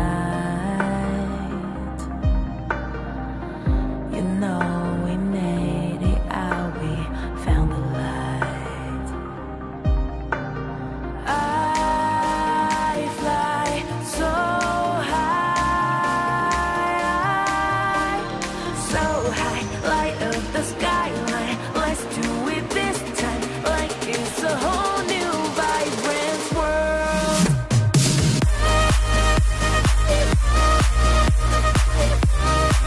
Like we're the only ones in this world. Like we're the only ones in this world. Now I see that I got everything I need.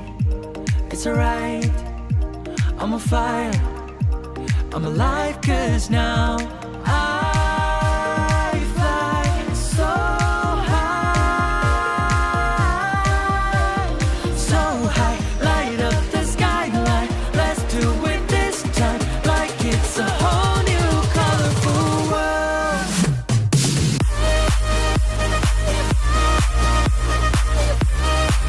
Like we're the only ones in this world. Like we're the only ones in this world. Never thought we'd get this far, burning like the stars. How we get this far, like we're the only ones in this world.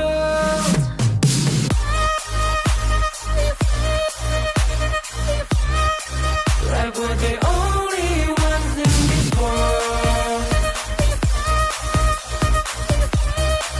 Like we're the only ones in this world.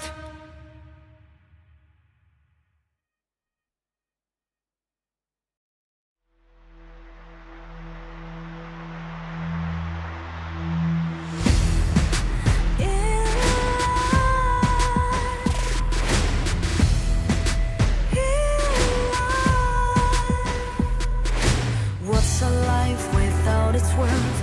Compromising with what hurts inside. When you let fear decide your fate, you don't choose which path to take in life. In life, I'm finally letting go of everything that still holds me. I'm against all odds, but I won't give up, 'cause it's my time. After grueling matches from the Open qualifier to the top 8 to the semifinals, finally we are here in the grand finals of the Honor of Kings Campus Series Season 1, where we will be ready to crown the champions. Sagi, how ready are you? For me, maybe I'm not the most ready, but I know who's ready. It's definitely gonna be our top teams. APU Esports and TARUMT KL gonna be dueling it out for the first ever KCS Malaysia Season 1 champions.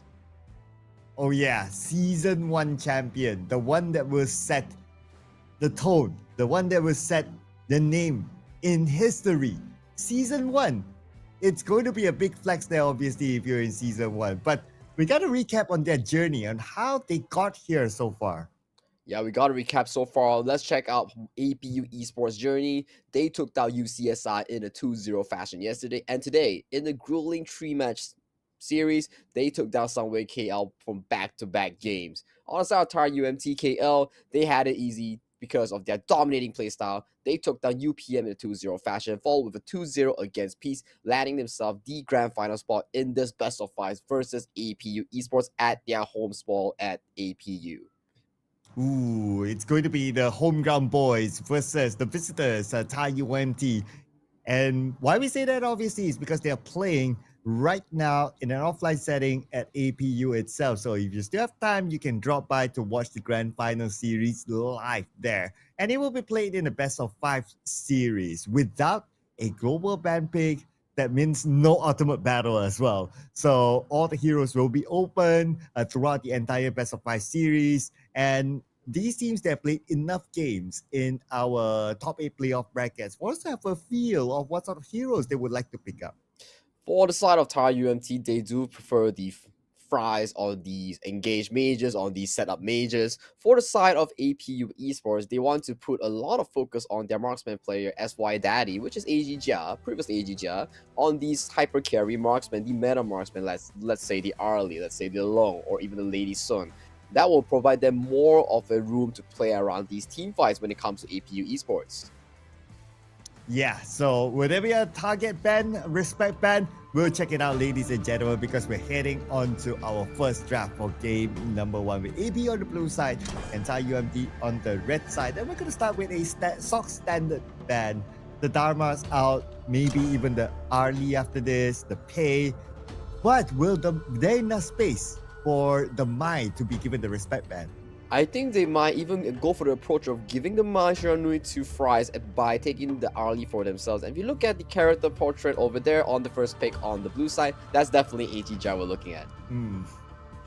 Okay, confirm that. He still put his very nice photo with the AG outfit. But yeah, understandably, that's a flex, of course. Okay, so now with the Long out, very high chance we're going to see the Mai and the Arlie, being picked up soon.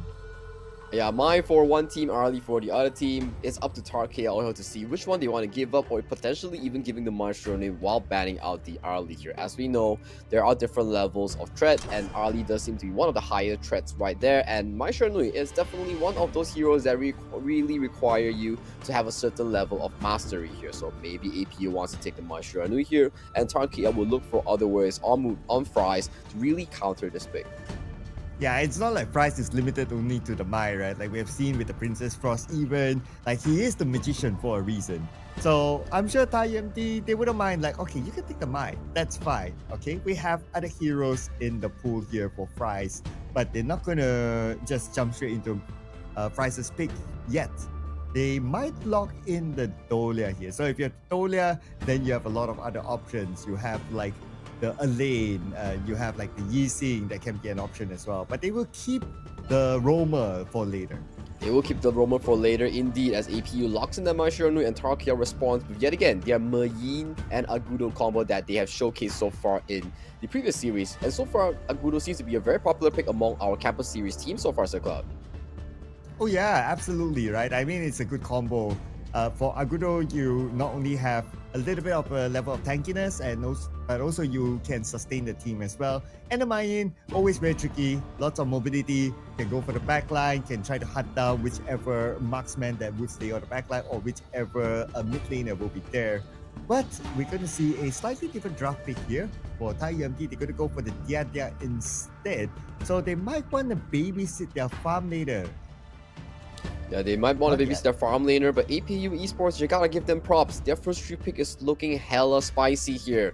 Lots of engaged, lots of aggressiveness from the Majiranui, from the Zhangfei's Unbridled Outburst, and the Flash Storm Strike coming in from the Dharma here. TARUMT KL playing Esport, picking up the Marco Polo, and while picking up the Marco Polo, they're allowed to ban out more marksmen in the third and fourth bans coming in for TARUMT KL second phase. Yeah, so they can ban out like maybe the Chano, maybe the Lady Sun, or the Long is out. So you ban out the Chano, Lady Sun, that's some of the popular ones, and then you start to go down the picking order, right? Maybe you start to look at like, I don't know, maybe even Alicio that we haven't seen today. Oh yeah, almost forgot about J. That's given priority over the Chano, so that's out as well, and that's fine. Lady Sun might be a priority pick for APU since they have good protection for the Lady Sun as of now. Exactly, it might be the case. And looking for the side of APU Esports, they are banning out all the Marco Polo combos. You might be seeing a Dia and a Yara being banned off, or we will have to see what they have in store so far. As you mentioned, TARUMT KL, it's a good Lady Sun pick for APU, and they have banned it off as they realize it's a certain threat to Marco Polo in the laning phase. For the side of APU, you might want to finalize that Dia ban to really restrict TARUMT KL's choice of roamers for this Marco Polo, so it doesn't really go haywire into the mid game.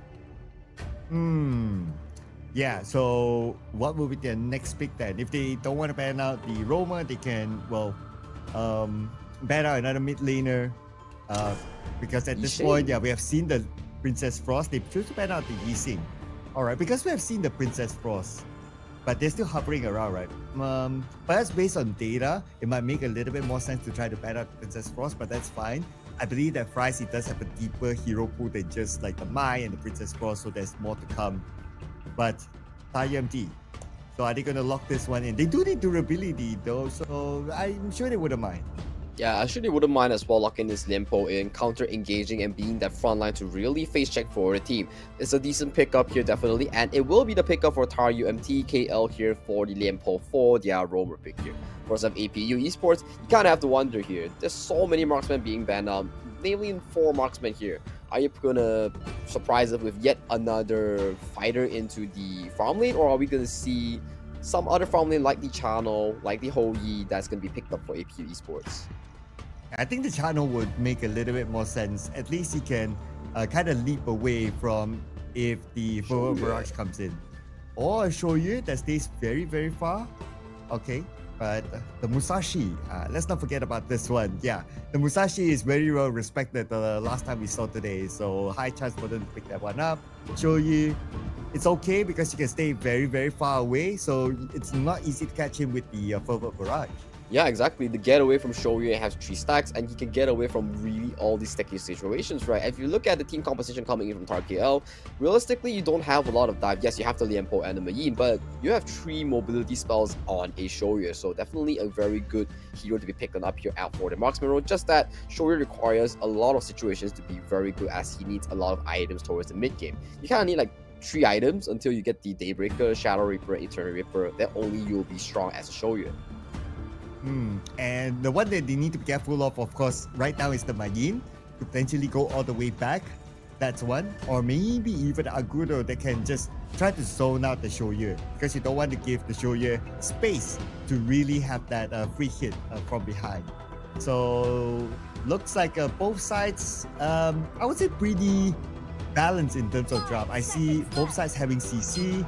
They do have tank, they do have damage output as well. I believe that this draft is so far the most balanced draft that we've seen here in the KCS. I do agree so as well, especially for APU Esports. They drafted themselves engage heavy, early to mid game centric around the 4 picks, and Shoyu being their final pick as, you know, a very countermeasure for their late game situation, right? So if you look at APU Esports, they have a very complete draft. It's just up to the execution of how they want to pick these team fights. When we talk about our TARUMT KL team composition here, they go for the double healing lineup with the Yuhuan, with the Agudo, paired up with the Marco Polo, which really dominate this side lane here. But yet again, all these can be talked on paper, can be discussed on paper, but we have to check out how they really play this game in the first game between the grand finals of APU Esports versus TARUMT KL, Sir Cloud.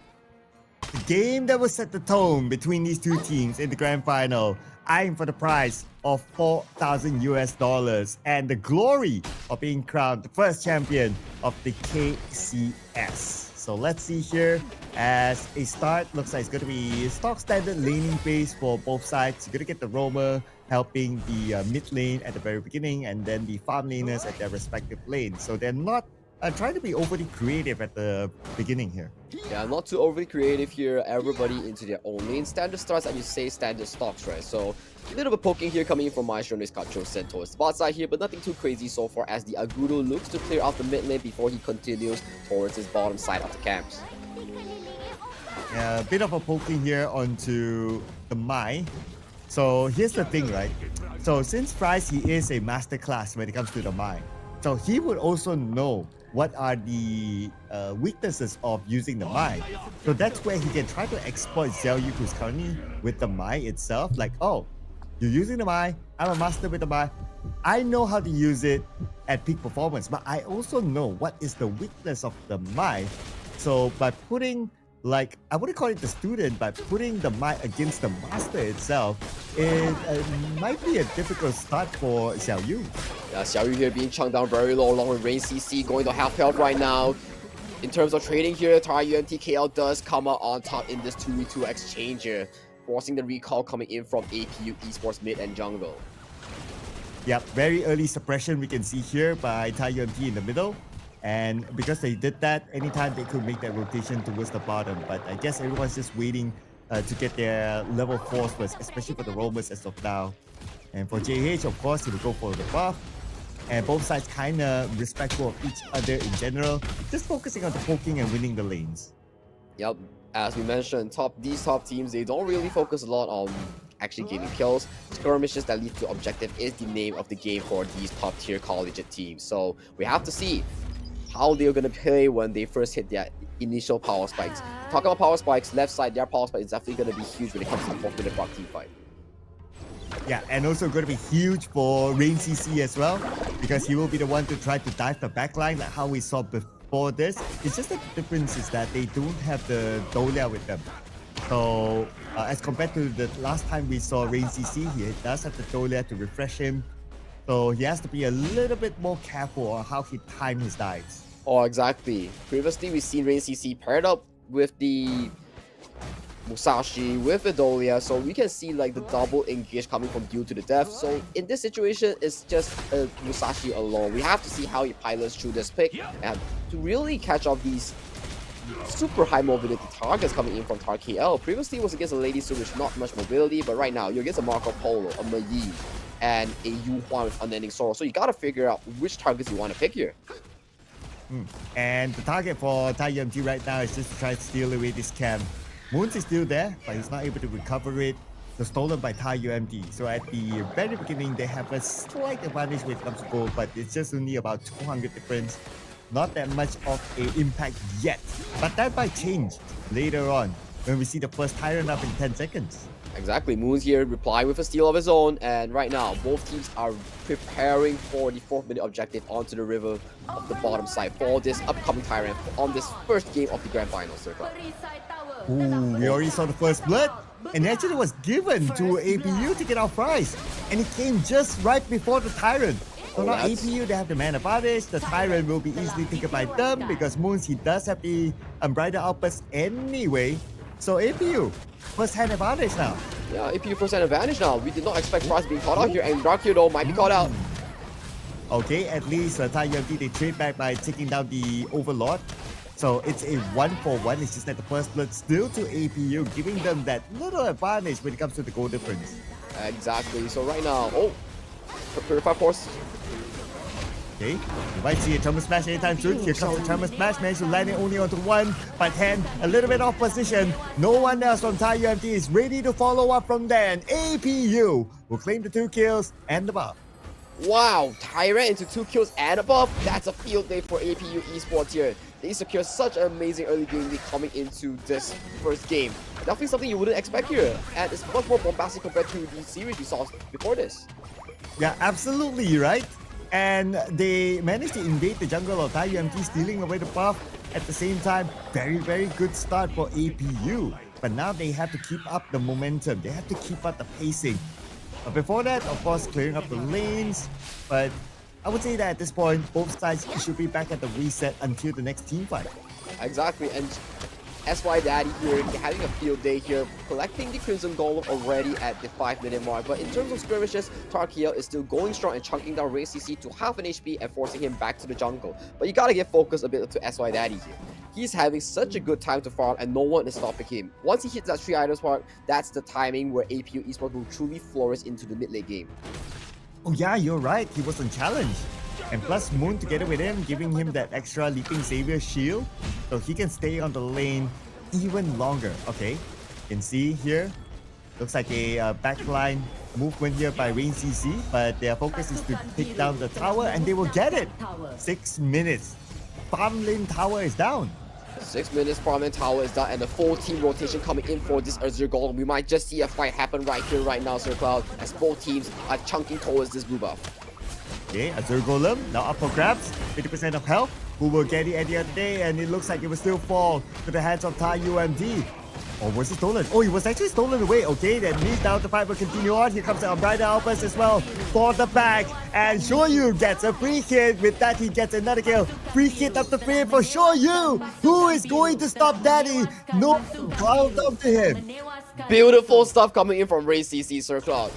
He himself single-handedly knocked up 3 enemy players from the side of TARUMT KL, landing that deal to the death on 3 players, and while simultaneously making sure that his team can follow up. That was such amazing engage coming from Ray CC on this Musashi pick.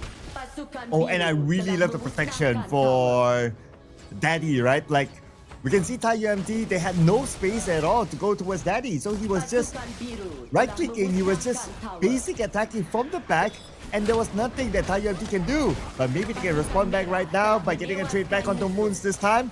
But it's only a roamer, not as impactful as APU before. Not as impactful as APU before, but at least they get some breathing room from TARUMT KL and allow CCS on the Marco Polo to collect his first Crimson Golem here. It's still a 4,000 goalie going inside of APU Esports, and right now the Maestro may cancel on the CCS.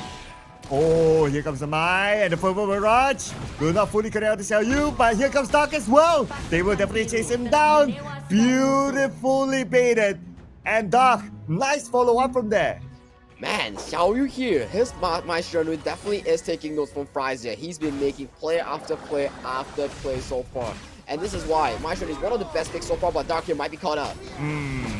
Off position here by Dark, I must say. Yes, he is tanky.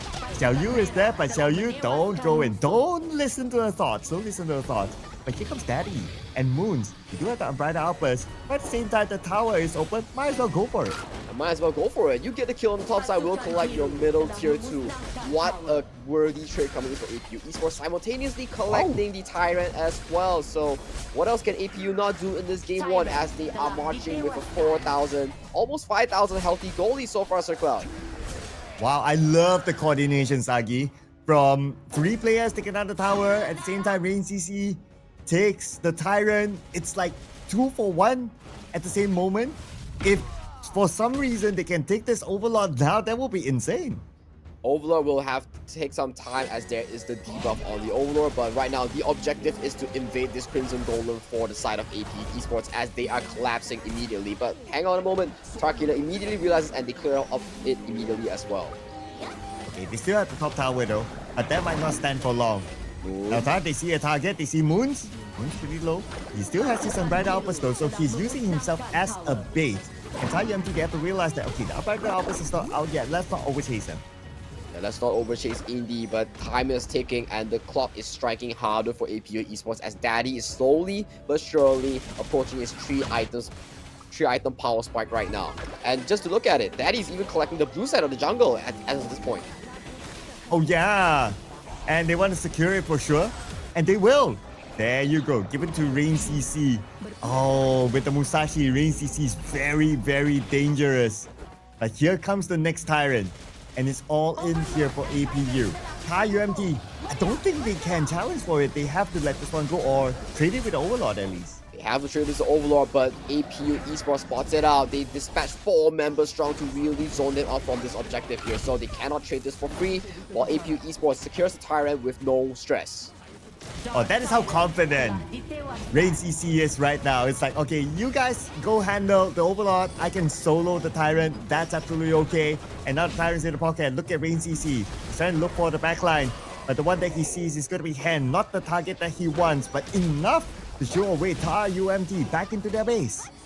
Man, such a dominating game 1 coming from APU Esports. If you were to tell me this game would be so dominant compared to what we saw so far, I would not expect this at all, Sir Cloud. Yeah, not at all. This is a very different pacing here by TARUMT. So far, they're not able to find control over APU at all. And APU now have them locked in inside the base. All they need to do is to take down the last few towers here inside TARUMT, and they will have access in. Okay, here comes the minion wave. Time for them to execute their plan. They started off by taking out the top, and here comes our bright outburst as well onto JH. One last Tinkerbell, able to step away, but the answer is no from APU. You shall not run. But here comes the response from TARUMT. Wade tries to push them off, but the manpower is not there as APU will surely get this win. But hang on a second, not yet. No minions, a few more seconds bought. A few more seconds, Bob, but there's a minion wave right now marching towards the top side. Can Fries realistically handle this? Fries is solo right now, and APU Esports game 1, they're knocking onto the crystal right now. Yes, and this is it, ladies and gentlemen. APU did not pull the handbrake, as they will take back game number 1 in our Best of 5 series. Oh, what a dominating fashion that APU Esports took this to. It was a 50-50 game, but in towards the early to mid game, we saw Fries being taken down as the first blood. Moving on towards the bottom side after Tyrant, it was another 2 kills for APU Esports, and everything just went haywire from there for TARUMT KL, securing APU Esports goal lead after goal lead, objective after objectives for all these fights. Honestly, I would have thought that this game would have been closer than this, but it eventually became an APU dominant game. Now, one factor is, of course, the Musashi pick. And we have seen this Musashi pick before, that he was so dominant. He was the MVP for a reason. So I guess a certain level of respect must be given to the Musashi, whether after this TARUMT take it for themselves or maybe they ban it out. But to ban it out, well, then you'll leave a lot of other heroes open. But we'll talk about that in a little bit more, because right now, our MVP based on the stats is Daddy. It's Daddy indeed, but I gotta give props to XDG Xiaoyu here on the Maestro Nui here. He did so much to actually set up Daddy to have such a good and smooth early to mid game, you know? He provided so much space, he punished TARUMT KL for overstepping from time to time, and that man himself, XDG Xiaoyu on the Maestro Nui, secured himself 308 KDA with an 11.4 score. Yeah, and some might question like, can Xiaoyu play a Mai just like Fries, you know?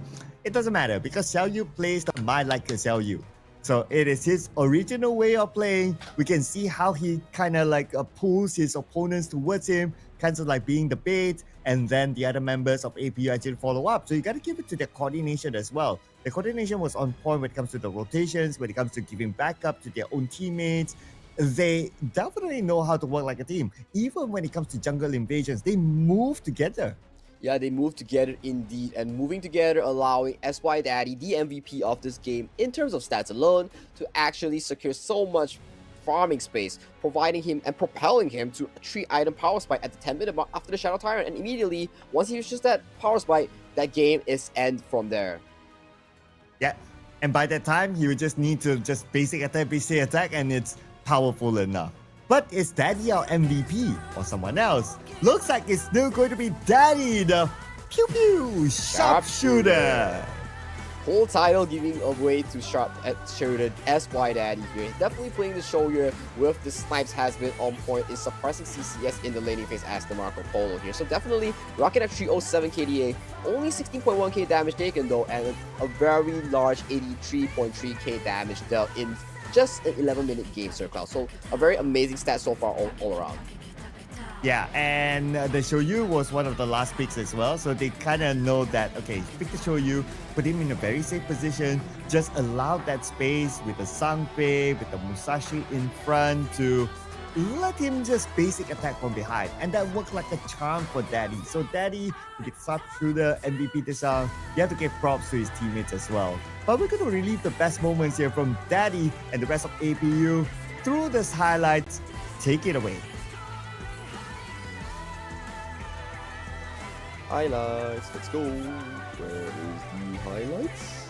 But I think the highlights will take a while, Circle. But yet again, SY Daddy definitely proving that he has been one of the most consistent marksman player in the farm lane so far. We'll check that in the highlights in a little bit, but definitely Game 1 was not what we expected from this epic showdown so far. TARUMT KL definitely has to revisit their drafts, their preparations to really figure out what kind of draft they want to put on the table if they want to fare against APU Esports at APU home soil at their campus. Yeah, and that's the thing, right? Because it's a single elimination, so these teams have not officially met before. Maybe they have scrimmed together, we don't know. But officially, they have not met. So maybe they don't know, like, okay, what sort of other strategies do you have other than the ones that have been played before this? But some of them are actually repeat strategies, like the Musashi, for example. Double MVP with the Musashi before this, and it just shows that he's still very, very consistent with the Musashi. It's basically the same conversation that we have when we talk about the Musashi and also Price with his Mai. So I guess there must be a certain level of respect given to the Musashi. Exactly, you do have to give respect towards Rain CC on his Musashi. He was the one who really won the fight for APU Esports in the bottom river with the 3-man duel to the death. So, one gotta wonder, with the limited amount of bans you have in this drafting phase, what kind of priority do you want to put? Is it locking off SY Daddy? Is it locking off Rain CC? Or is it locking off, you know, Xiao Yu on the mushroom that he put on such a performance with? So what is the plan coming in for TARUMT KL into the second game? Yeah, I know, right? It gets a bit tricky because of the amount of bans as well. If like, okay, we choose to respect ban, then something else will be open. Maybe like the pay will be open. Maybe like the RD will be open. All these are very, very top picks. So it makes you wonder, is it worthwhile to ban the Musashi? Maybe not so. But we still need to check out the best moments here from the Musashi. Let's go. Tyrant.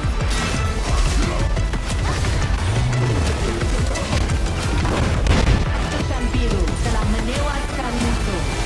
Pasukan biru telah menewaskan musuh.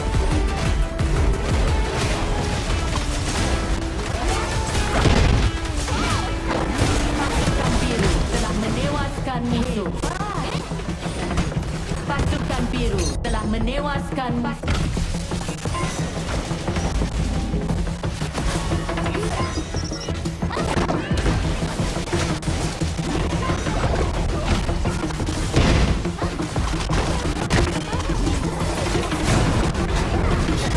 Pasukan biru telah memusnahkan pasukan biru telah menewaskan pasukan merah telah menewaskan pasukan biru killing spree pasukan biru killing spree pasukan biru telah menewaskan musuh.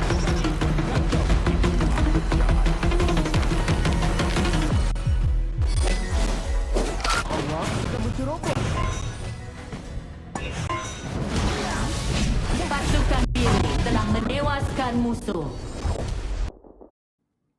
And that's how APU Esports took Game 1 away from TARUMT KL under the hands around 11 minutes mark. What a dominating performance coming in from APU Esports in their home assault, in their campus, to really show off who is the king in Game 1. But don't be afraid. Don't be too excited though, because this is a best of 5 series and we are only Game 1 in, and there's still plenty of opportunity for TARUMT KL to actually claw back to the series.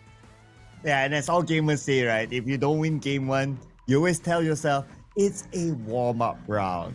Yeah, that's what all gamers say. Oh, could that only be me? But anyway, I'm sure these guys, some of them, they do have experience playing on big stages and also big tournaments as well. They know how to handle the situation. But let's see how will they actually handle it as we jump into the draft for game number 2. Musashi, respect or no respect? No, so far we haven't seen a Musashi respect so far. It is gonna be the Dolia being banned out as the first pick for TARUMT KL. And for the side of APU, they ban out the Maishunri that they cannot attain from the red side. So picks such as the Dharma, the Zhangfei, the Arlie, Dia, everything is still up for grabs, and Pei has been banned out. So they are forcing APU into a pinch here. Do they want to trade the Arlie to TARUMT KL, or what do they want to really allow TARUMT KL to pick here? Well, definitely not going to go for the mid first. I think they want to save that one for later. But now with the Artli ban, the Long is open, the Zhangfei is still open. So those are the two hot first few picks. And surely we're locking the Zhangfei. The other side, maybe even the Agudo. They're hovering around the dude, but I won't be surprised if we see the Agudo or we see the Outgrun or the Long first pick. The Long first pick, maybe paired up with a Dharma or Mayin, will be locking here for the side of APU Esports here. But he's hovering towards the Hanshin here. Is it going to be a bait pick or is it going to be a focus pick? But it's going to go back to the Musashi for Rain CC here as the priority for APU Esports here. And it has been locked in. And TARUMT KL, what do you answer with? You still have the Dharma, you still have the Mayin, and you still have plenty of these choices here. But once again, the marksman pool seems to be under a bit of a pressure here for CCS. If it's not broken, why change it, right? So easy pick there, take the Musashi. Okay, so now that we have the Musashi, we've seen it time and time again, this MVP play. Now let's think about the solution for the Musashi. I believe that TARUMT, they need to think of like a mid laner who has a good CC to stop the Musashi.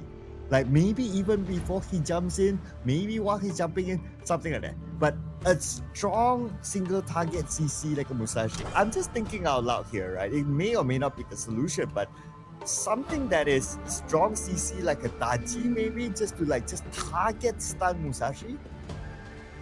Just to target stun the Musashi, definitely we are looking at a bunch of CC here. Traditionally, it will be the monkey that can counter the Musashi, but yet again, the jungle has been locked in as the Agudo for South TARUMT KL here. One could ask, what kind of mage, what kind of clash lane here can really suppress this Musashi? But we really have to figure out TARUMT KL's solution here, as they ban out more and more mid lanes here, further restricting the pull for Xiaoyu as Fries as well for both teams.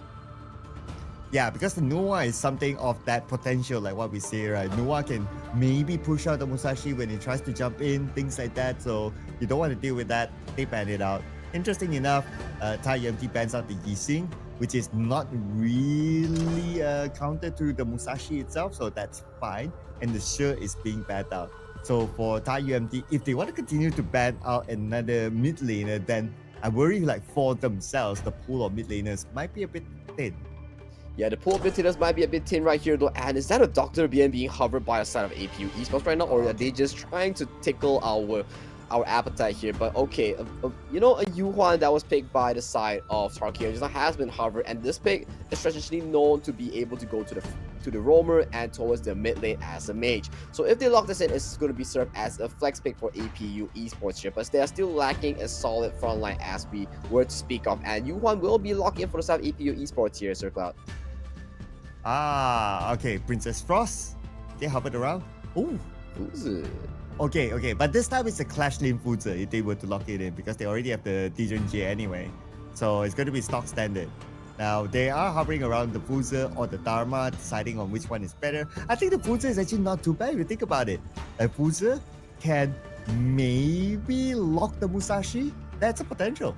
Yeah, the Fuzi can lock the Musashi, can lock the Long as well. Even if he uses the Infinite Advantage, he will be chained under a certain in the circle, so he cannot fly away under the duration of the Sage Might. So definitely it's a possible pick here coming in from TARUMT KL, and they do seem like they want to finalize it, and it has been finalized to be the Fuzi and the Princess Frost. When you ask what is going to be the pick here to really limitate this Musashi, and this is the answer that TARUMT KL has provided.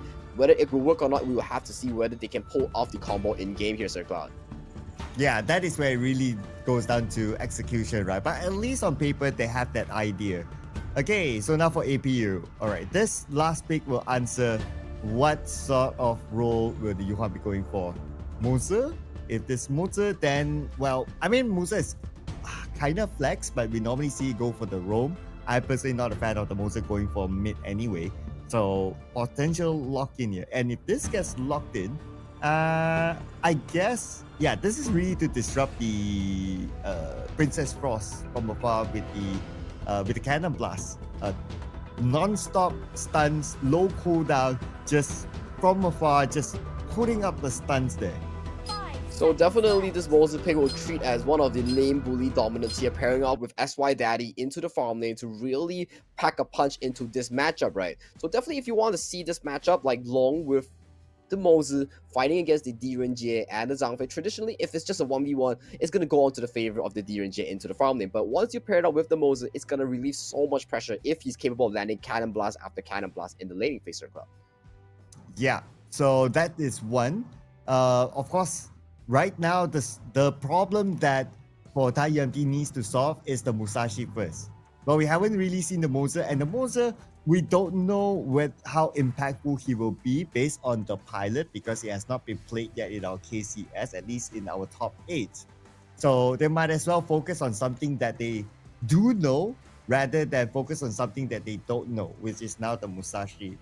I believe that this round will still be determined by whether the Musashi can be suppressed or not. That's true as well, whether the Musashi can be suppressed or not, and whether or not SY Daddy can be suppressed or not on his signature long pick that he has proven to pick so far and has proven with a lot of results and a lot of achievements. So right now we are looking at something like a matchup, right? Let's look at the mid lane matchup. It's the Princess Frost versus, if I'm not mistaken, I'm thinking, what was the matchup again? Princess Frost versus the... Come to me, Sir Cloud. Talk to me. Yeah. It's the Yuhuan. It's the Yuhuan. Right, okay, it's the Yuhuan, right? Yuhuan, yeah. Okay, so it's probably like a 50-50 matchup. Priority goes over towards the side of Yuhuan in the early game, because Yuhuan's early game, in terms of pushing, is very fast. For the side of TARUMT KL, they want to look for these big wombo combos, right? Sage Might, Unbridled Outburst into the Winter is here from the Princess Frost, so they're looking for large-scale team fights here. On the side of SY Daddy's case, right, the APU Esports case, they want to play around this Long, making sure that this Long has a very comfortable laning phase with the Moses, with the Long, and then providing this Long more opportunity to catch off the enemies with the help of the Cannon Blast in the mid game.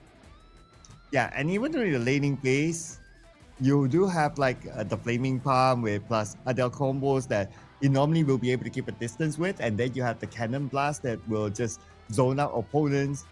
It makes it quite difficult for like the DRNG to come close, and DRNG is not the longest range type of hero, so he needs to get a little bit closer in order for him to land those blast hits onto the minion. That will make him vulnerable to the Cannon Blast. And if you put Cannon Blast after Cannon Blast onto him very early, it just like poking damage, poke. His health will be too low, and then he will be forced to back off, and he might lose a wave. So I see what they're trying to do as well by putting in the Moser. They really want to try to suppress the DRNG from the very beginning.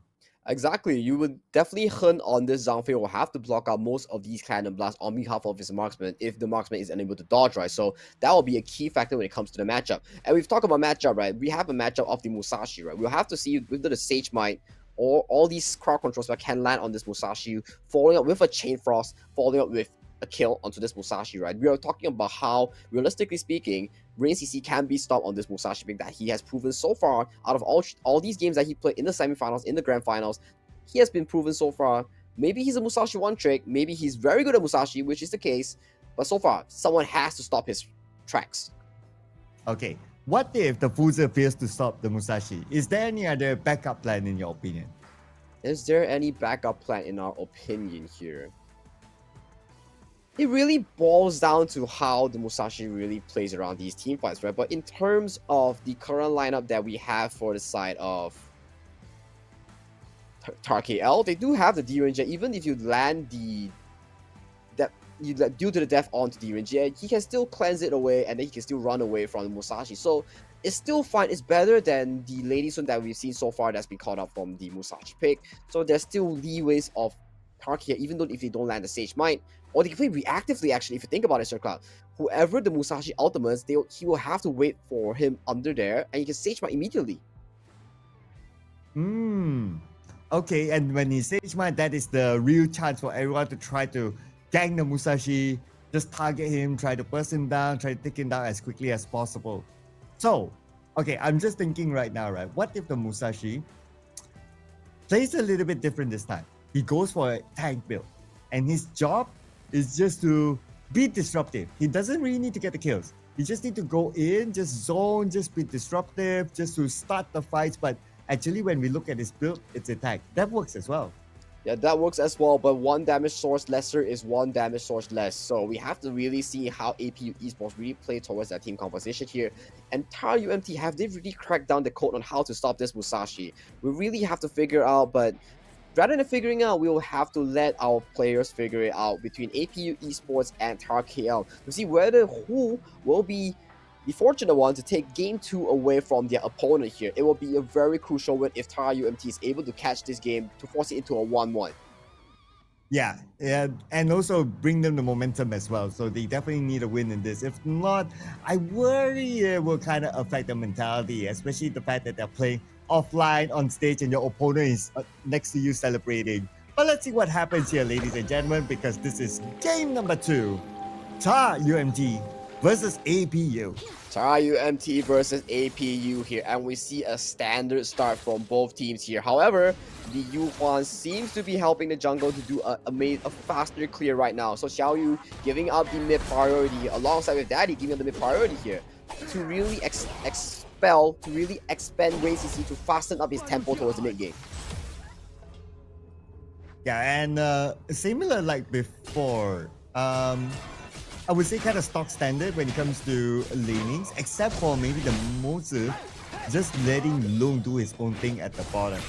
Alright, giving a little bit more protection towards the Elaine. I guess he just wants the Elaine to win this lane against the Fuzer, so that the Fuzer won't hit his power spike to easily land the Sage Might. Well, he can still land the Sage Might, sure, but if he does not hit his certain power spike where he has certain tanky items, he lands the Sage Might, he might be killed right after that. So they don't want him to be stacking up until that stage to be annoying against the Musashi.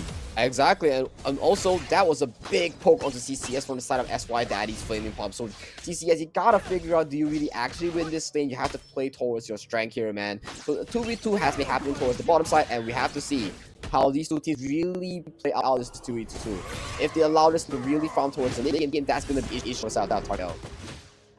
Yeah, and here comes Moza. Rotated towards the bottom, so he will be able to provide the cannon blast. Xiaoyu steals it? A bit more protection towards Daddy. But in the middle, yeah, JH is there joining up with Fries, but that's just to give him a little bit of win in the middle.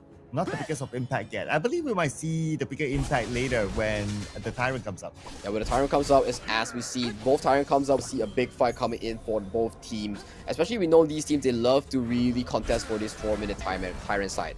So right now, a very quiet early game at the very least for both sides. Nothing too crazy going on. Xiaoyu once again helping his jungle fast clear the wave, and right now the jungle is here to take the wave alongside with him to share the gold right now. Oh, look at the rotation here. Price rotating towards the bottom. Moons, he saw that. Okay, he backed off just in time. But Daddy, he does have the infinite passes anyway as an insurance policy, so he will be fine as well. Exactly here. Even though they have 4-man strong going down, Daddy and Moon really just escaped without having to blow any summoner spells or any spells in general at all. So good play coming in terms of their micro gameplay. And on the side of Rain CC as Xiaoyu, they're just fasten their farming. They're just trying to get all these neutral objectives as much as possible before the 4th-minute mark. Okay, Alain making his own rotation as well. But he shifted his direction into the jungle instead. So I guess he's pretty much done at the top. Of course, if it's Alain versus Fuzi 1v1, Alain will be able to clear off the mini waves a little bit quicker than Fuzi. So that will allow him that space to pick up whatever that's left inside the jungle before returning to his lane. That will be fine. But this will be maybe the breaker here. The first Tyrant in 30 seconds. The first Tyrant 30 seconds here, but CCS being chunked down dangerously low. Moons here might be caught out. Bright Albus goes in. Nice Leaping Savior with our Bright Albus from the back. But Moons, he will still He's survive out. because... Oh, wait. Oh, wow. Still able to get that kill? That's crazy. He tanked too much tower there. He Leaping Savior in. He tried to force the Moses position, but he tanked too much tower shots. I think it was about like 4 to 5 tower shots that really sent him down to deep grave. Unfortunate investment from TARUMT KL here, and they might have to give up this Tyrant as they do not have the Unbridled Outburst for the upcoming team fight. A bit of a miscalculation there, and very early of the use of the Unbridled Outburst. I understand that you want to go for the kill, but now because the Tyrant is up, no Unbridled Outburst, no way they can contest this. APU gets the first hand objective. They shake hands and they get the first objective here, but Wei here might be caught out by Dark in their own jungle here, but it's just a shake of hand objective. Still nothing too crazy so far, only a 500 goalie over to the hands of APU Esports. But once again, we gotta wonder, you drafted this early game centric towards CCS for this D-Rage to really win out Daddy in this bottom lane, right? But yet again, the lead seems to be over. That's why here. And at the bottom, Daddy's still getting protection from Moons. And Moons, every time he dashes, he gets extra shield, so that will give himself a little bit more space for him to survive any engagement from TARUMT. And what I noticed is what Spark Force Dagger completed by Wei at the top, so that will at least give him a better room or better space to farm and also to clear off the waves quicker. Exactly, 5 minutes in, both teams, most of their members have already secured their first item of the game, and the Musashi is slowly but surely building towards the enchanted, the improved jungle item, which is the Giant's Grip here. So that will further improve his jungle clearing speed. For the side of the Marksman, which is the Long, he's slowly working towards the Eternity Reaper here. And in the middle, you see a rotation here by Moon, so it looks like he will leave his teammate Daddy alone at the bottom. Shouldn't be a problem as long as there's no rotation from the middle from TARUMT down to the bottom. And obviously because Moons is there, you'll be able to face check them, making sure that they are staying put in the middle. But right now, Raid CC, they managed to steal that one. Looks like not yet. No, not yet. A beautiful spike coming in from the side of KLJH to actually secure the Azure Golem here. So, valiant effort from Raid CC, but today's not your day, buddy, in terms of the Smite War here. And he might be vulnerable to a steal here from the Zhangfei from TARUMT KL Hun. He has to watch out. But see the rotation at the top, okay? Cannon Blast onto Wei. But because his way, he's probably slightly tanky by now. At the same time, he does have the movement speed, so you don't want to overchase him. And focus on getting the top tower. The first tower at the top will be down, but at the bottom, TARUMT managed to get the farm lane tower for the side of APU as well, so it's a 1-for-1. It's a 1-for-1 here, but SY Daddy is currently knocking onto the tier 2 of the Clash lane here for the side of TARUMT KL here, forcing out Waze Flash. This is a bit of an oopsie coming from TARUMT KL here, as on the opposite side, APU Esports Rain CC managed to clear out the bottom side wave before. So right now, both teams, still a fairly even game so far, Sir Cobb. Nothing too bombastic going on. So what's your take on this going to the mid game? Yeah, I guess when it comes to the mid game, of course, I'm looking at APU because they have the Elaine, they have the Musashi. The moment they hit that power spike, that is towards the mid game, that's going to be good enough. And then towards the late game, it's going to be Daddy coming in with the Flaming Palm, lots of burst damage there. So late game potential, it does seem like APU has it better. Exactly, I do think so as well. Hold on. And now, oh, this is the Musashi down. Okay, that's what TARUMT is looking for. They got the Musashi. Now they will re-engage again. Xiao Yu needs to back off. But at the same time, APU will respond back. That is the Death at Sunset. Beautifully executed onto Hen. And Hen is currently down. No big tanky boy for TARUMT no more. No more for Ray CC's dominant showcase, but definitely with that being dropped down, the mid tower goes over to the side of TARUMT KL. And you ask, how are they supposed to handle Ray CC on the signature Musashi? And this might be the answer for TARUMT KL here, Sir Cloud. Yes, especially with Wei there, with the Sage Might, that will give them an extra opportunity to try to lock in Rain. Okay, but that's only one time. I'm pretty sure Rain would have read that by now. Okay, oh, that's how you're going to play against him. So we'll see how Rain will adapt to this situation, because these two teams, they're amazing teams. They know how to adapt inside of the game when it's running at the same time. Oh, Gold Card lands onto Rain CC, forces his HP bar down to a 70% here. And as long as the bottom priority gets secured by CCS here, I do see the DRJ being such a valuable pick. Especially right now, they are putting lots and lots more pressure towards the bot side, and the goalie is dead. Even yet another gold card lands onto the face of Dark here. Here's the Tyrant, the Cannon Blast will not connect. We don't have the Unbridled Outburst though, so Hen will need to stack up his mana. There's a little bit more time needed, but they found Price behind instead. How was Price alone there? Oh no, this is bad. This is bad. Now they have 4 players. The Flaming Pump all the way onto Wei. And now Wei is very low. He has to heal up. He has to back this one off. The tower might be open, but the minions are not there. Infinite Bastards on Daddy just at the nick of time to get away. Just to get away, but and Ray CC, that's not where you want to be, my friend. Your team is already back off towards their own side of the jungle here. So they have to give this Tyrant over to the hands of TARUMT KL here. But still, why was Fries there, and how did Fries get caught once again by the flaming palms of SY Daddy here? But Ray CC, hold on, are you caught out? Okay. We don't have the Sage Might. Okay, no Sage Might yet, but he does have the Unbridled Outburst, and he will use it right now to store a little bit more time on the members of APU. Are they going to make a U-turn right here? Looks like the answer is no. It's just for them to exit this fight. Just for them to exit this fight, and TARUMT KL has to handle this top wave right now that's crashing towards their tier 2 right now. So back to farming duty for both sides of the team, and right now, at a stalemate of 10 minutes, both sides are really equal right now, and Fries gets chunked down to dangerously low to 20% HP. One Flaming Pump, one Cannon Blast, down to 20% HP. Oh, Fries is going to have a hard time showing himself. But I'm also looking at Wei at the side there. He's waiting for the right opportunity. He does have the Sage Bite. Okay, here comes Daddy! Sage Bite, and then soon, and here comes Daddy going down. But they will chase down to the backline right now. The one that's being chased is going to be down. Dark is in trouble. Double kill to JH. A bit of a miscoordination there by APU. CCS perfectly baiting out Daddy and Dark to jump on him while simultaneously escaping from death itself. If that wasn't a bait from CCS, I don't know what is. He played that so well, baiting in Dark to actually land onto him with the Death at Sunset while flashing away over the wall, Sir Cloud. Oh, and Rain CC, he was not involved too much in that fight. I mean, he was there, but he didn't really go all in. So does that mean that there was a bit of a miscommunication there by APU on whether they want to engage or not, perhaps? I think it was more on SY Daddy looking for a poke onto the members of CCS or Price, right? But then yet again, he did not expect the immediate knockout coming in for the Ghost mobilization of the Agudo from TARUMT. So that resulted in him faltering before the 10-minute objective, which is very crucial, Sir Cloud. And this is starting to swing towards TARUMT. They are hit by 2k in terms of goal, hit by 1 kill as well. TARUMT, they're starting to find their momentum. But then again, it's still not all lost yet for APU. We're going to see the next fight right here, right now, as they try to engage, try to go for the backline. They see the Moser backs off, but then again, Xiao Yu is the first one to fall. Right now, very, very low. It's going to be Wei. Wei will fall to the hands of APU. And Dark is chasing CCS. They got CCS. That's the main target that they want. They don't really want the roamers. They want CCS, but Moons is the one in trouble right now. Another kill given to JH.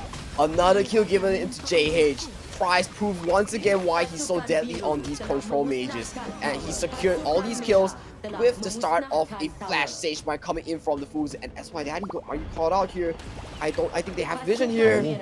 Oh, they saw Daddy. Okay, Daddy, he does not have the Infinite Bastards. That's it. No Infinite Bastards, no party. No Infinite Bastards, no party. There's no cheat code to let you fly away from this sticky situation here, Daddy. And based on that timer just alone, I think TARUMT KL has what it takes to secure this Shadow Overlord right onto the top side right now. Yeah, this is that time. It's the time to get this Overlord. Okay, they're hovering around. They are waiting for APU to show themselves, so at least they gather a decent amount of information, but APU not showing yet. Anyway, we have 10 inside. So they are face checking, and this is going to be an Overlord that will not be challenged by APU. Yeah, uncharacteristic mistake here coming in from SY Daddy to falter at such an important timing. For the Shadow Tyrant, once for the Shadow Overlord here, twice already coming in. Big mistake here from SY Daddy. Yeah, so Daddy got to be extra careful there, especially when he wants to start to do that bit of a split push. I know he wants to get the bottom tower, but he does not have an escape mechanism, so you have to be aware of the fact that when will he have the Infinite Bastards, because that's a very important spell for him to escape when push comes to shove. When push comes to shove indeed. Well, this has been going on. The ultimate goes into the mid lane, but nothing too crazy goes up. But Engage goes in. Oh no. Oh, JH is starting trouble. Here comes the Demon Sunset all the way behind. Here comes down by the uppers as well from the side. Looks like tons of ultimates now expanded. But look at what's happening with Wei. Wei soloing everyone behind there. Zoning out 3 players while getting a kill. And the sleeping at the same time. The late game Fools with the intuition damage reduction solos everybody in the back line of APU Esports there. If that's not what the late game Fools you want, I don't know what is, Sir Cloud. Oh, and so far with the Fuser in the game, we don't get to see Rain playing his type of flashy from how we have seen before. Not only that he has the Sage Mine, but also he's able to zone the backline now, forcing players like Rain to either be zoned or he has to protect whoever who's behind. But right now, Dark will be chased, and here comes, he does have the Sage Mine. But before that, tries to escape to the Death Sunset. Alright, and Dark. You know what's alright? 703 KDA onto this Agudo once again for TARUMT KL's JH. What a masterclass performance once again from his Agudo, Sir Cloud. Oh yeah, so far so good. He has been the rock, the pillar for the team. And he might engage this one. Okay, but before that, gather information. And looks like they're going to go for a reset. They are looking for another jungle invasion. Ooh, 3,000 gold lead so far on the hands of TARUMT KL, Sir Cloud. But right now, Dark might be caught out here as they are collapsing onto Dark real soon. Dark, buddy, can you run away? But yes, they do not want to commit at all. But mid lane, though, it seems like a fight breaks out. Oh, okay. It's not going to be Dark.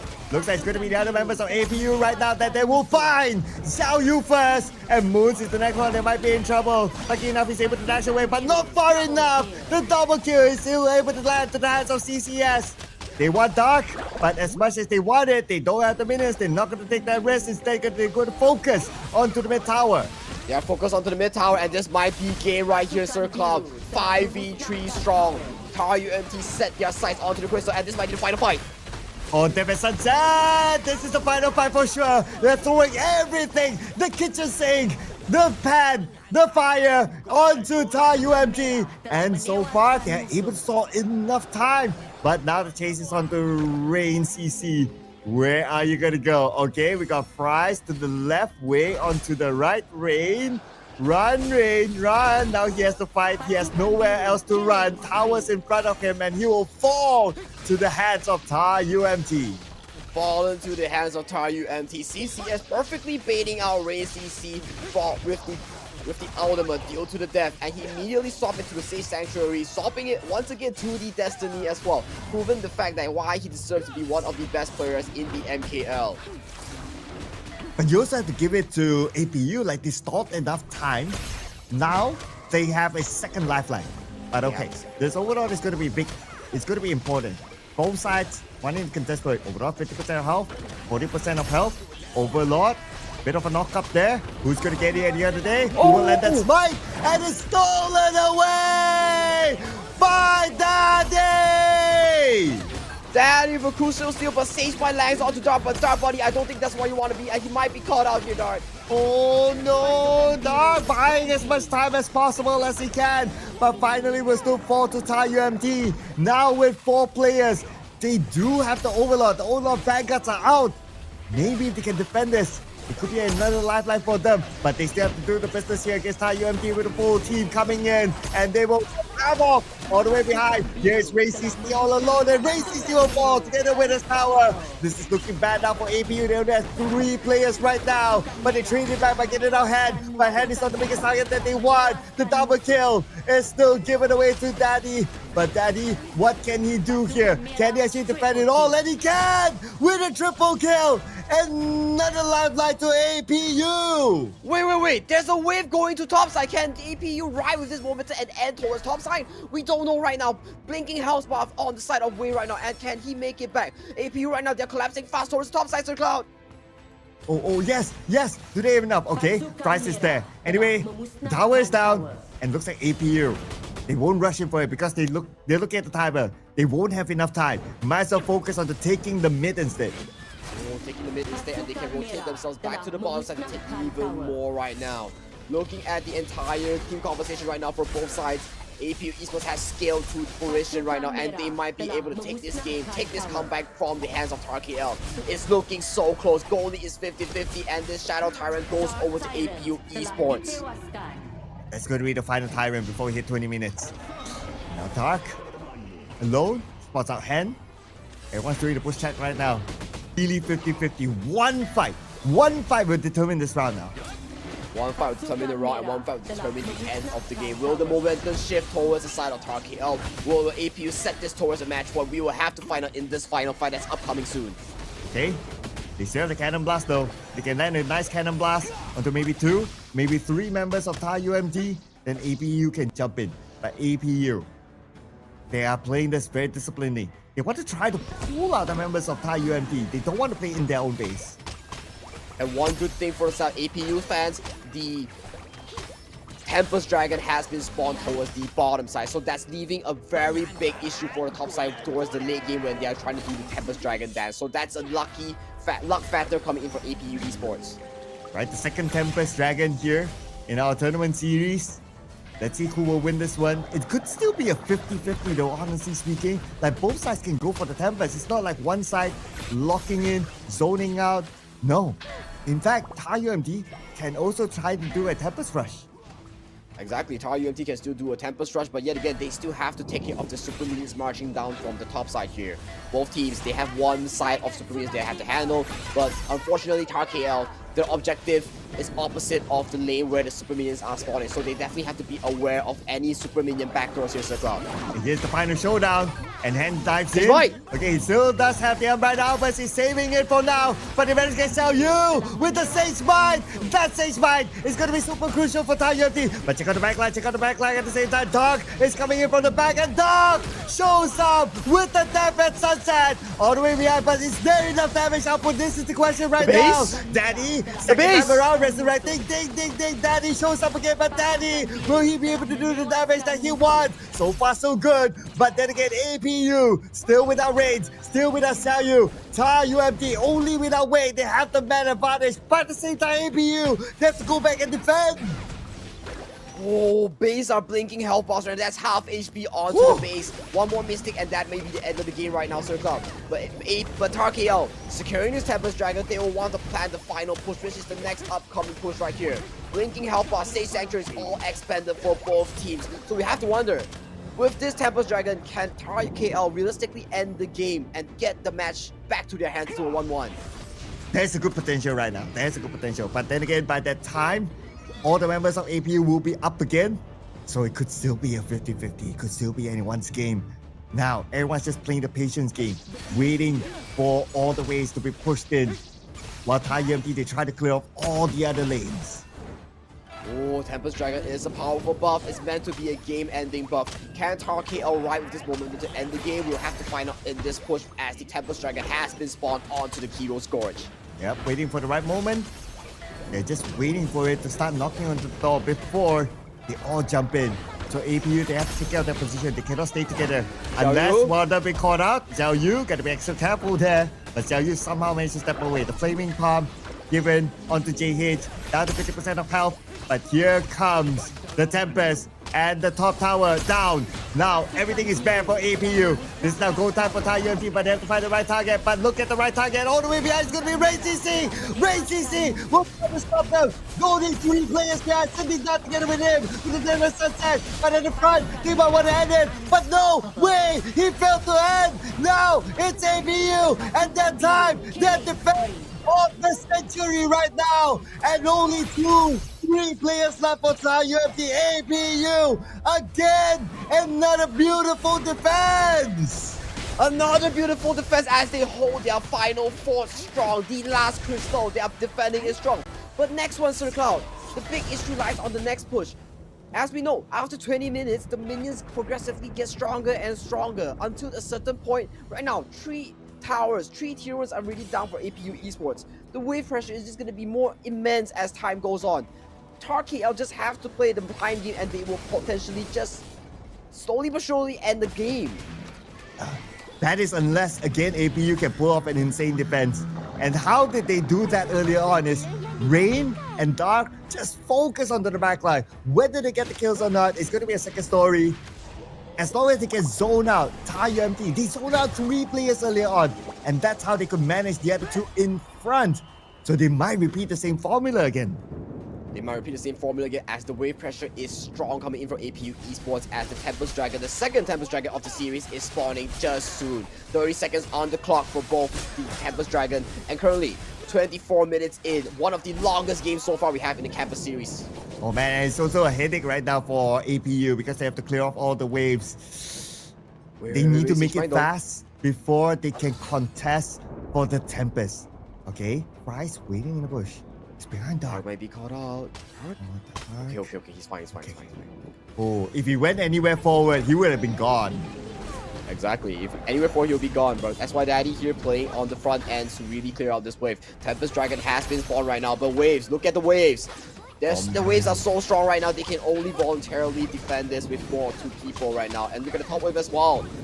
Realistically, can Rain CC make it in time to steal this Tempest Dragon? Or are they just gonna let it go towards TARUMT KL here? Okay, he's anyway, right! 50%. Oh, but wait a second. Here's the Sage Mine! Onto Rain CC! Where are you gonna go when the Sage Mine is active? And here's the Infinite Bastards, but he's gonna play it defensively. He's gonna leave this one. And Xiaoyu now being chased down. Xiaoyu, nowhere to go. He's pushed to a corner right now. It's just a matter of time before Xiaoyu will go down for sure. To the hands of TARUMT. It's a matter of who will get that 1 kill. Xiaoyu just buying as much time as possible. But at the same time, look at the base. Actually, TARUMT, they're sieging down the base. They're only sending 1 player in. And TARUMT, for sure, this round, the longest round so far. TARUMT takes back 1 game. 1-0 is such a nail-biting series, 1-1 for both teams.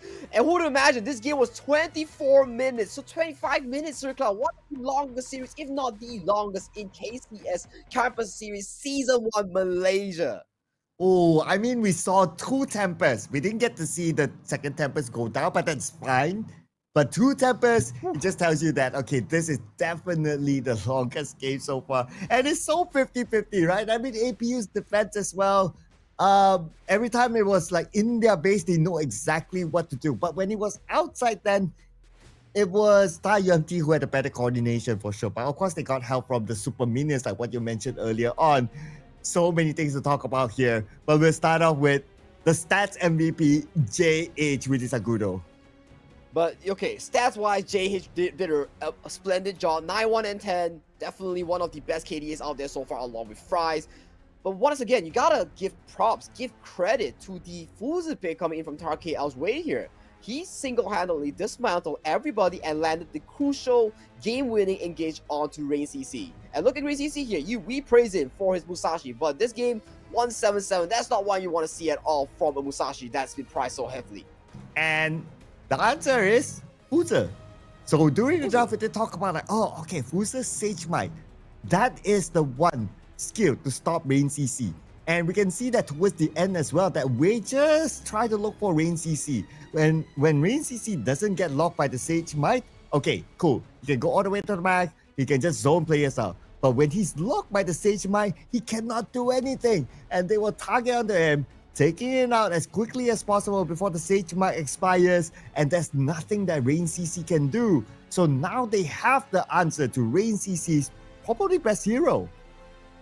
Yeah, his Rain CC's probably best hero has been countered by the Fuzi, none other than the Fuzi itself. But you gotta wonder though, is it a draft issue coming in from APU Esports? Because realistically speaking, there's no one on APU Esports aside from Rain CC that's capable of tanking the Fuzi ultimate. So he has to tank it though. But yet again, let's check out the match MVP that really carried TARUMT KL to this game-winning, deciding victory, which is none other than JH on the Rock and Roll Agudo. The Rock and Roll Agudo. 9-110 KDA with the damage taken of 17.3k and the damage dealt, oh, not 17.3k, 177.2k. Wow, I mean, he's built a stack anyway with the damage dealt of 156.2k, doing everything basically. He's the tank, he's the damage dealer, he's the one that seals the kills, and he's also obviously the farm. So everything for JH, definitely a rock and roll performance here. Love it seeing him playing the Agudo. Well, it's not a global ban pick, so we can potentially still see him play the Agudo. And is it worth it betting the Agudo? Definitely not. Definitely not indeed, but we'll have to figure out in the upcoming game so far to see whether the teams want to tackle Rain CC's Musashi or JH Agudo. So definitely something to really figure out for both teams, right? But yet again, before we figure that out, we want to check out some of the match highlights for one of the longest games in KCS Malaysia Season 1. Let's go.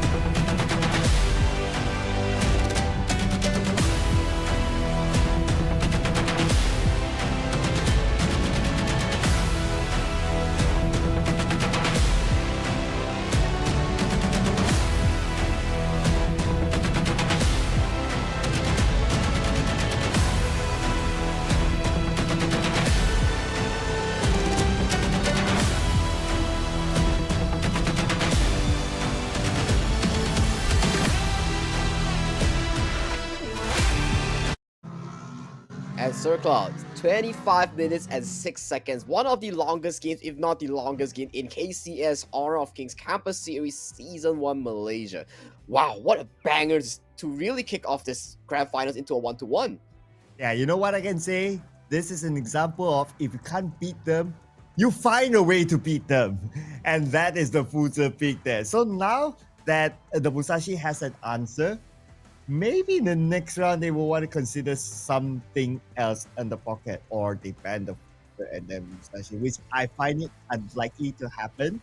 So I see that Rain CC will go for something else after like 4 Musashis back to back. 4 Musashis back-to-back, make it 5, or he will actually take away the Agudo from the hands of JH, which has been historically performing very well across this tournament so far. So definitely there's a lot of things that they can do in the upcoming draft, as I believe the team for APU Esports, they will fall onto the blue side, which has historically have a lot of high win rates here. You can prioritize all these prong picks, you have lesser limitation in terms of ban, but we have to find it out in the next game, Sir Cloud.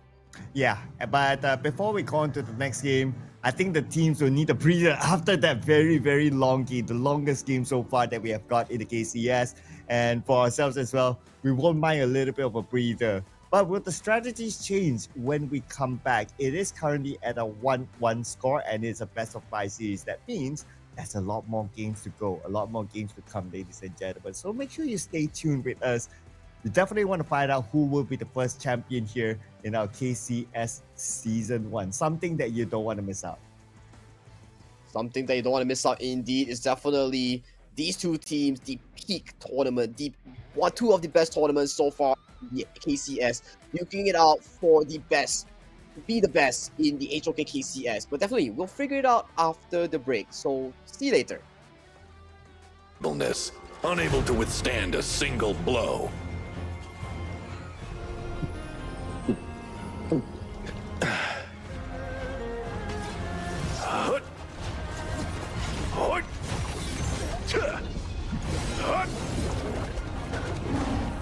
Beneath a frost-kissed mound, it's there that memories reside. Bitter, sweet smiles.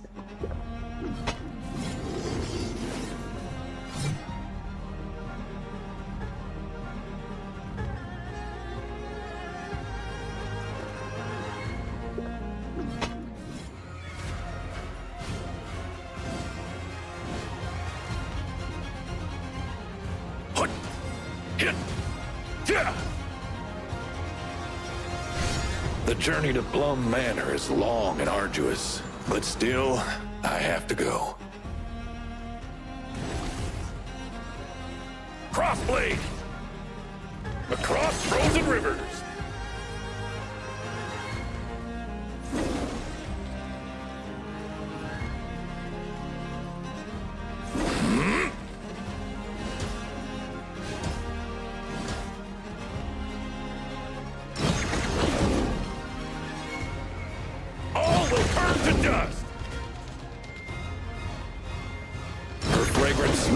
Have been burned to ash, and her grave stands desolate.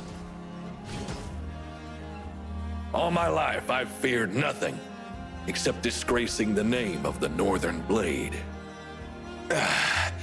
Nice drink. It's a pity that no one will drink with me again in the future.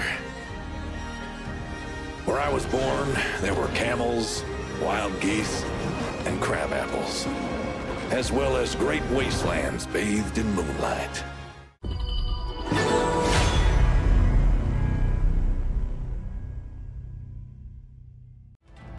Your little business isn't worth my time.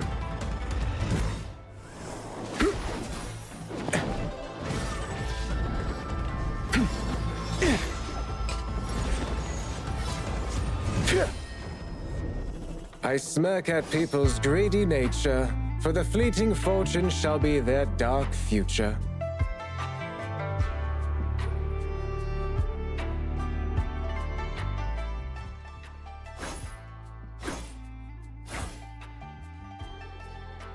Hey!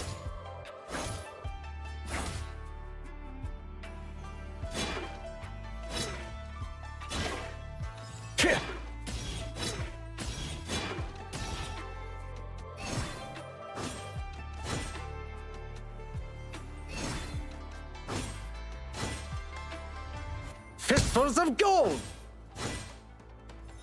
Light as willow blossoms.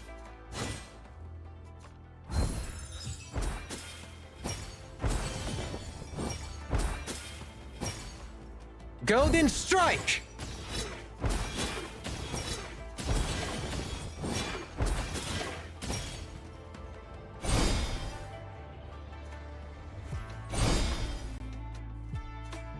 Dressed with dignity, moving with grace. Elegant as a soaring swan.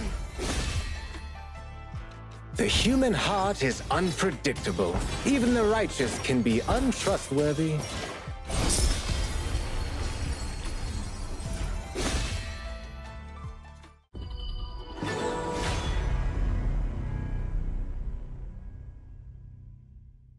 Memories are like lines of poetry, and I follow their rhythm as I walk into the distance. Our meeting was by chance, a fate without ties. Why not join me to take in the view here? Could anyone not miss the beauty of Jeongnan? Look, we meet again.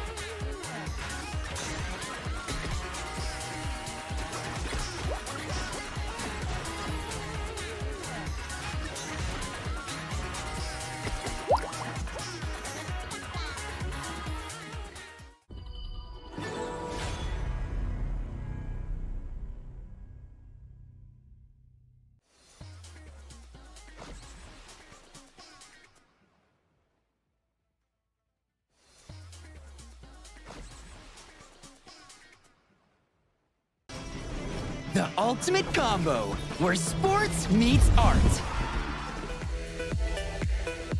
Whirlwind slice! Hi! Fast as the wind! Only a true genius hits every shot.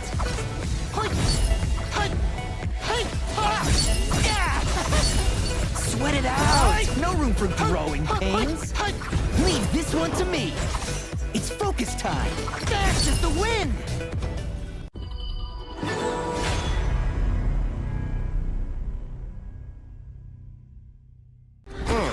Sometimes working in a different way can be the best vacation. Seagull circle, predicting victory. Clean up the trash. Break the boundary between sky and sea. You're not welcome at my beach. Beach sweepers, follow your orders. Let's go. You're not welcome at my beach. Go. The sea here is dangerous. Clean up the trash.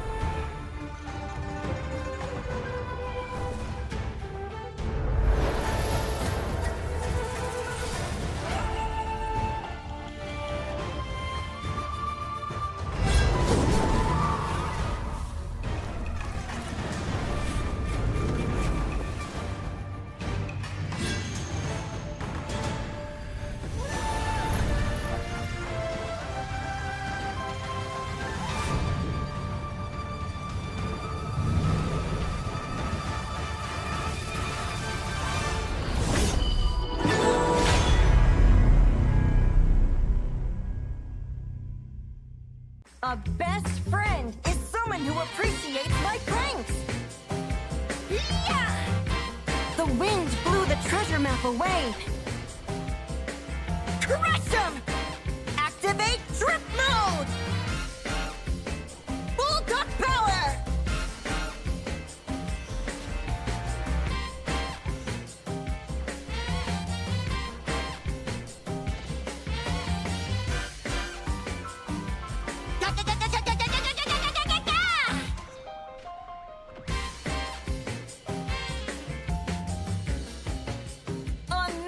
Maker visited. Hit 'em hard! It's a sunny day. Let's cool off.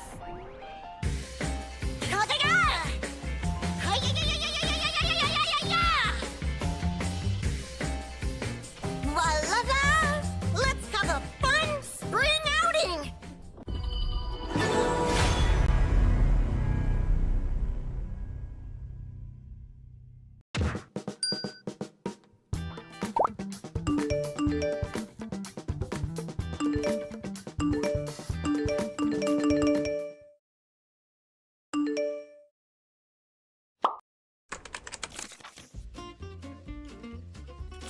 The post-match evaluation system has been updated. So how exactly do ratings work? In short, your rating depends on how well you fulfill your hero's core responsibilities in your assigned lane. Every lane and every hero is unique and important. When you play different heroes in different lanes, your responsibilities change as well as the rating criteria. To keep ratings fair, the system analyzes dozens of factors based on your lane. Each lane has different responsibilities, which means their evaluation criteria vary massively. Even within the same lane, the rating criteria adjusts based on each hero's specialty. For example, in the Clash lane, Miyue prioritizes split push metrics like deaths, damage to towers, and gold to damage efficiency. Meanwhile, Lianpo focuses on teamfight metrics like damage taken per death, teamfight participation, and assists. Junglers and marksmen are more likely to get MVP. But what about other classes?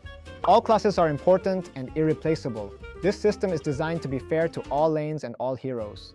For example, as a roamer, the system compares your performance to the hero's global average across all matches. How is split pushing evaluated? Does it score lower than keen fighting? For split push heroes, the system calculates total structure damage. Being a solo destroyer, destroying towers alone triggers a highlight, granting bonus points. And destroying the enemy crystal alone gives massive bonus points.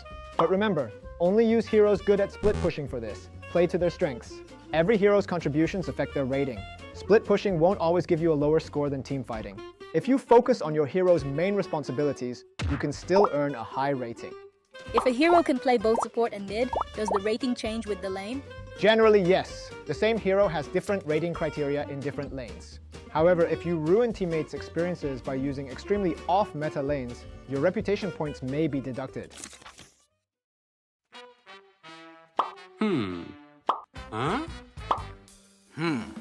First, protecting your KDA is unnecessary as the game does not have a losing team MVP star protection mechanic. Such mechanics can encourage toxic MVP competition, like Xiao Chao's behavior here. We want to foster a fair and friendly game environment and dissuade teammates competing against each other for MVP. The new system only compares your performance to global data for that hero. Your score depends on how well you fulfill the hero's responsibilities. Second, an SSS rating requires exceptional performance, but lower ratings also grant rewards. You will earn ranked points for ratings from A+ to SSS. The new welcome back, ladies and gentlemen, back to the grand finals of none other than the Honor of Kings Campus Series Season 1 Malaysia between APU Esports and TARUMT KL1. And right now, both teams are headed towards a 1-1 all tied in the grand finals right now of this amazing, magnificent best of 5 series, Sir Cloud. Oh yeah, it's a 1-1 right now. Game 1, we saw a total dominance by APU. But Game 2, it was very 50-50. It actually even went to the longest game that we've seen so far. So who knows what might come up in Game 3, because I'm sure the strategies will start to switch up, especially with that Musashi pick. Yeah, especially with the Musashi pick, they found success in the past 4 games. But in the 4th game, on the 5th game, they somehow stumble upon a challenge, which is the Fuzi, who usually pick to lock down this Musashi. And right now, the Musashi seems to be in an inevitable choice here. Are you supposed to pick the Musashi again because Rain CC is so good at it? Or are you going to try to use the Musashi because it's so good? But yet again, you're fighting a counter right now. Should you pick it or not? Red pill, blue pill once again. Or you pick the Musashi and you pick the Fuzi. That will be a plot twist there. You thought that, oh, you're not going to ban the Fuzi. You cannot, it's not worth expanding a ban for the Fuzi, right? So I'll pick both Musashi and the Fuzi, and let's see what you can come up with. That is a possibility as well. Although I kind of had this gut feeling of that possibility is low, I think the bigger possibility is still that they will pick something else altogether.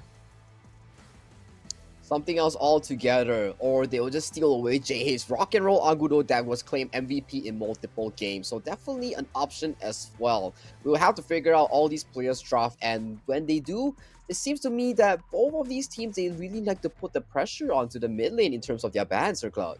Oh yeah, because I guess it's a respect to Fries. The fact that he has shown a very good Mai before this, and even a very good Princess Frost, so they want to try to suppress Fries. And if you guys think about it, so far they've done so well. I mean, we haven't seen like the Fries like how we saw before during the semifinals and also during the top 8. Not the best of Fries yet, but of course there's still more games to come. And if they choose to deal with the Musashi for themselves, then maybe they might open up space for Fries. We don't know. But now that I think about it as well, in the previous round, Fries also did a few missteps here for himself. Like there was one death in the middle that we don't know how he overextended himself. So I wonder, is he still in the right mind frame? But we will see what happens here through the draft first. And APU Esports immediately noticed the fact that JH is extremely good on this Agudo pick. In the first phase, they immediately banned it out. And ladies and gentlemen, it is not a global ban pick. So all those picks that have been selected or used before, it can be used once again in this best of 5 series. So definitely, it's not a challenge towards the player's pool, it's a challenge of the player's ability to really work around the drafts as the stages goes on into the best of 5. Yeah, and now with the bans in, that means that something else will be open. The Dharma, the Mai is open. Okay, but hang on. It is actually APU with the Mai. So we've seen APU with the Mai in game 1. And it's as brilliant as Fries' Mai. So this is a solid, strong start pick here. But at TARUMT, they're going to go for standard meta picks. Again, the Zhang Fei. We almost see the Zhang Fei in every game, I believe. And also the Long together. Yeah, Zhang Fei is one of the staple roams right now in terms of laning. He's strong in terms of counter jungling. With the Smite, he's strong as well, securing these neutral objectives. And in terms of actually helping out in these team fights with the Unbridled Outburst, is also one of the best roamers so far in the patch so far. And right now they pair it up with Alone. They take it away from the hands of SY Daddy, or otherwise known as Jia. And APU, you talk about the Fuzi, you talk about it real quick, and right now they're taking away from the hands of TARUMT KL right now, and they play the traditional team composition of Fuzi plus none other than the Da Qiao that's been showcased by Team Secret back at HOKS2, Sir Cloud. Yeah, although there have been some changes since back then, so the way that you use that combo is not the same. but still playable, But now, here begs the question, right? So you have locked in the Mai, the Fuzi, the Dacha. You have space for the Musashi now. Is it actually going to happen? You pick the Musashi, you pick the Fuzi, then you leave TARUMT scratching their heads like how they going to counter the Musashi again. Exactly, right now, the last pick for TARUMT KL will be a standard pick right now, will be the Dun. Very rare showcasing so far in the HOK Campus Series. Previously, it was one of the best picks in the MKL, but right now, it has lost its popularity. Moving on towards the draft, TARUMT KL has selected Dun as their jungle going into the second phase of the pick and ban. So right now, both teams, looking at the available pick and ban right now, right? One could figure, is this Fuzi going to the farm lane once again like we've seen before, or where is this Fuzi going? And TARUMT KL wants the fact that, hey, you pick the Fuzi, right? You want the Musashi. We ain't giving it to you. We're gonna ban it away. We're gonna remove it just like how you remove our Gudo. You know what? It would have been fun if the Dachao is actually replaced with the Musashi first, because you don't want for it to be banned in the second phase ban, and that's what happened.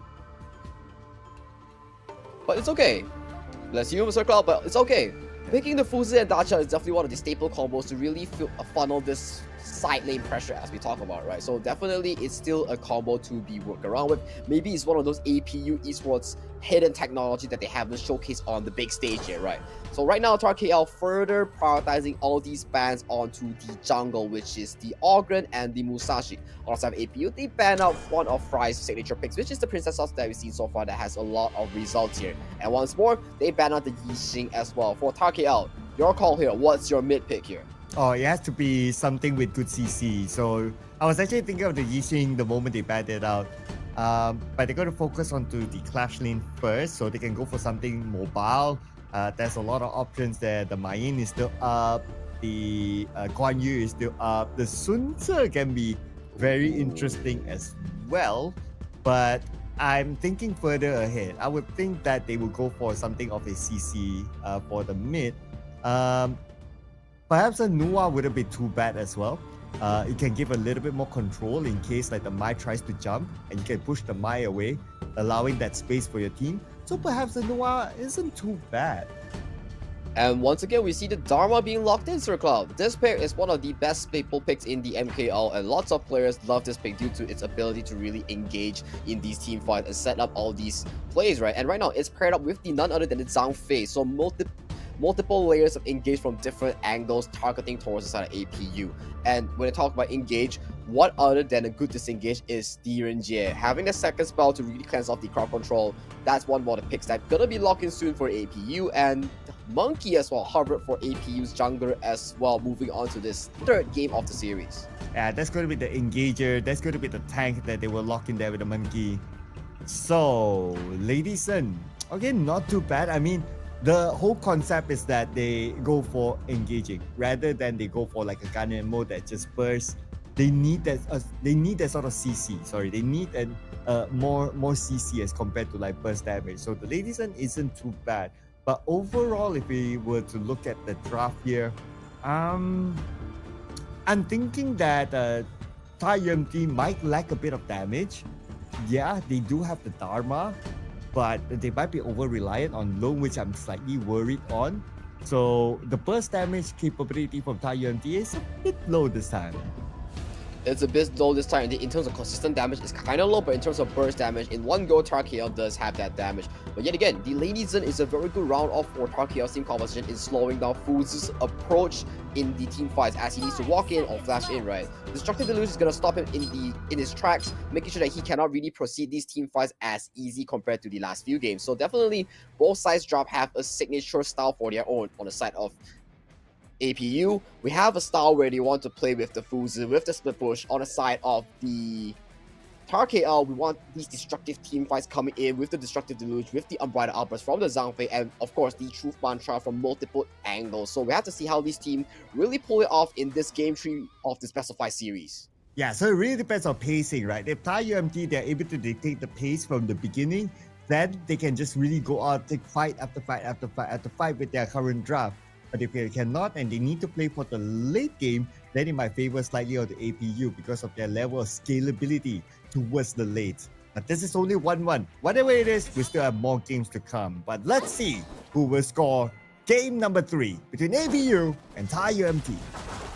Oh, a very heated trade so far into the river, and CCS gets chunked out immediately by Daddy, and Daddy gets hit by a flaming pump. So both bot laners of both teams burn their regeneration early game so far, and the mid priority has been secured by XDG Xiaoyu. So what is the call right here? What is it? They scout out the buff. They know for a fact that the Dun force out of Turkey has started the Azure Gold.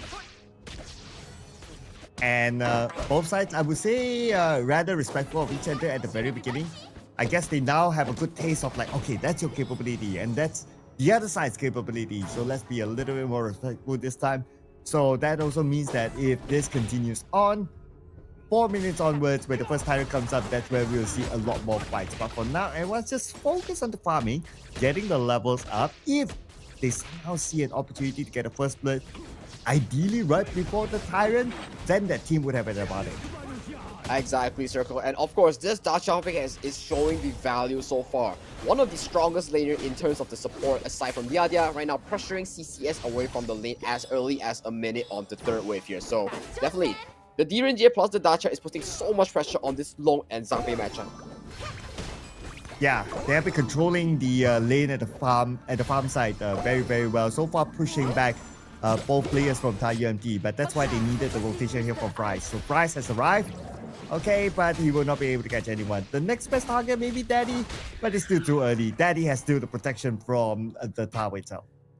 Look at the Sea of Fate. He baited out the Destructive Deluge and just recalled just like that and take the platform bounce back to the lane once again. So that's the bait that you want to see coming in from a Dacia player.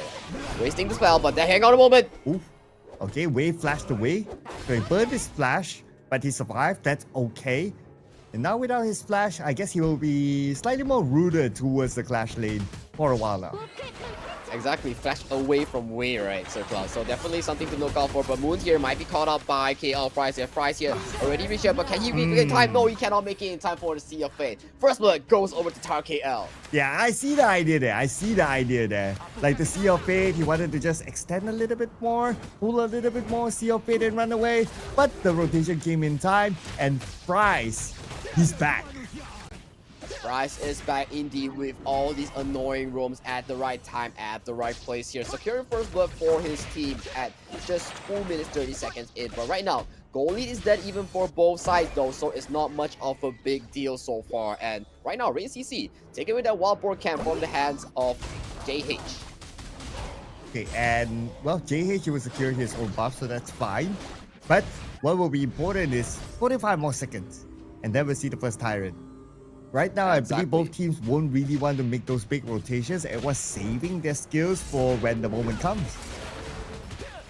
When the moment comes, it's definitely this 4th minute mark when this Tyrant spawns, as you mentioned. A big team fight will definitely break up, but during this early game, Xiaoyu is quite quiet on his Malaysia pick so far. Nothing too fancy so far aside from that one gang onto the top side to force away the flash from Wei here. And once again, the camp gets secured once again by TARUMT KL securing the Phoenix. Alright, 10 seconds now. Okay, this is going to be the first Tyrant for this round, and so far it looks like TARUMT, they have it a bit zoned out, I guess, but okay. Anyways, APU can still come and try to challenge for it, not going to be a problem. And we can see the rotation here by Duck. He's starting to move towards the Tyrant. They're sending everybody there, while Wei is waiting, making his way down there. And he will come from the back perhaps, but we do have Xiaoyu waiting in the bush. Now the Tyrant is down to 50% health, but wow, Wei is on his way. They saw him, and he will be caught under the stage mine. Now he's in trouble, but now he escaped from the stage mine. The stage mine expired, allowing him to counter back. TARUMT fights back, taking out top, but the fight's not over yet though. Now we have Rain CC pretty low. They cannot continue on this fight. TARUMT, they win it for themselves. They win it for themselves, and they take the mid tower as well just at 4 minutes. This is the mid tower we're talking about, Sir Cloud. They win the team fight 1-for-1, but mid tower and Tyrant, that's a worthy trade coming from TARUMT KL. They will take it any day. Ooh, absolutely right. So, not the most of kills. They got dark in the entire fight, and then they lowered down the health of the others. They shoot them away, and so happened. There was one minion in front of the mid tower, and they took advantage of it. So it was all about the timing for TARUMT. The stars aligned for them. The stars did align for them, and that made them get so much value from that one TARUMT play. Even though it's just one kill, but that's a heck of a lot of neutral objectives and objectives secured by them. And right now, a 2v2 happens bot side, and JH is here. Oh, from the side, here comes the Umbrella Outburst, knocking back one. But it's not going to be an easy target still, as Moon still survives this one thanks to the tower as well. And here comes the back of the cavalry, but is that the right decision though to back up?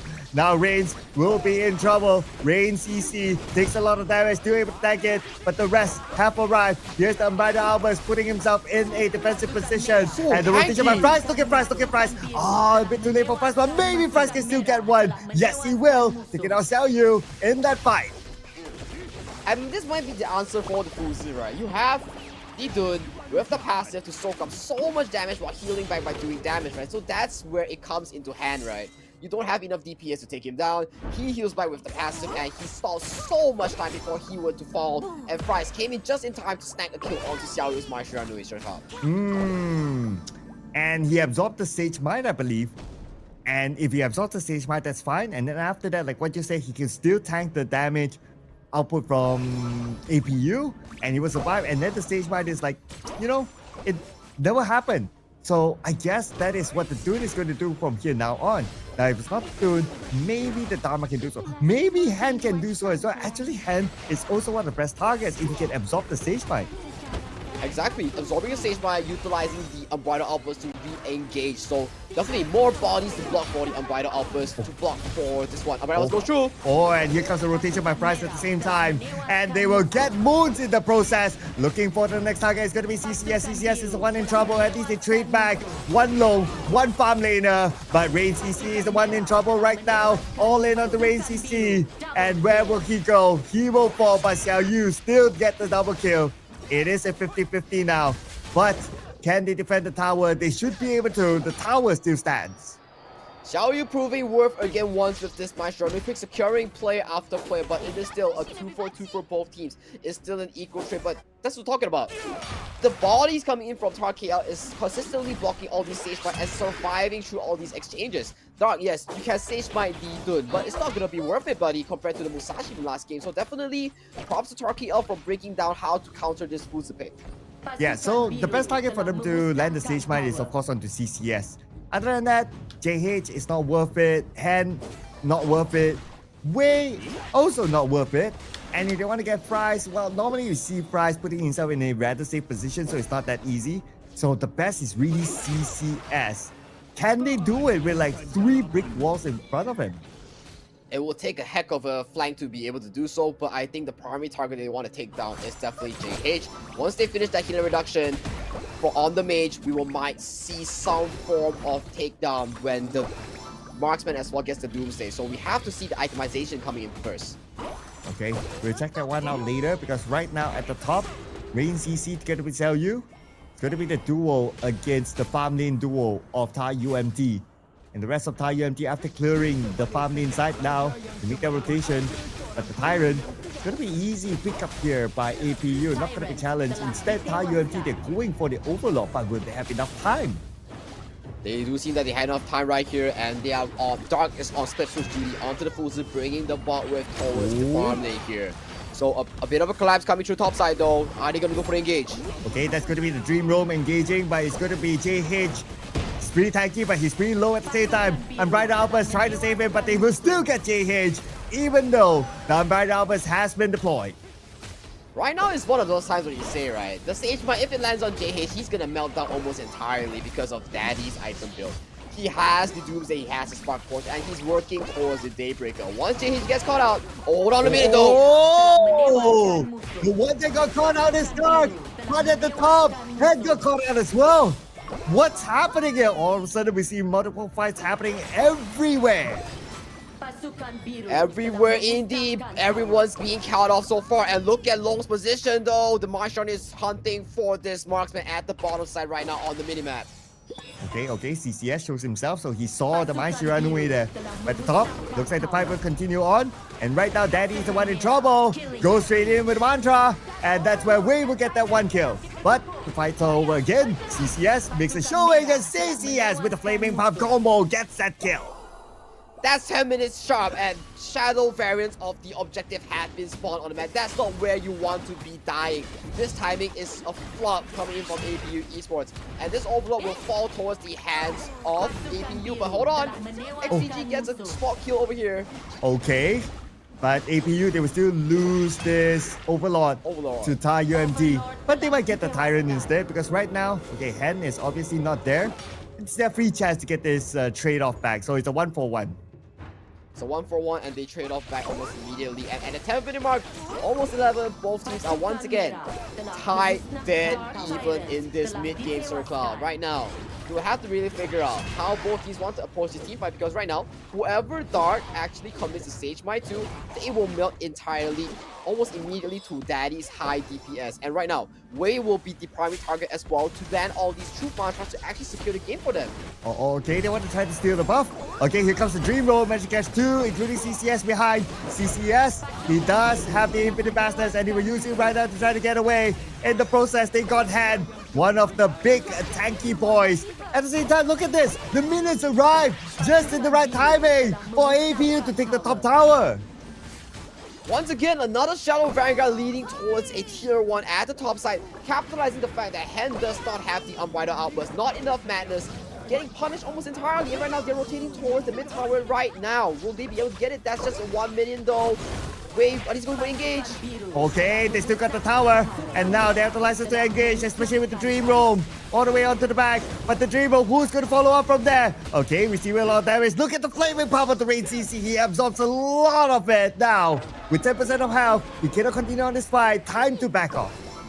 Time to back off, and the priority, the lead has fallen onto the hands of APU Esports once again. Getting that top turret, getting that mid tower, and right now they're back at the game for APU fans. Ooh, it's really 50-50 still, I believe. If TARUMT can get one good fight, then they can make this comeback. They will try to get JH, not the target that they want. Instead, they will prefer to take down the tower at the bottom. Just look at Daddy's damage right now. SY Daddy already finishing that Daybreaker right now. No one on the side of TARUMT can actually tank this even just damage output. And hang on a moment, CCS gets melted immediately. Okay, what just happened there? Now Rain CC is going to be the one to chase down Wei. Wei, 50% of health. He does have his teammates, the Leaping Savior, to give him extra shield. But Rain CC, he's still going for it. Rain CC, are you sure? Are you sure? Okay, he's very confident right now with his tankiness. He's very confident as well, and the tower might be going down towards the bot side right now. While they were doing the grand chase, towers has been being melted down for the side of the DUNJ on the hands of SY Daddy here. Oh, and Ray CC is just being annoyed right now. He's just being the bait, trying to buy time for his teammates. And the mid tower will fall. But here comes the backline. It's going to be Wei trying his best, trying his might. They got Daddy though. But Wei's really low himself. You got to be extra careful. Here comes the backup to provide extra support towards Wei. And they will be able to chew away the members of APU. APU, they lose 2 players. They have to retreat. They have to retreat, but once again, that's 2 high grounds down for the side of TARUMT, and that's 1 flash down for Wei for the important fight that's coming out on the Overlord here. So, still, it's 2 dry kills that doesn't contribute to any objective. Yes, the goalie is dead even, but once again, look at the base circle. It's almost down to shambles for TAR KL. Yeah, it's almost bare, right? They only have the bottom tower left, and the bottom tower only has about 10%. So, with 10%, to a certain extent, even without the minions, if they really want to rush it, they can. But APU, they are not in a hurry. Okay, right now is to clear off all the waves and prepare themselves for the next objective. The Overlord will be taken by TARUMT. And APU, they're not worried about that. They would rather take the Tyrant, is it? Yeah, they would rather take a Tyrant, and right now they're marching toward the bottom side half of the map. But hang on a moment, you have the Fuzes at the cross map applying pressure. If they don't attend to the Fuzes, they might be caught out here. Okay, a fight goes in, but Rain CC tanking in front. Okay, my eyes is still glued to the Fuze, frankly speaking. Okay, he's knocking at the door right now. Okay, they have to send 2 players towards the Fuze. And what the Fuze will do? Run away. Easy. He does have the movement speed. Not gonna be a problem. And right now they have to leave the Fuze because they have to engage in this fight, and the fight will continue on with the Unbridled Outburst currently deployed by Wei and Hen. Where is he gonna go? He's taking all that damage. 10% of health left, manages to step away. Wei comes in his step. But Wei is now caught in trouble, and Wei will be shut down. Where is he gonna go? Now they're gonna look for the other members of TARUMT. But again, Now this time, because they didn't get the overlord, APU, they will need to clear off their lanes. They will need to clear off their lanes, but that was a good catch on two-way without flash. The Sage Mine landed onto him, allowing him to be kited down almost entirely by DUNJ on the hands of SY Daddy here. Right now, APU Esports, you just need to clear out these overlord waves, and you have the advantage to push down this last tower onto the bottom side of TARUMT KL. And for APU, if you kind of think about it, from what we saw earlier, they still have the option of doing the split push. And the Fuser could potentially end the game if TARUMT, their tunnel vision towards maybe a team fight or trying to zone off their opponents. So they have to always keep a close eye on the Fuser, and the Fuser is doing that right now at the top. While the other members of APU, they're trying to buy enough time. They're trying to soak up all that damage, including the Mankey itself. Raid CC will be defeated, and now the Fuser is being called to join the team fight. TARUMT KL's last tier 1 lives to see another day and might just live to see the end of the game so far. Raid CC once again gets caught out, and thanks to the destructive deluge from KL Fries, he zones off SY Daddy immediately and making sure that he cannot join the fight. So props to Fries for noticing the #1 threat coming in from APU Esports. Okay, look at Dark again, just doing what Fuser does, putting weight to him. And he will continue to do this, I believe. He will just continue to stay at the top just to apply that pressure while the others from TARUMT focus on the bottom. But at the same time, speaking about the bottom, the tower will go down. Now, TARUMT, their base is at bare bone. Wait, how did that happen? Did no one attend to the minion wave? How did that... No one. How did that happen, Sir Cloud? I wasn't looking at the screen on that side, but maybe the minions creeped in and stole the tower right now. Oh, the engage goes to top side. Are you sure you want to fight this, TARUMT? Alright, they're just waiting for who's going to make the first move. Okay, anyway, if TARUMT don't make the first move, the buff will be stolen, and that's exactly what's happening right now. APU locks that one in, and now with a bare bone base, there's their chance to try to rush in to seek an opportunity.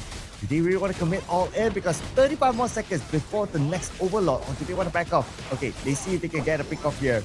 Everyone from TARUMT, they're in a formation where they put the tanks in front, shielding the damage dealers behind.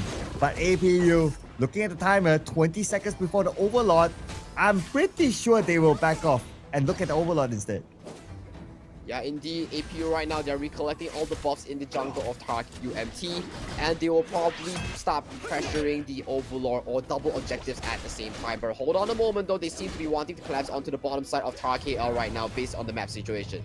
Okay, who cares about the overlord when you have a Fuser who's putting pressure at the top? Look at this, just for one Fuser, he's drawing like 3 players towards him, and then the other lanes will be a little bit more open. Ah man, it's just so hard when you're dealing with a Fuser in its situation. So hard when all 3 tier 1s are down right now and they're marching right into the base right now. All 3 waves crashing to the crystal. Is it time for a war here? Okay, it could be a time. But everyone's waiting for the right moment. Let's not forget that the Unbridled Outburst is still up. So you don't want to overly commit when they gather together with the Unbridled Outburst still active. Can be used anytime soon. Now TARUMT, they crawl out their cave. They're looking for their own opportunity, taking the active approach instead. Yeah, they are looking to take the active approach. They want to secure this Shadow Overlord to actually have any hopes in the game. But still, minion waves are pressuring down from the bot side here. If you're APU Esports, you're not in a rush to end this game. You just let the game scale to a 20-minute mark and they will start fumbling and start crumbling apart as the minions grow stronger and stronger, Sir Cloud. But look at the current situation, at least TARUMT, they're able to take that active approach to come up, because if they stay in their base, they will definitely lose this one. One objective secured by APU. They can't go for the overlord double. And TARUMT, they're just waiting if there's any mistake. Okay, now we're at the stage of the game where who makes the first mistake will lose, basically. Exactly, Sir Cloud. It's 1 fight equals to the end of the game right now. However, APU Esports has more of a leeway, but Sage Mine goes in! Oh, that's a chase there. That's a catch there behind. But look at the behind of APU as well. They send the Dharma directly there. Wei tries to zone them up, but it's the one, the Xiao Yu, that gets the rampage and the double kill in. He is the damage dealer right now. But JH will not go down without the fight. Xiao Yu will fall to the hands of TARUMT. They might be able to defend this, but the minions are in. The minions are in. The minions are in. Can they clear off? Can they clear off? No! APU still push it through. They pushed through and they secured the series point, the match point right onto TARUMT KL's head, 2-1. One more win will push them and cement themselves as KCS first ever Malaysia first place champions right now. That's one more point, Sir Cloud. This is a crucial point. One more point. And this round, just like the previous round, was not easy at all for either side. It's crazy, right? I mean, imagine like towards that final fight, if the minions were to be cleared, then, well, we'll reset everything again. But because there was like those few minions at the side, at the farm lane side going up, and that's where they're like, okay, let's not take fights. Let's just focus on to objective, break the crystal.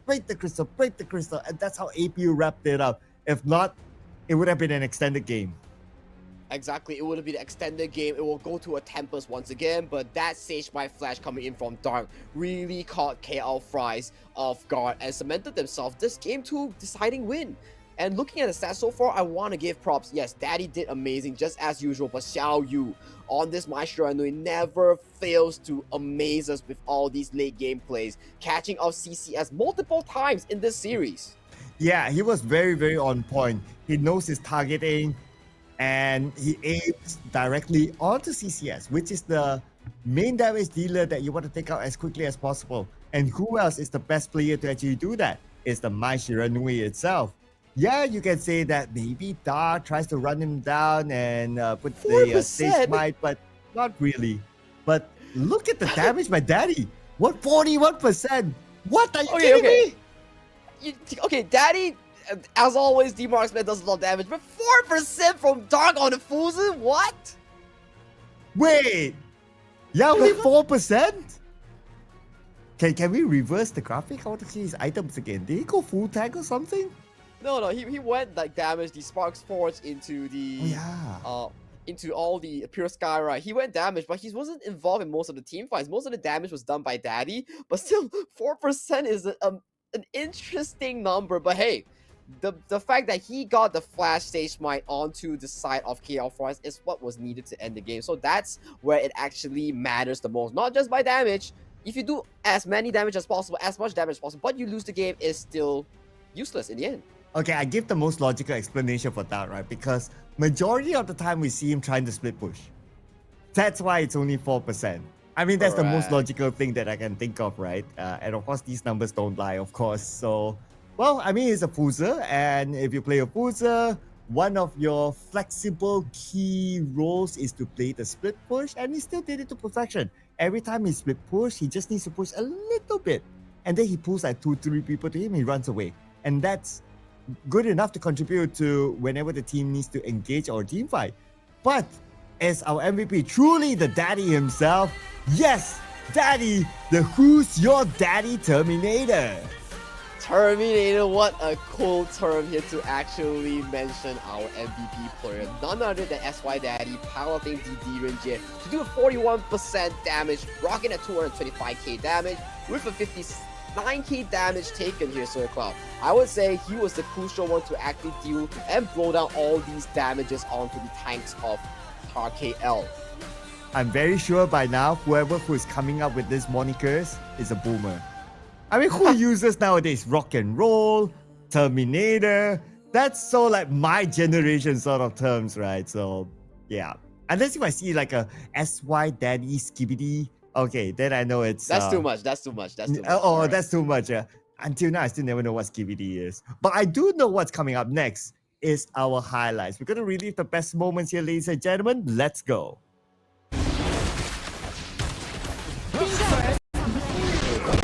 Tyrant telah ditewaskan.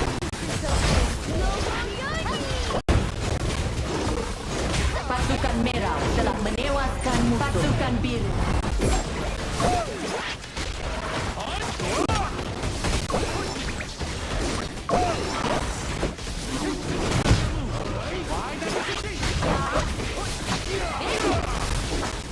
Pasukan merah telah menewaskan musuh. Pasukan biru telah menewaskan pasukan merah. Tinggal bersama saya jalan aman. Pasukan merah telah menewaskan musuh. Pasukan biru telah menewaskan musuh. Pasukan Pasukan merah telah menewaskan musuh. Pasukan biru telah memusnahkan tower. Tinggal bersama saya. Pasukan biru telah memusnahkan pasukan merah. Killing spree. Pasukan merah. Cuaca hijau akan tiba.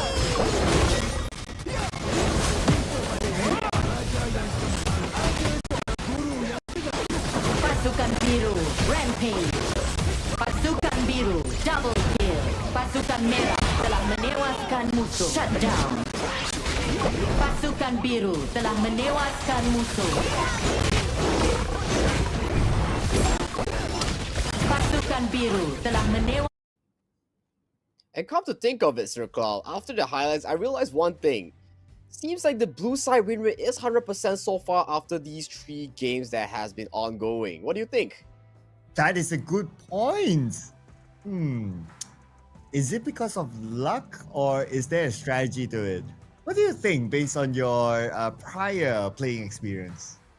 For what I understand, blue side does have a lot of advantage when it comes to draft, right? You can secure things like the Maishiranui, the Charlie, that has been proven very useful into the drafts in today's series, right? So blue side so far, we have seen the first pick being the Zhang Fei, being the Maishiranui, being the Maishiranui once again. So all these picks does provide the leeway in providing the victory, forging the game plan for teams, and it's very straightforward so far. Blue side has the higher win rate in this series. So now that we're going to game number 4 and TARUMT is going to go back to the blue side, are you saying that we might see game 5?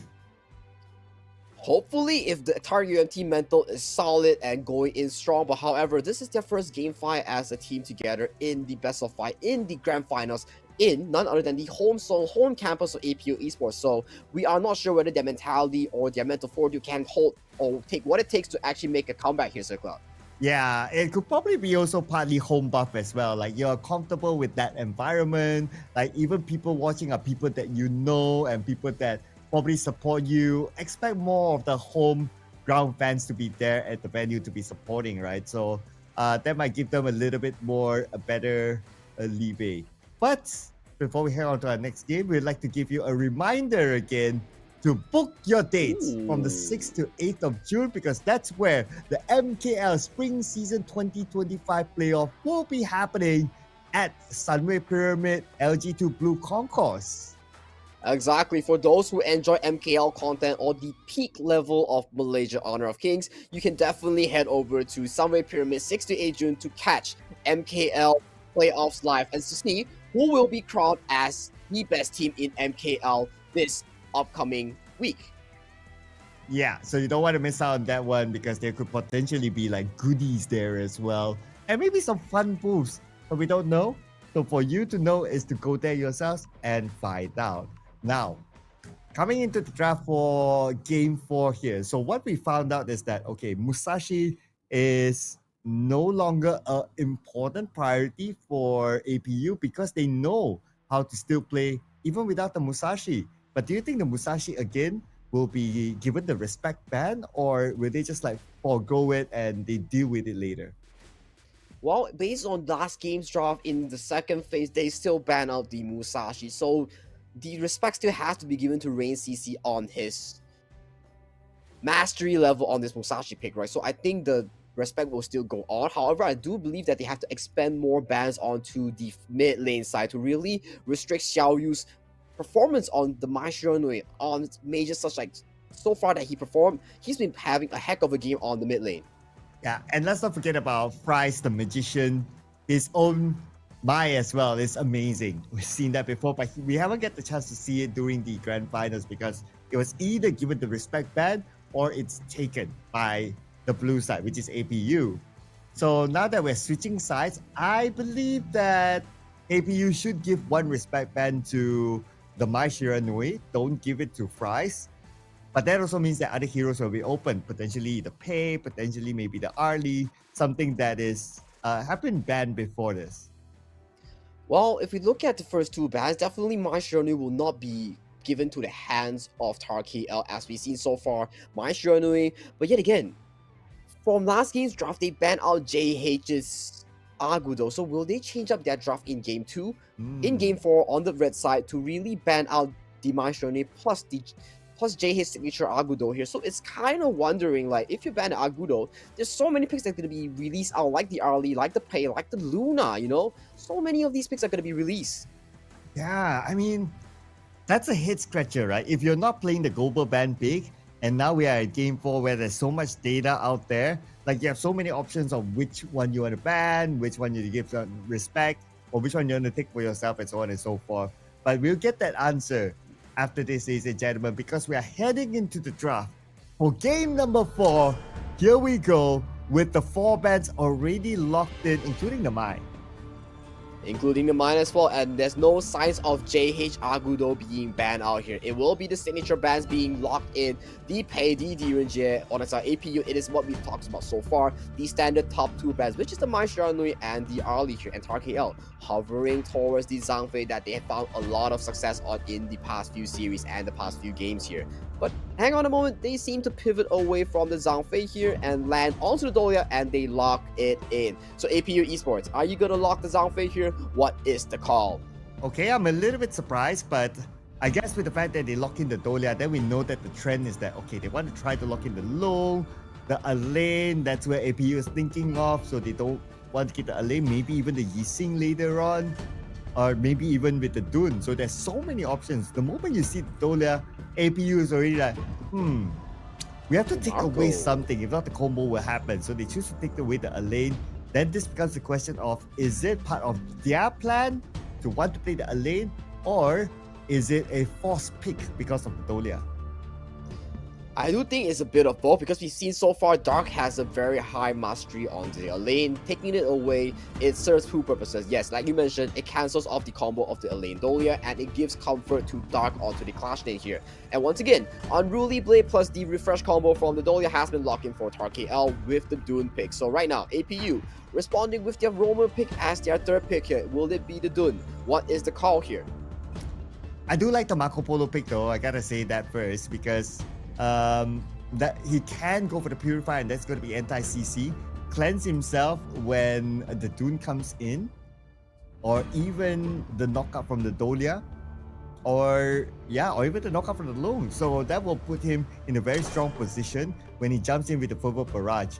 But as what we also discussed, APU, they want to try to break the combo from TARUMT, so they take the Yixing for themselves. This again begs the question of, like, is Yixing actually part of their plan or not? But if you try to think of it objectively, Yixing with the World is my board combo together with the Death at Sunset is actually pretty good. Actually pretty good indeed. They want to make sure that the Dun, if he comes in, he's locked by the board and he is unable to escape with the second refresh of the Unruly Blade. Sneaking the Fuzu Ban right in. We're trying to get the Musashi, but the Musashi has been locked off from the side of TARUMT KL here. So APU, you gotta figure out a bit on what you want to pick here for your jungler here. Jungle and Roamer here has still not been finalized for side APU Esports. Zhangfei is still available, Diadia is still available, and also a signature Yaria Marco Polo might be shown to the hands of the viewers today. But if they go for a Yaria Marco Polo, then they must go for a tank jungler like an Ogre, for example. If not, they lack durability. So it's either or for now.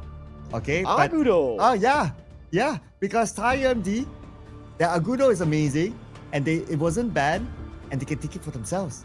Lock in! Alright, this is a good one. This is a good one indeed. Locking in that Agudo, providing even more space in the team fights to stall the Dunes escape. So right now, the Agudo, taken from the hands of JH, they didn't prioritize it at all in their draft in the first phase here. So APU Esports, recognizing the fact they need tank, they need sustain. Agudo being locked in here, and TARUMT KL here finalizing their solo lane picks. Being the Princess Frost Harvard by Fries, he has found a lot of success with this pick. So far, 100% win rate if I'm not mistaken here. And it seems to me that they want to finalize a Clash lane as well. It's been hovered heavily onto the Guan Yu here. But however, if you're playing the Guan Yu into a Marco Polo, that doesn't seem to be a very logical pick here. Hence, the Mayin was put into the focus here. Makes more sense for me, Sir Cloud. Yeah, and also Marco Polo, and also the Guan Yu against the Elaine isn't that great as well. So, understandably why they switched to a Mayan. Now, are we going to see a Kui? Okay, Yaria. All right, this is the Yaria traditional locked. combo. Treasure combo. They have to lock this one in. Yep, there you go. APU. Oh, solid combo. You have CC with the Yixing. You have a lot of damage with the Marco Polo. You have Elaine who's pretty versatile, can go for the backline as well. And you have Yaria who can also give extra support to the Marco Polo. I'm seeing APU's draft to be the better draft for now. APU's draft in paper does seem to be the better draft. However, you still have to factor in laning strength. In terms of laning strength, APU's laning strength is not compared to TARUMT KL's draft. You have the Marine versus the Elaine matchup, which is favored towards the Marine. You have the Long versus Marco Polo matchup. Yes, it's more favored to Long. However, you have to factor in the Dolia and the Yaria as well. In terms of laning prowess, Dolia is so much stronger with the sustain, with the damage from the tides. So definitely, laning is the #1 thing that APU Esports have to figure out before they even think of the Yaria Marco Polo combo into the mid game. Dating is the #1 thing, but winning is the ultimate thing here for APU, because right now, their match point, TARUMT, is a must-win game for them. If not, APU will be crowned the champions. Let's go! Game number 4. Game number 4, Circle. Let's get it. APU Esports here. They are putting TARUMT KL back against the wall here. If it's not now, it's never TARUMT. Time to make a comeback. Ooh, the home ground team versus the visitors, TARUMT. Okay, expect this to be another tight match. We've been seeing like 20 plus minutes game back to back. I wouldn't be surprised if this is another one, but you mentioned about the laning phase, and so far Daddy has been doing very well at the farm lane. Indeed, he has been very well in the farm lane. He's making sure that CCS does not get an advantage over him. And right now, even despite the fact that Dolia has roamed down and he backs off and takes the healing. Okay, here comes Moons as well. Alright.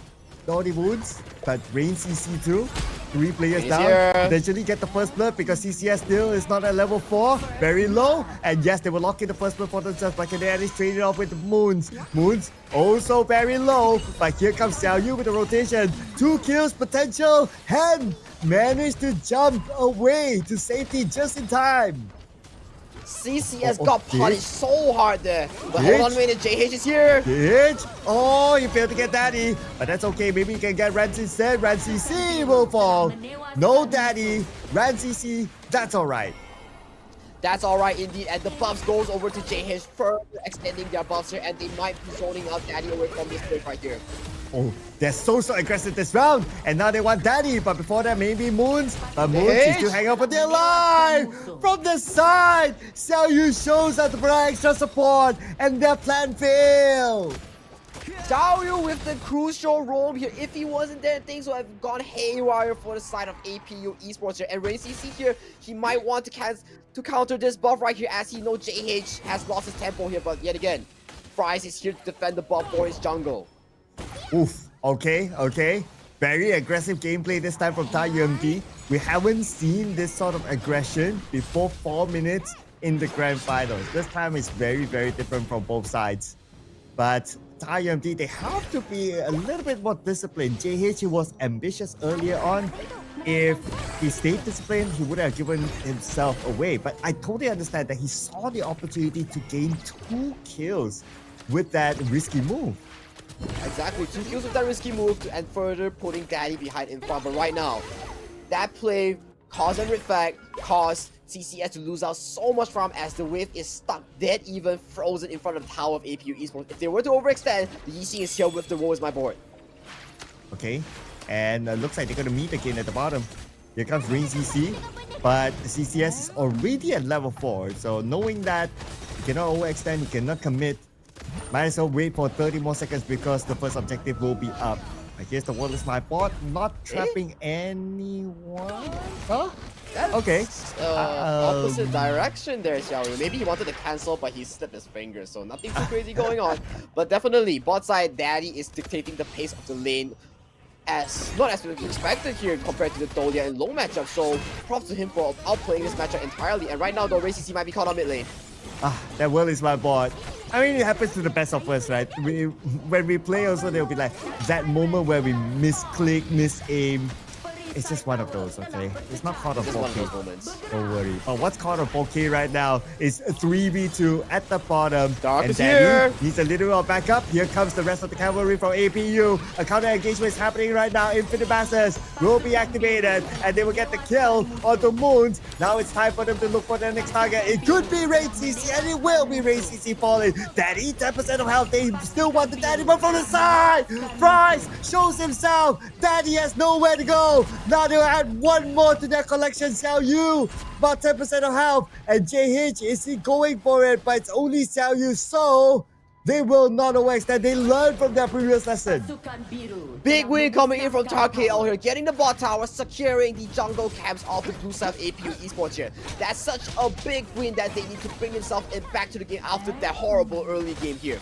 And right now though, Wei might be caught out though as Daddy collapses onto Wei, but that's just a handshake there. And Daddy forces over towards the top side to collect his red buff and start playing the side lane. Oh, at the same time, the Tyrant being taken out by TARUMT. So great work there after clearing off the farm lane at the bottom. They even got the tower in the process. So that's the first tower down. Looking for their next tower. They send their farm laners onto the flash lane. Here is CCS together with Price. And they will try to take control of this area while trying to zone out the two players from APU. Exactly, but you gotta have to worry for TARUMT KL, right? You gave this Marco Polo such an amazing early game, almost unbothered, and right now he's so ahead. Once we hit that 9-minute mark and he hits that 3 items, he's gonna be such a strong force into the side lanes, and in reality, there's no one from the side of TARUMT KL that can really match up to Marco Polo and Yara's side lane. Oh, and take note that Xiao Yu is ready with the Venomous Staff, so that will reduce the healing capabilities of TARUMT. Now the engagement is happening. Firstly on the Moons. Moons should be able to go back to safety thanks to the passive. And here's the World is my board, catching 3 of them, 4 of them inside. But World is my board, nobody to follow up. Yes, you can land the ball onto them, but who's going to follow up? No clear opportunity.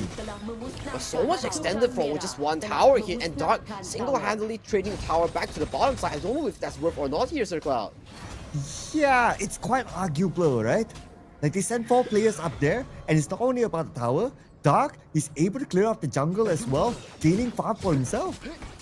Yeah, and especially we know for a fact that a lane going to the late game, doing the late stages of the game, he's going to get stronger and stronger as he's one of the best fighters in the late game. And right now, both of the side lanes of APU Esports are slowly scaling towards that time. Yeah, although Daddy might be caught out. Oh, okay. Here's the World is my board. Okay, managed to catch one inside of it. Where is Wei going to go from here? Wei cannot escape, even though underneath his own tower. But there's enough tankiness from APU to take him out. Once again, the board catches Wei inside and he's unable to escape, and he pays with his life, Sir Cloud. And here comes the mid-siege. Here by TARUMT. He tried to go into the backline. JH, a bit of a risky move there. But look at the backline itself. Dark is there. Trying to zone them all off. And Dark, here with the Death Sunset, not able to land the kill onto CCS. CCS is still alright. He tried to counter back onto APU, but both sides, they leave this one.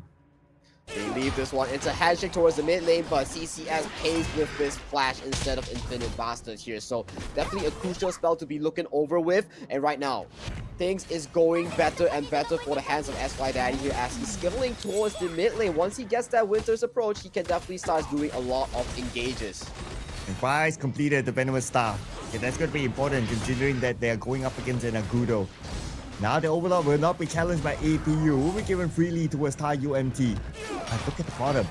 Look at the bottom. There seems to be an engagement here. Okay, are we talking about 1v4? Really? 1v4? Okay, very risky play there by Wei. But he gets caught inside the World is my board. But the follow-up is not there to finish him off.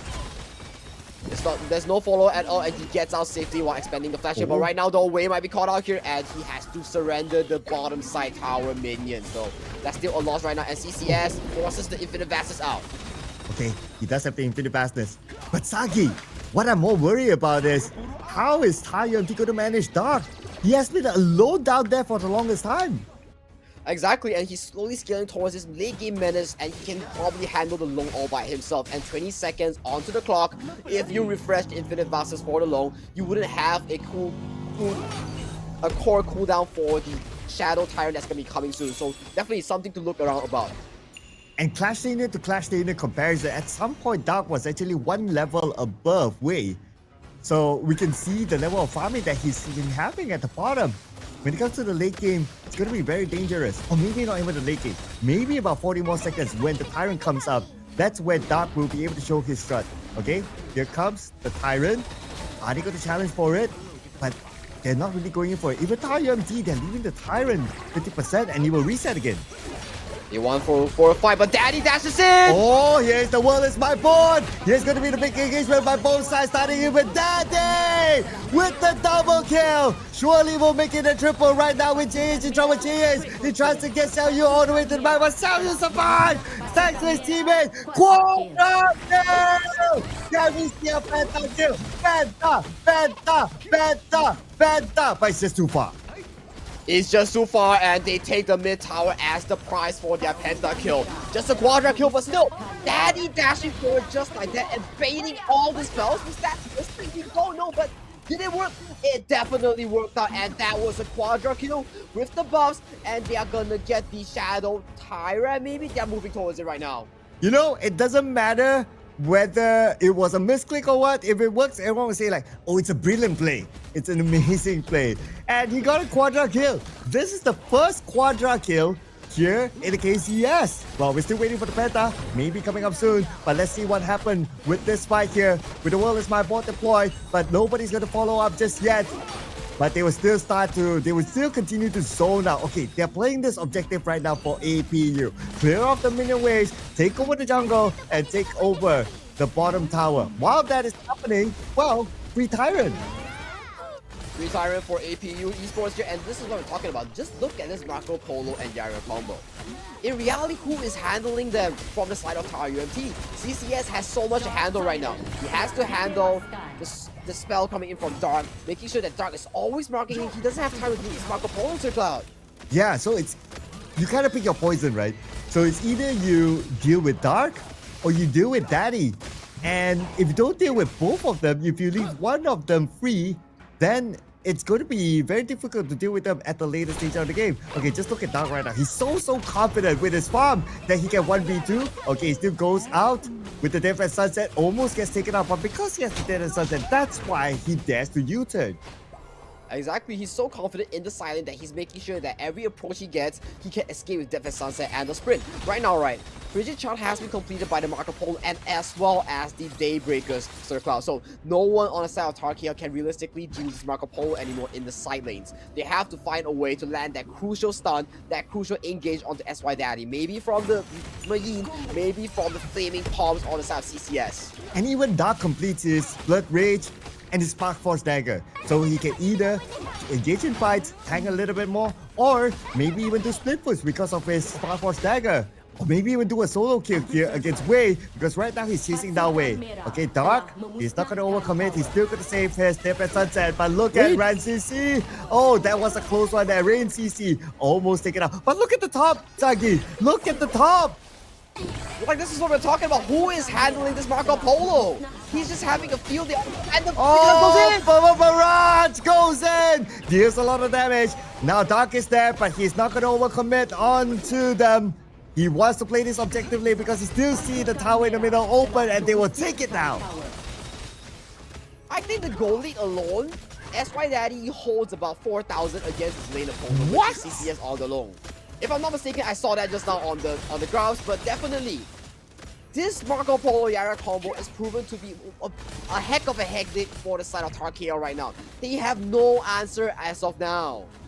Oh, this is bad. This is bad. And look at the confidence that they have. Normally you see like, okay, a tanky hero stays in front, but no.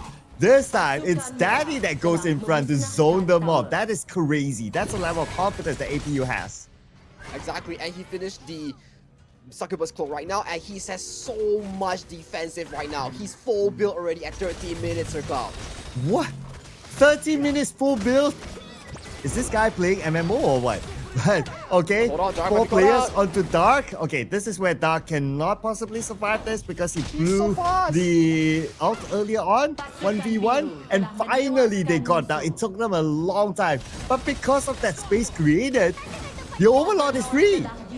Overlord is free indeed, and it falls to the hands of APU Esports that wants to form their championship push with the final push.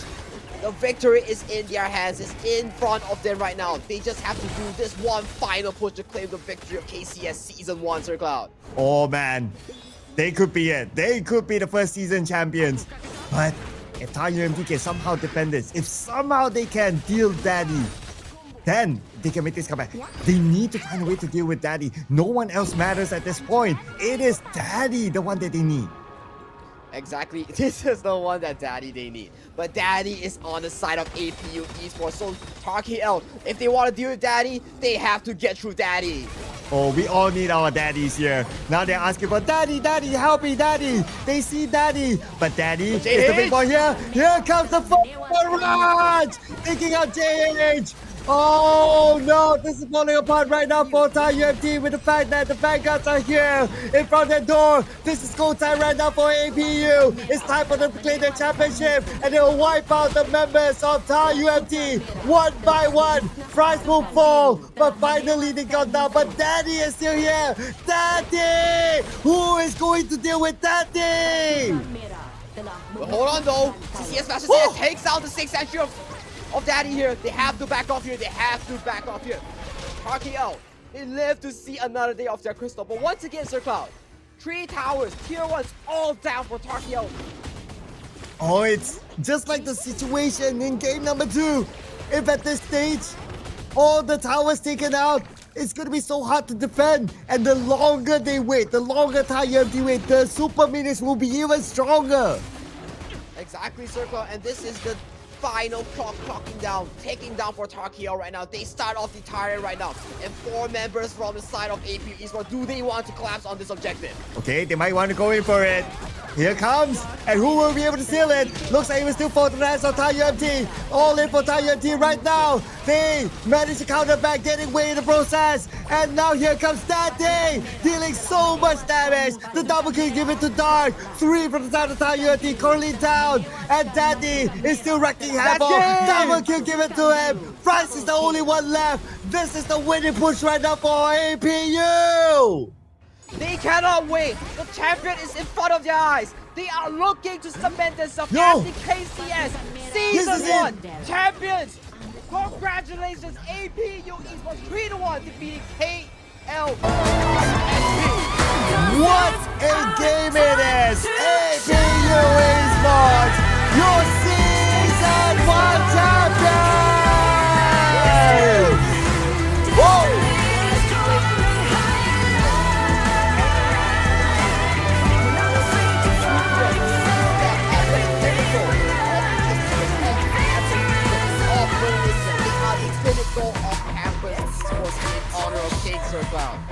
Oh man, what a round it was. What a round it was. And especially in that final round. The Elaine pick, the Marco Polo pick, plus the Yaria, that set the tone for everything. Oh man, that was so crazy. My pipe is fogging out. To APU Esports, that's their success. That's their recipe for the victory formula. And right now, the goddess of victory, they did not upset and they were awarded fruitfully and truthfully. Oof. We have to look at the stats here. I'm pretty sure Daddy will get the top stats. No doubt there. Clean 16 MVP, 915 KDA with a whooping 15,000 gold. Every item completed. Nobody on TARUMT is able to match up to his pace. Nobody indeed, and he has sought multiple Sage Sanctuaries with the Frigid Charge over and over in all these team fights. So he's bathing in gold right now, and he's 4,000 over his lane opponent CCS. That just shows this Marco Polo Yaria was not factored in at all for the side of TARUMT KL, and they couldn't handle Daddy at its best. Oh, but this is just APU as a team that's showing the depth of their strategy. It's like, oh, no Musashi, no problem.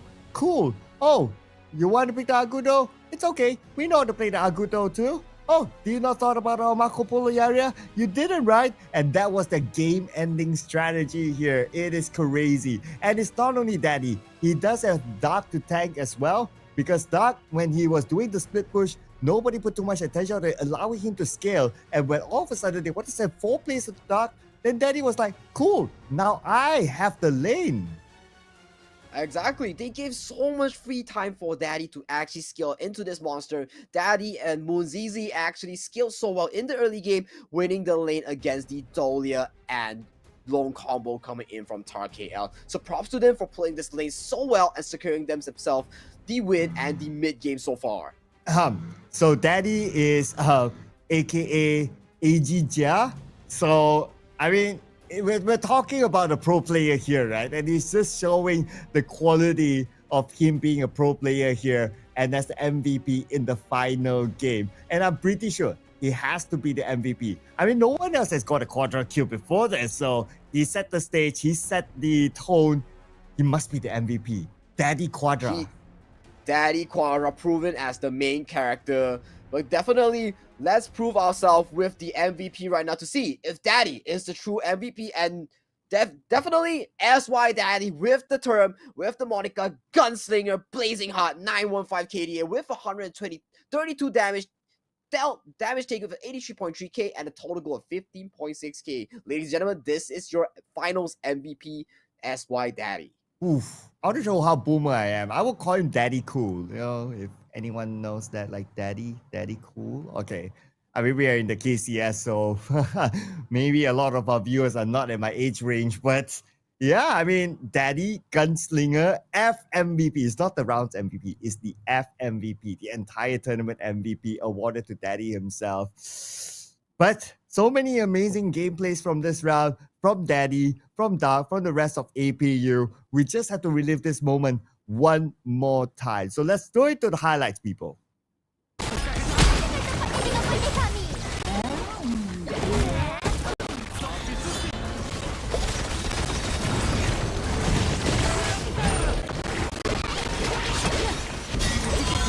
Pasukan biru telah menewaskan musuh.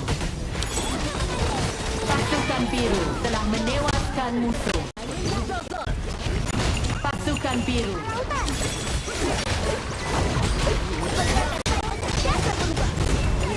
Pasukan merah telah menewaskan musuh. Pasukan merah telah menewaskan musuh. Pasukan merah triple kill. Pasukan merah telah memusnah pasukan. Dark Siren telah ditewaskan. Pasukan merah telah menewaskan musuh. Pasukan merah telah menewaskan musuh. Pasukan merah godlike. Pasukan biru telah menewaskan pasukan merah telah menewaskan musuh. Pasukan biru double kill.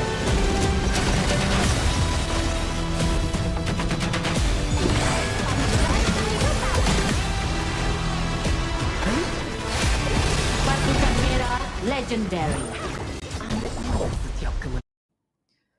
And that, ladies and gentlemen, we welcome you APU Esports, the crown champions of KCS Campus Series in Malaysia Season 1 champions. The one that matters the most as they are crowned the champions after taking down 3-1 against TARUMT KL. Congratulations APU Esports and APU.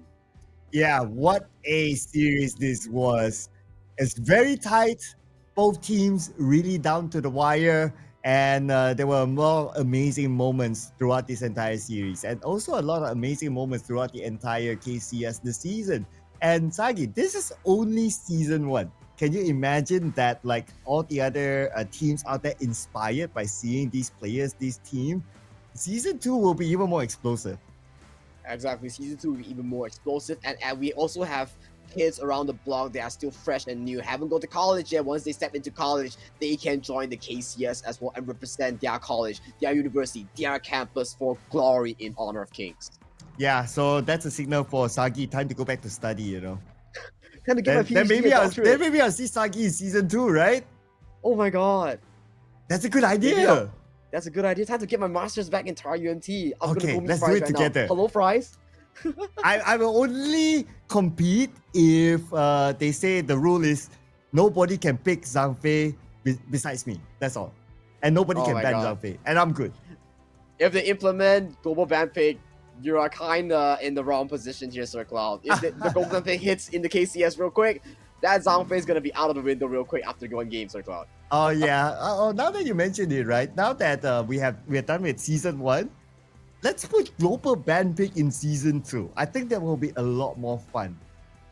Maybe we will see a global KCS. We don't know, but definitely something to look forward to in the upcoming seasons of HOK Campus Series. Definitely congrats to APU. They put up a show as well, and good job to TARUMT KL. They definitely put up a showcase, trying their best in this heated best of 5. But definitely, there's only one victory today, and there's only one victor today. It falls to the hands of APU Esports.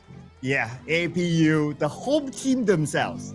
The home team making the home fans proud. I'm pretty sure I can see the venue from here. I can see the venue, like all the home crowd fans. They're cheering, they're going woohoo. They're bringing out their cards, with the LED signs on top. Up there, I love daddy, I love daddy. They're just chanting there. Maybe they're dancing around. They're having a party outside there right now. Red carpet, waiting for them, lift the trophy together. Man, it must be a celebration there. Oh, definitely an interesting approach for them to celebrate them. But definitely, they walk up with 4,000 USD as the first place, as the crown champions of the top 8 playoffs of Honor of Kings Campus Series. We congratulate APU Esports as it was a hard-fought victory, beating MIP 2-0, beating Sunway KL 2-1, and finally defeating TARUMT KL, the kings of the right side bracket, to claim the final victory of KCS. To make it even more sweeter, APU, they were at the venue playing their first series against Sunway KL today, earlier. And that series went 3 games. So their journey was arguably even harder than TARUMT, but yet they're still able to come out as the champions. They were there at the venue longer. They had to play more games. They had to wait a bit more longer, but still able to have that mentality strength to stay up to now, to be the champion for this season. Really, really good job for APU. I do hope to see some of these players in the MKL season 2, because like some of them, they are still showing very, very good potential.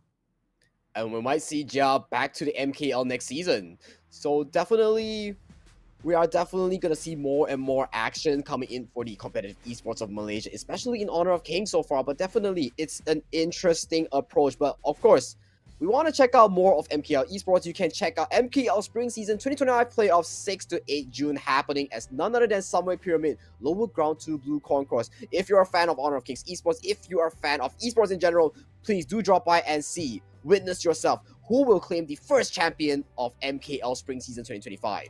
And also the 3 slots to KWC as well. That is what they will be eyeing for sure. Who will it be? Will it be Nova? Will it be BSE? Will it be AG? Will it be Team Secret? Will it be DTE? Man, it could be anyone, frankly speaking. It could be anyone. So, you'll only be able to find out if you tune in. You can tune in live, but even better, come to the venue, because you don't know what are the goodies that might be there for you.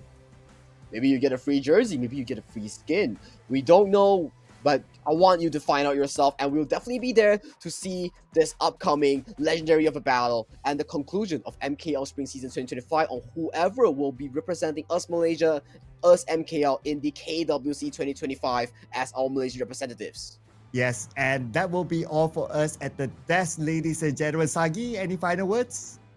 Any final words? I want to thank everybody. I want to thank KCS, Honor of Kings, everybody for tuning in to today's HOK Campus Series Season 1 Malaysia, witnessing APU Esports claiming the title. But thank you, everybody. This is Sagi, and with me is Sir Cloud. We want to say thank you, everyone, and have a nice day.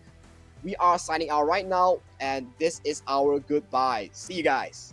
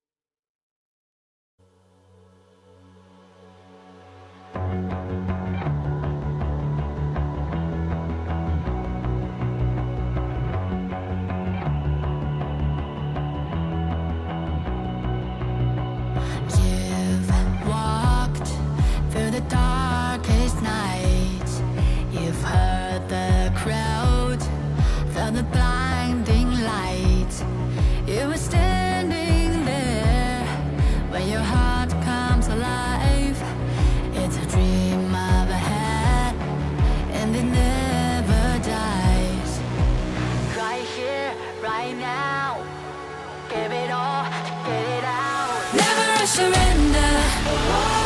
I fight and never fail. I am a contender. A challenge I can feel.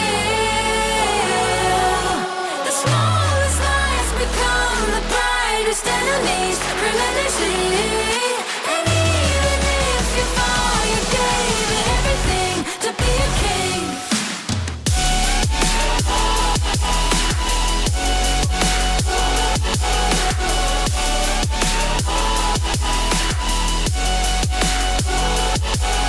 The smallest lies become the brightest enemies relentlessly.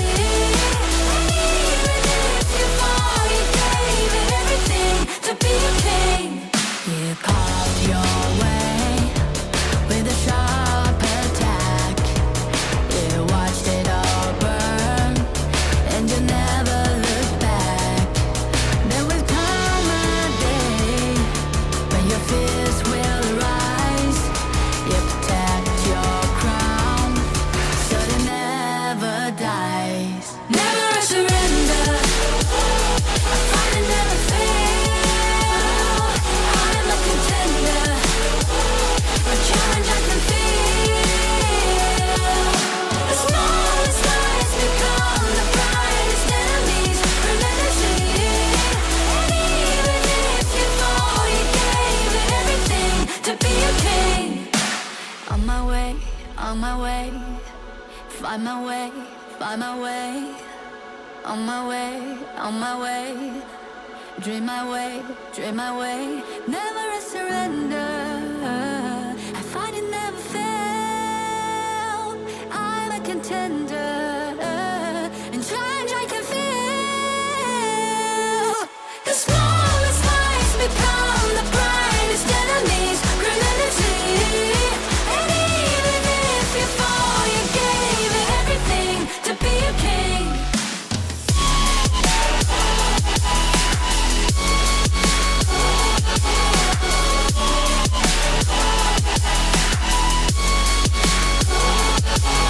The smallest lies become the brightest enemies relentlessly. And even if you fall, you gave it everything to be a king.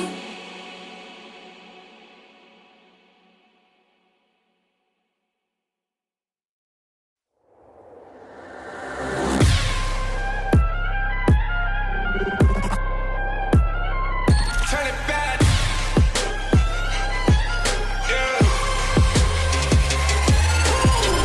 Gear out the weapon, getting ready, counting down. Pay attention to the challenge, tell me where you from. Gotta be tough, gotta be strong, gotta be savage like animal. Every time you tryna push me down. Look at me, I'll be lying down when I run, it'll make a sign, I will catch you. Watch out, it's better feel, got no mercy. Look at me, I'll be rising. Carry the season, you got a damn, got a weapon. You never hesitate for another moment, but my bone is golden. I'm invincible, just let them know. I can show you all the glory I own. Through the jungle, find a way to the palace. I'm waiting. Go, never mind, can we go? It ain't a way for turning back. Storm is coming, light up your cold. It's my kingdom, fire blowing up. We the kings, it's our honor showtime.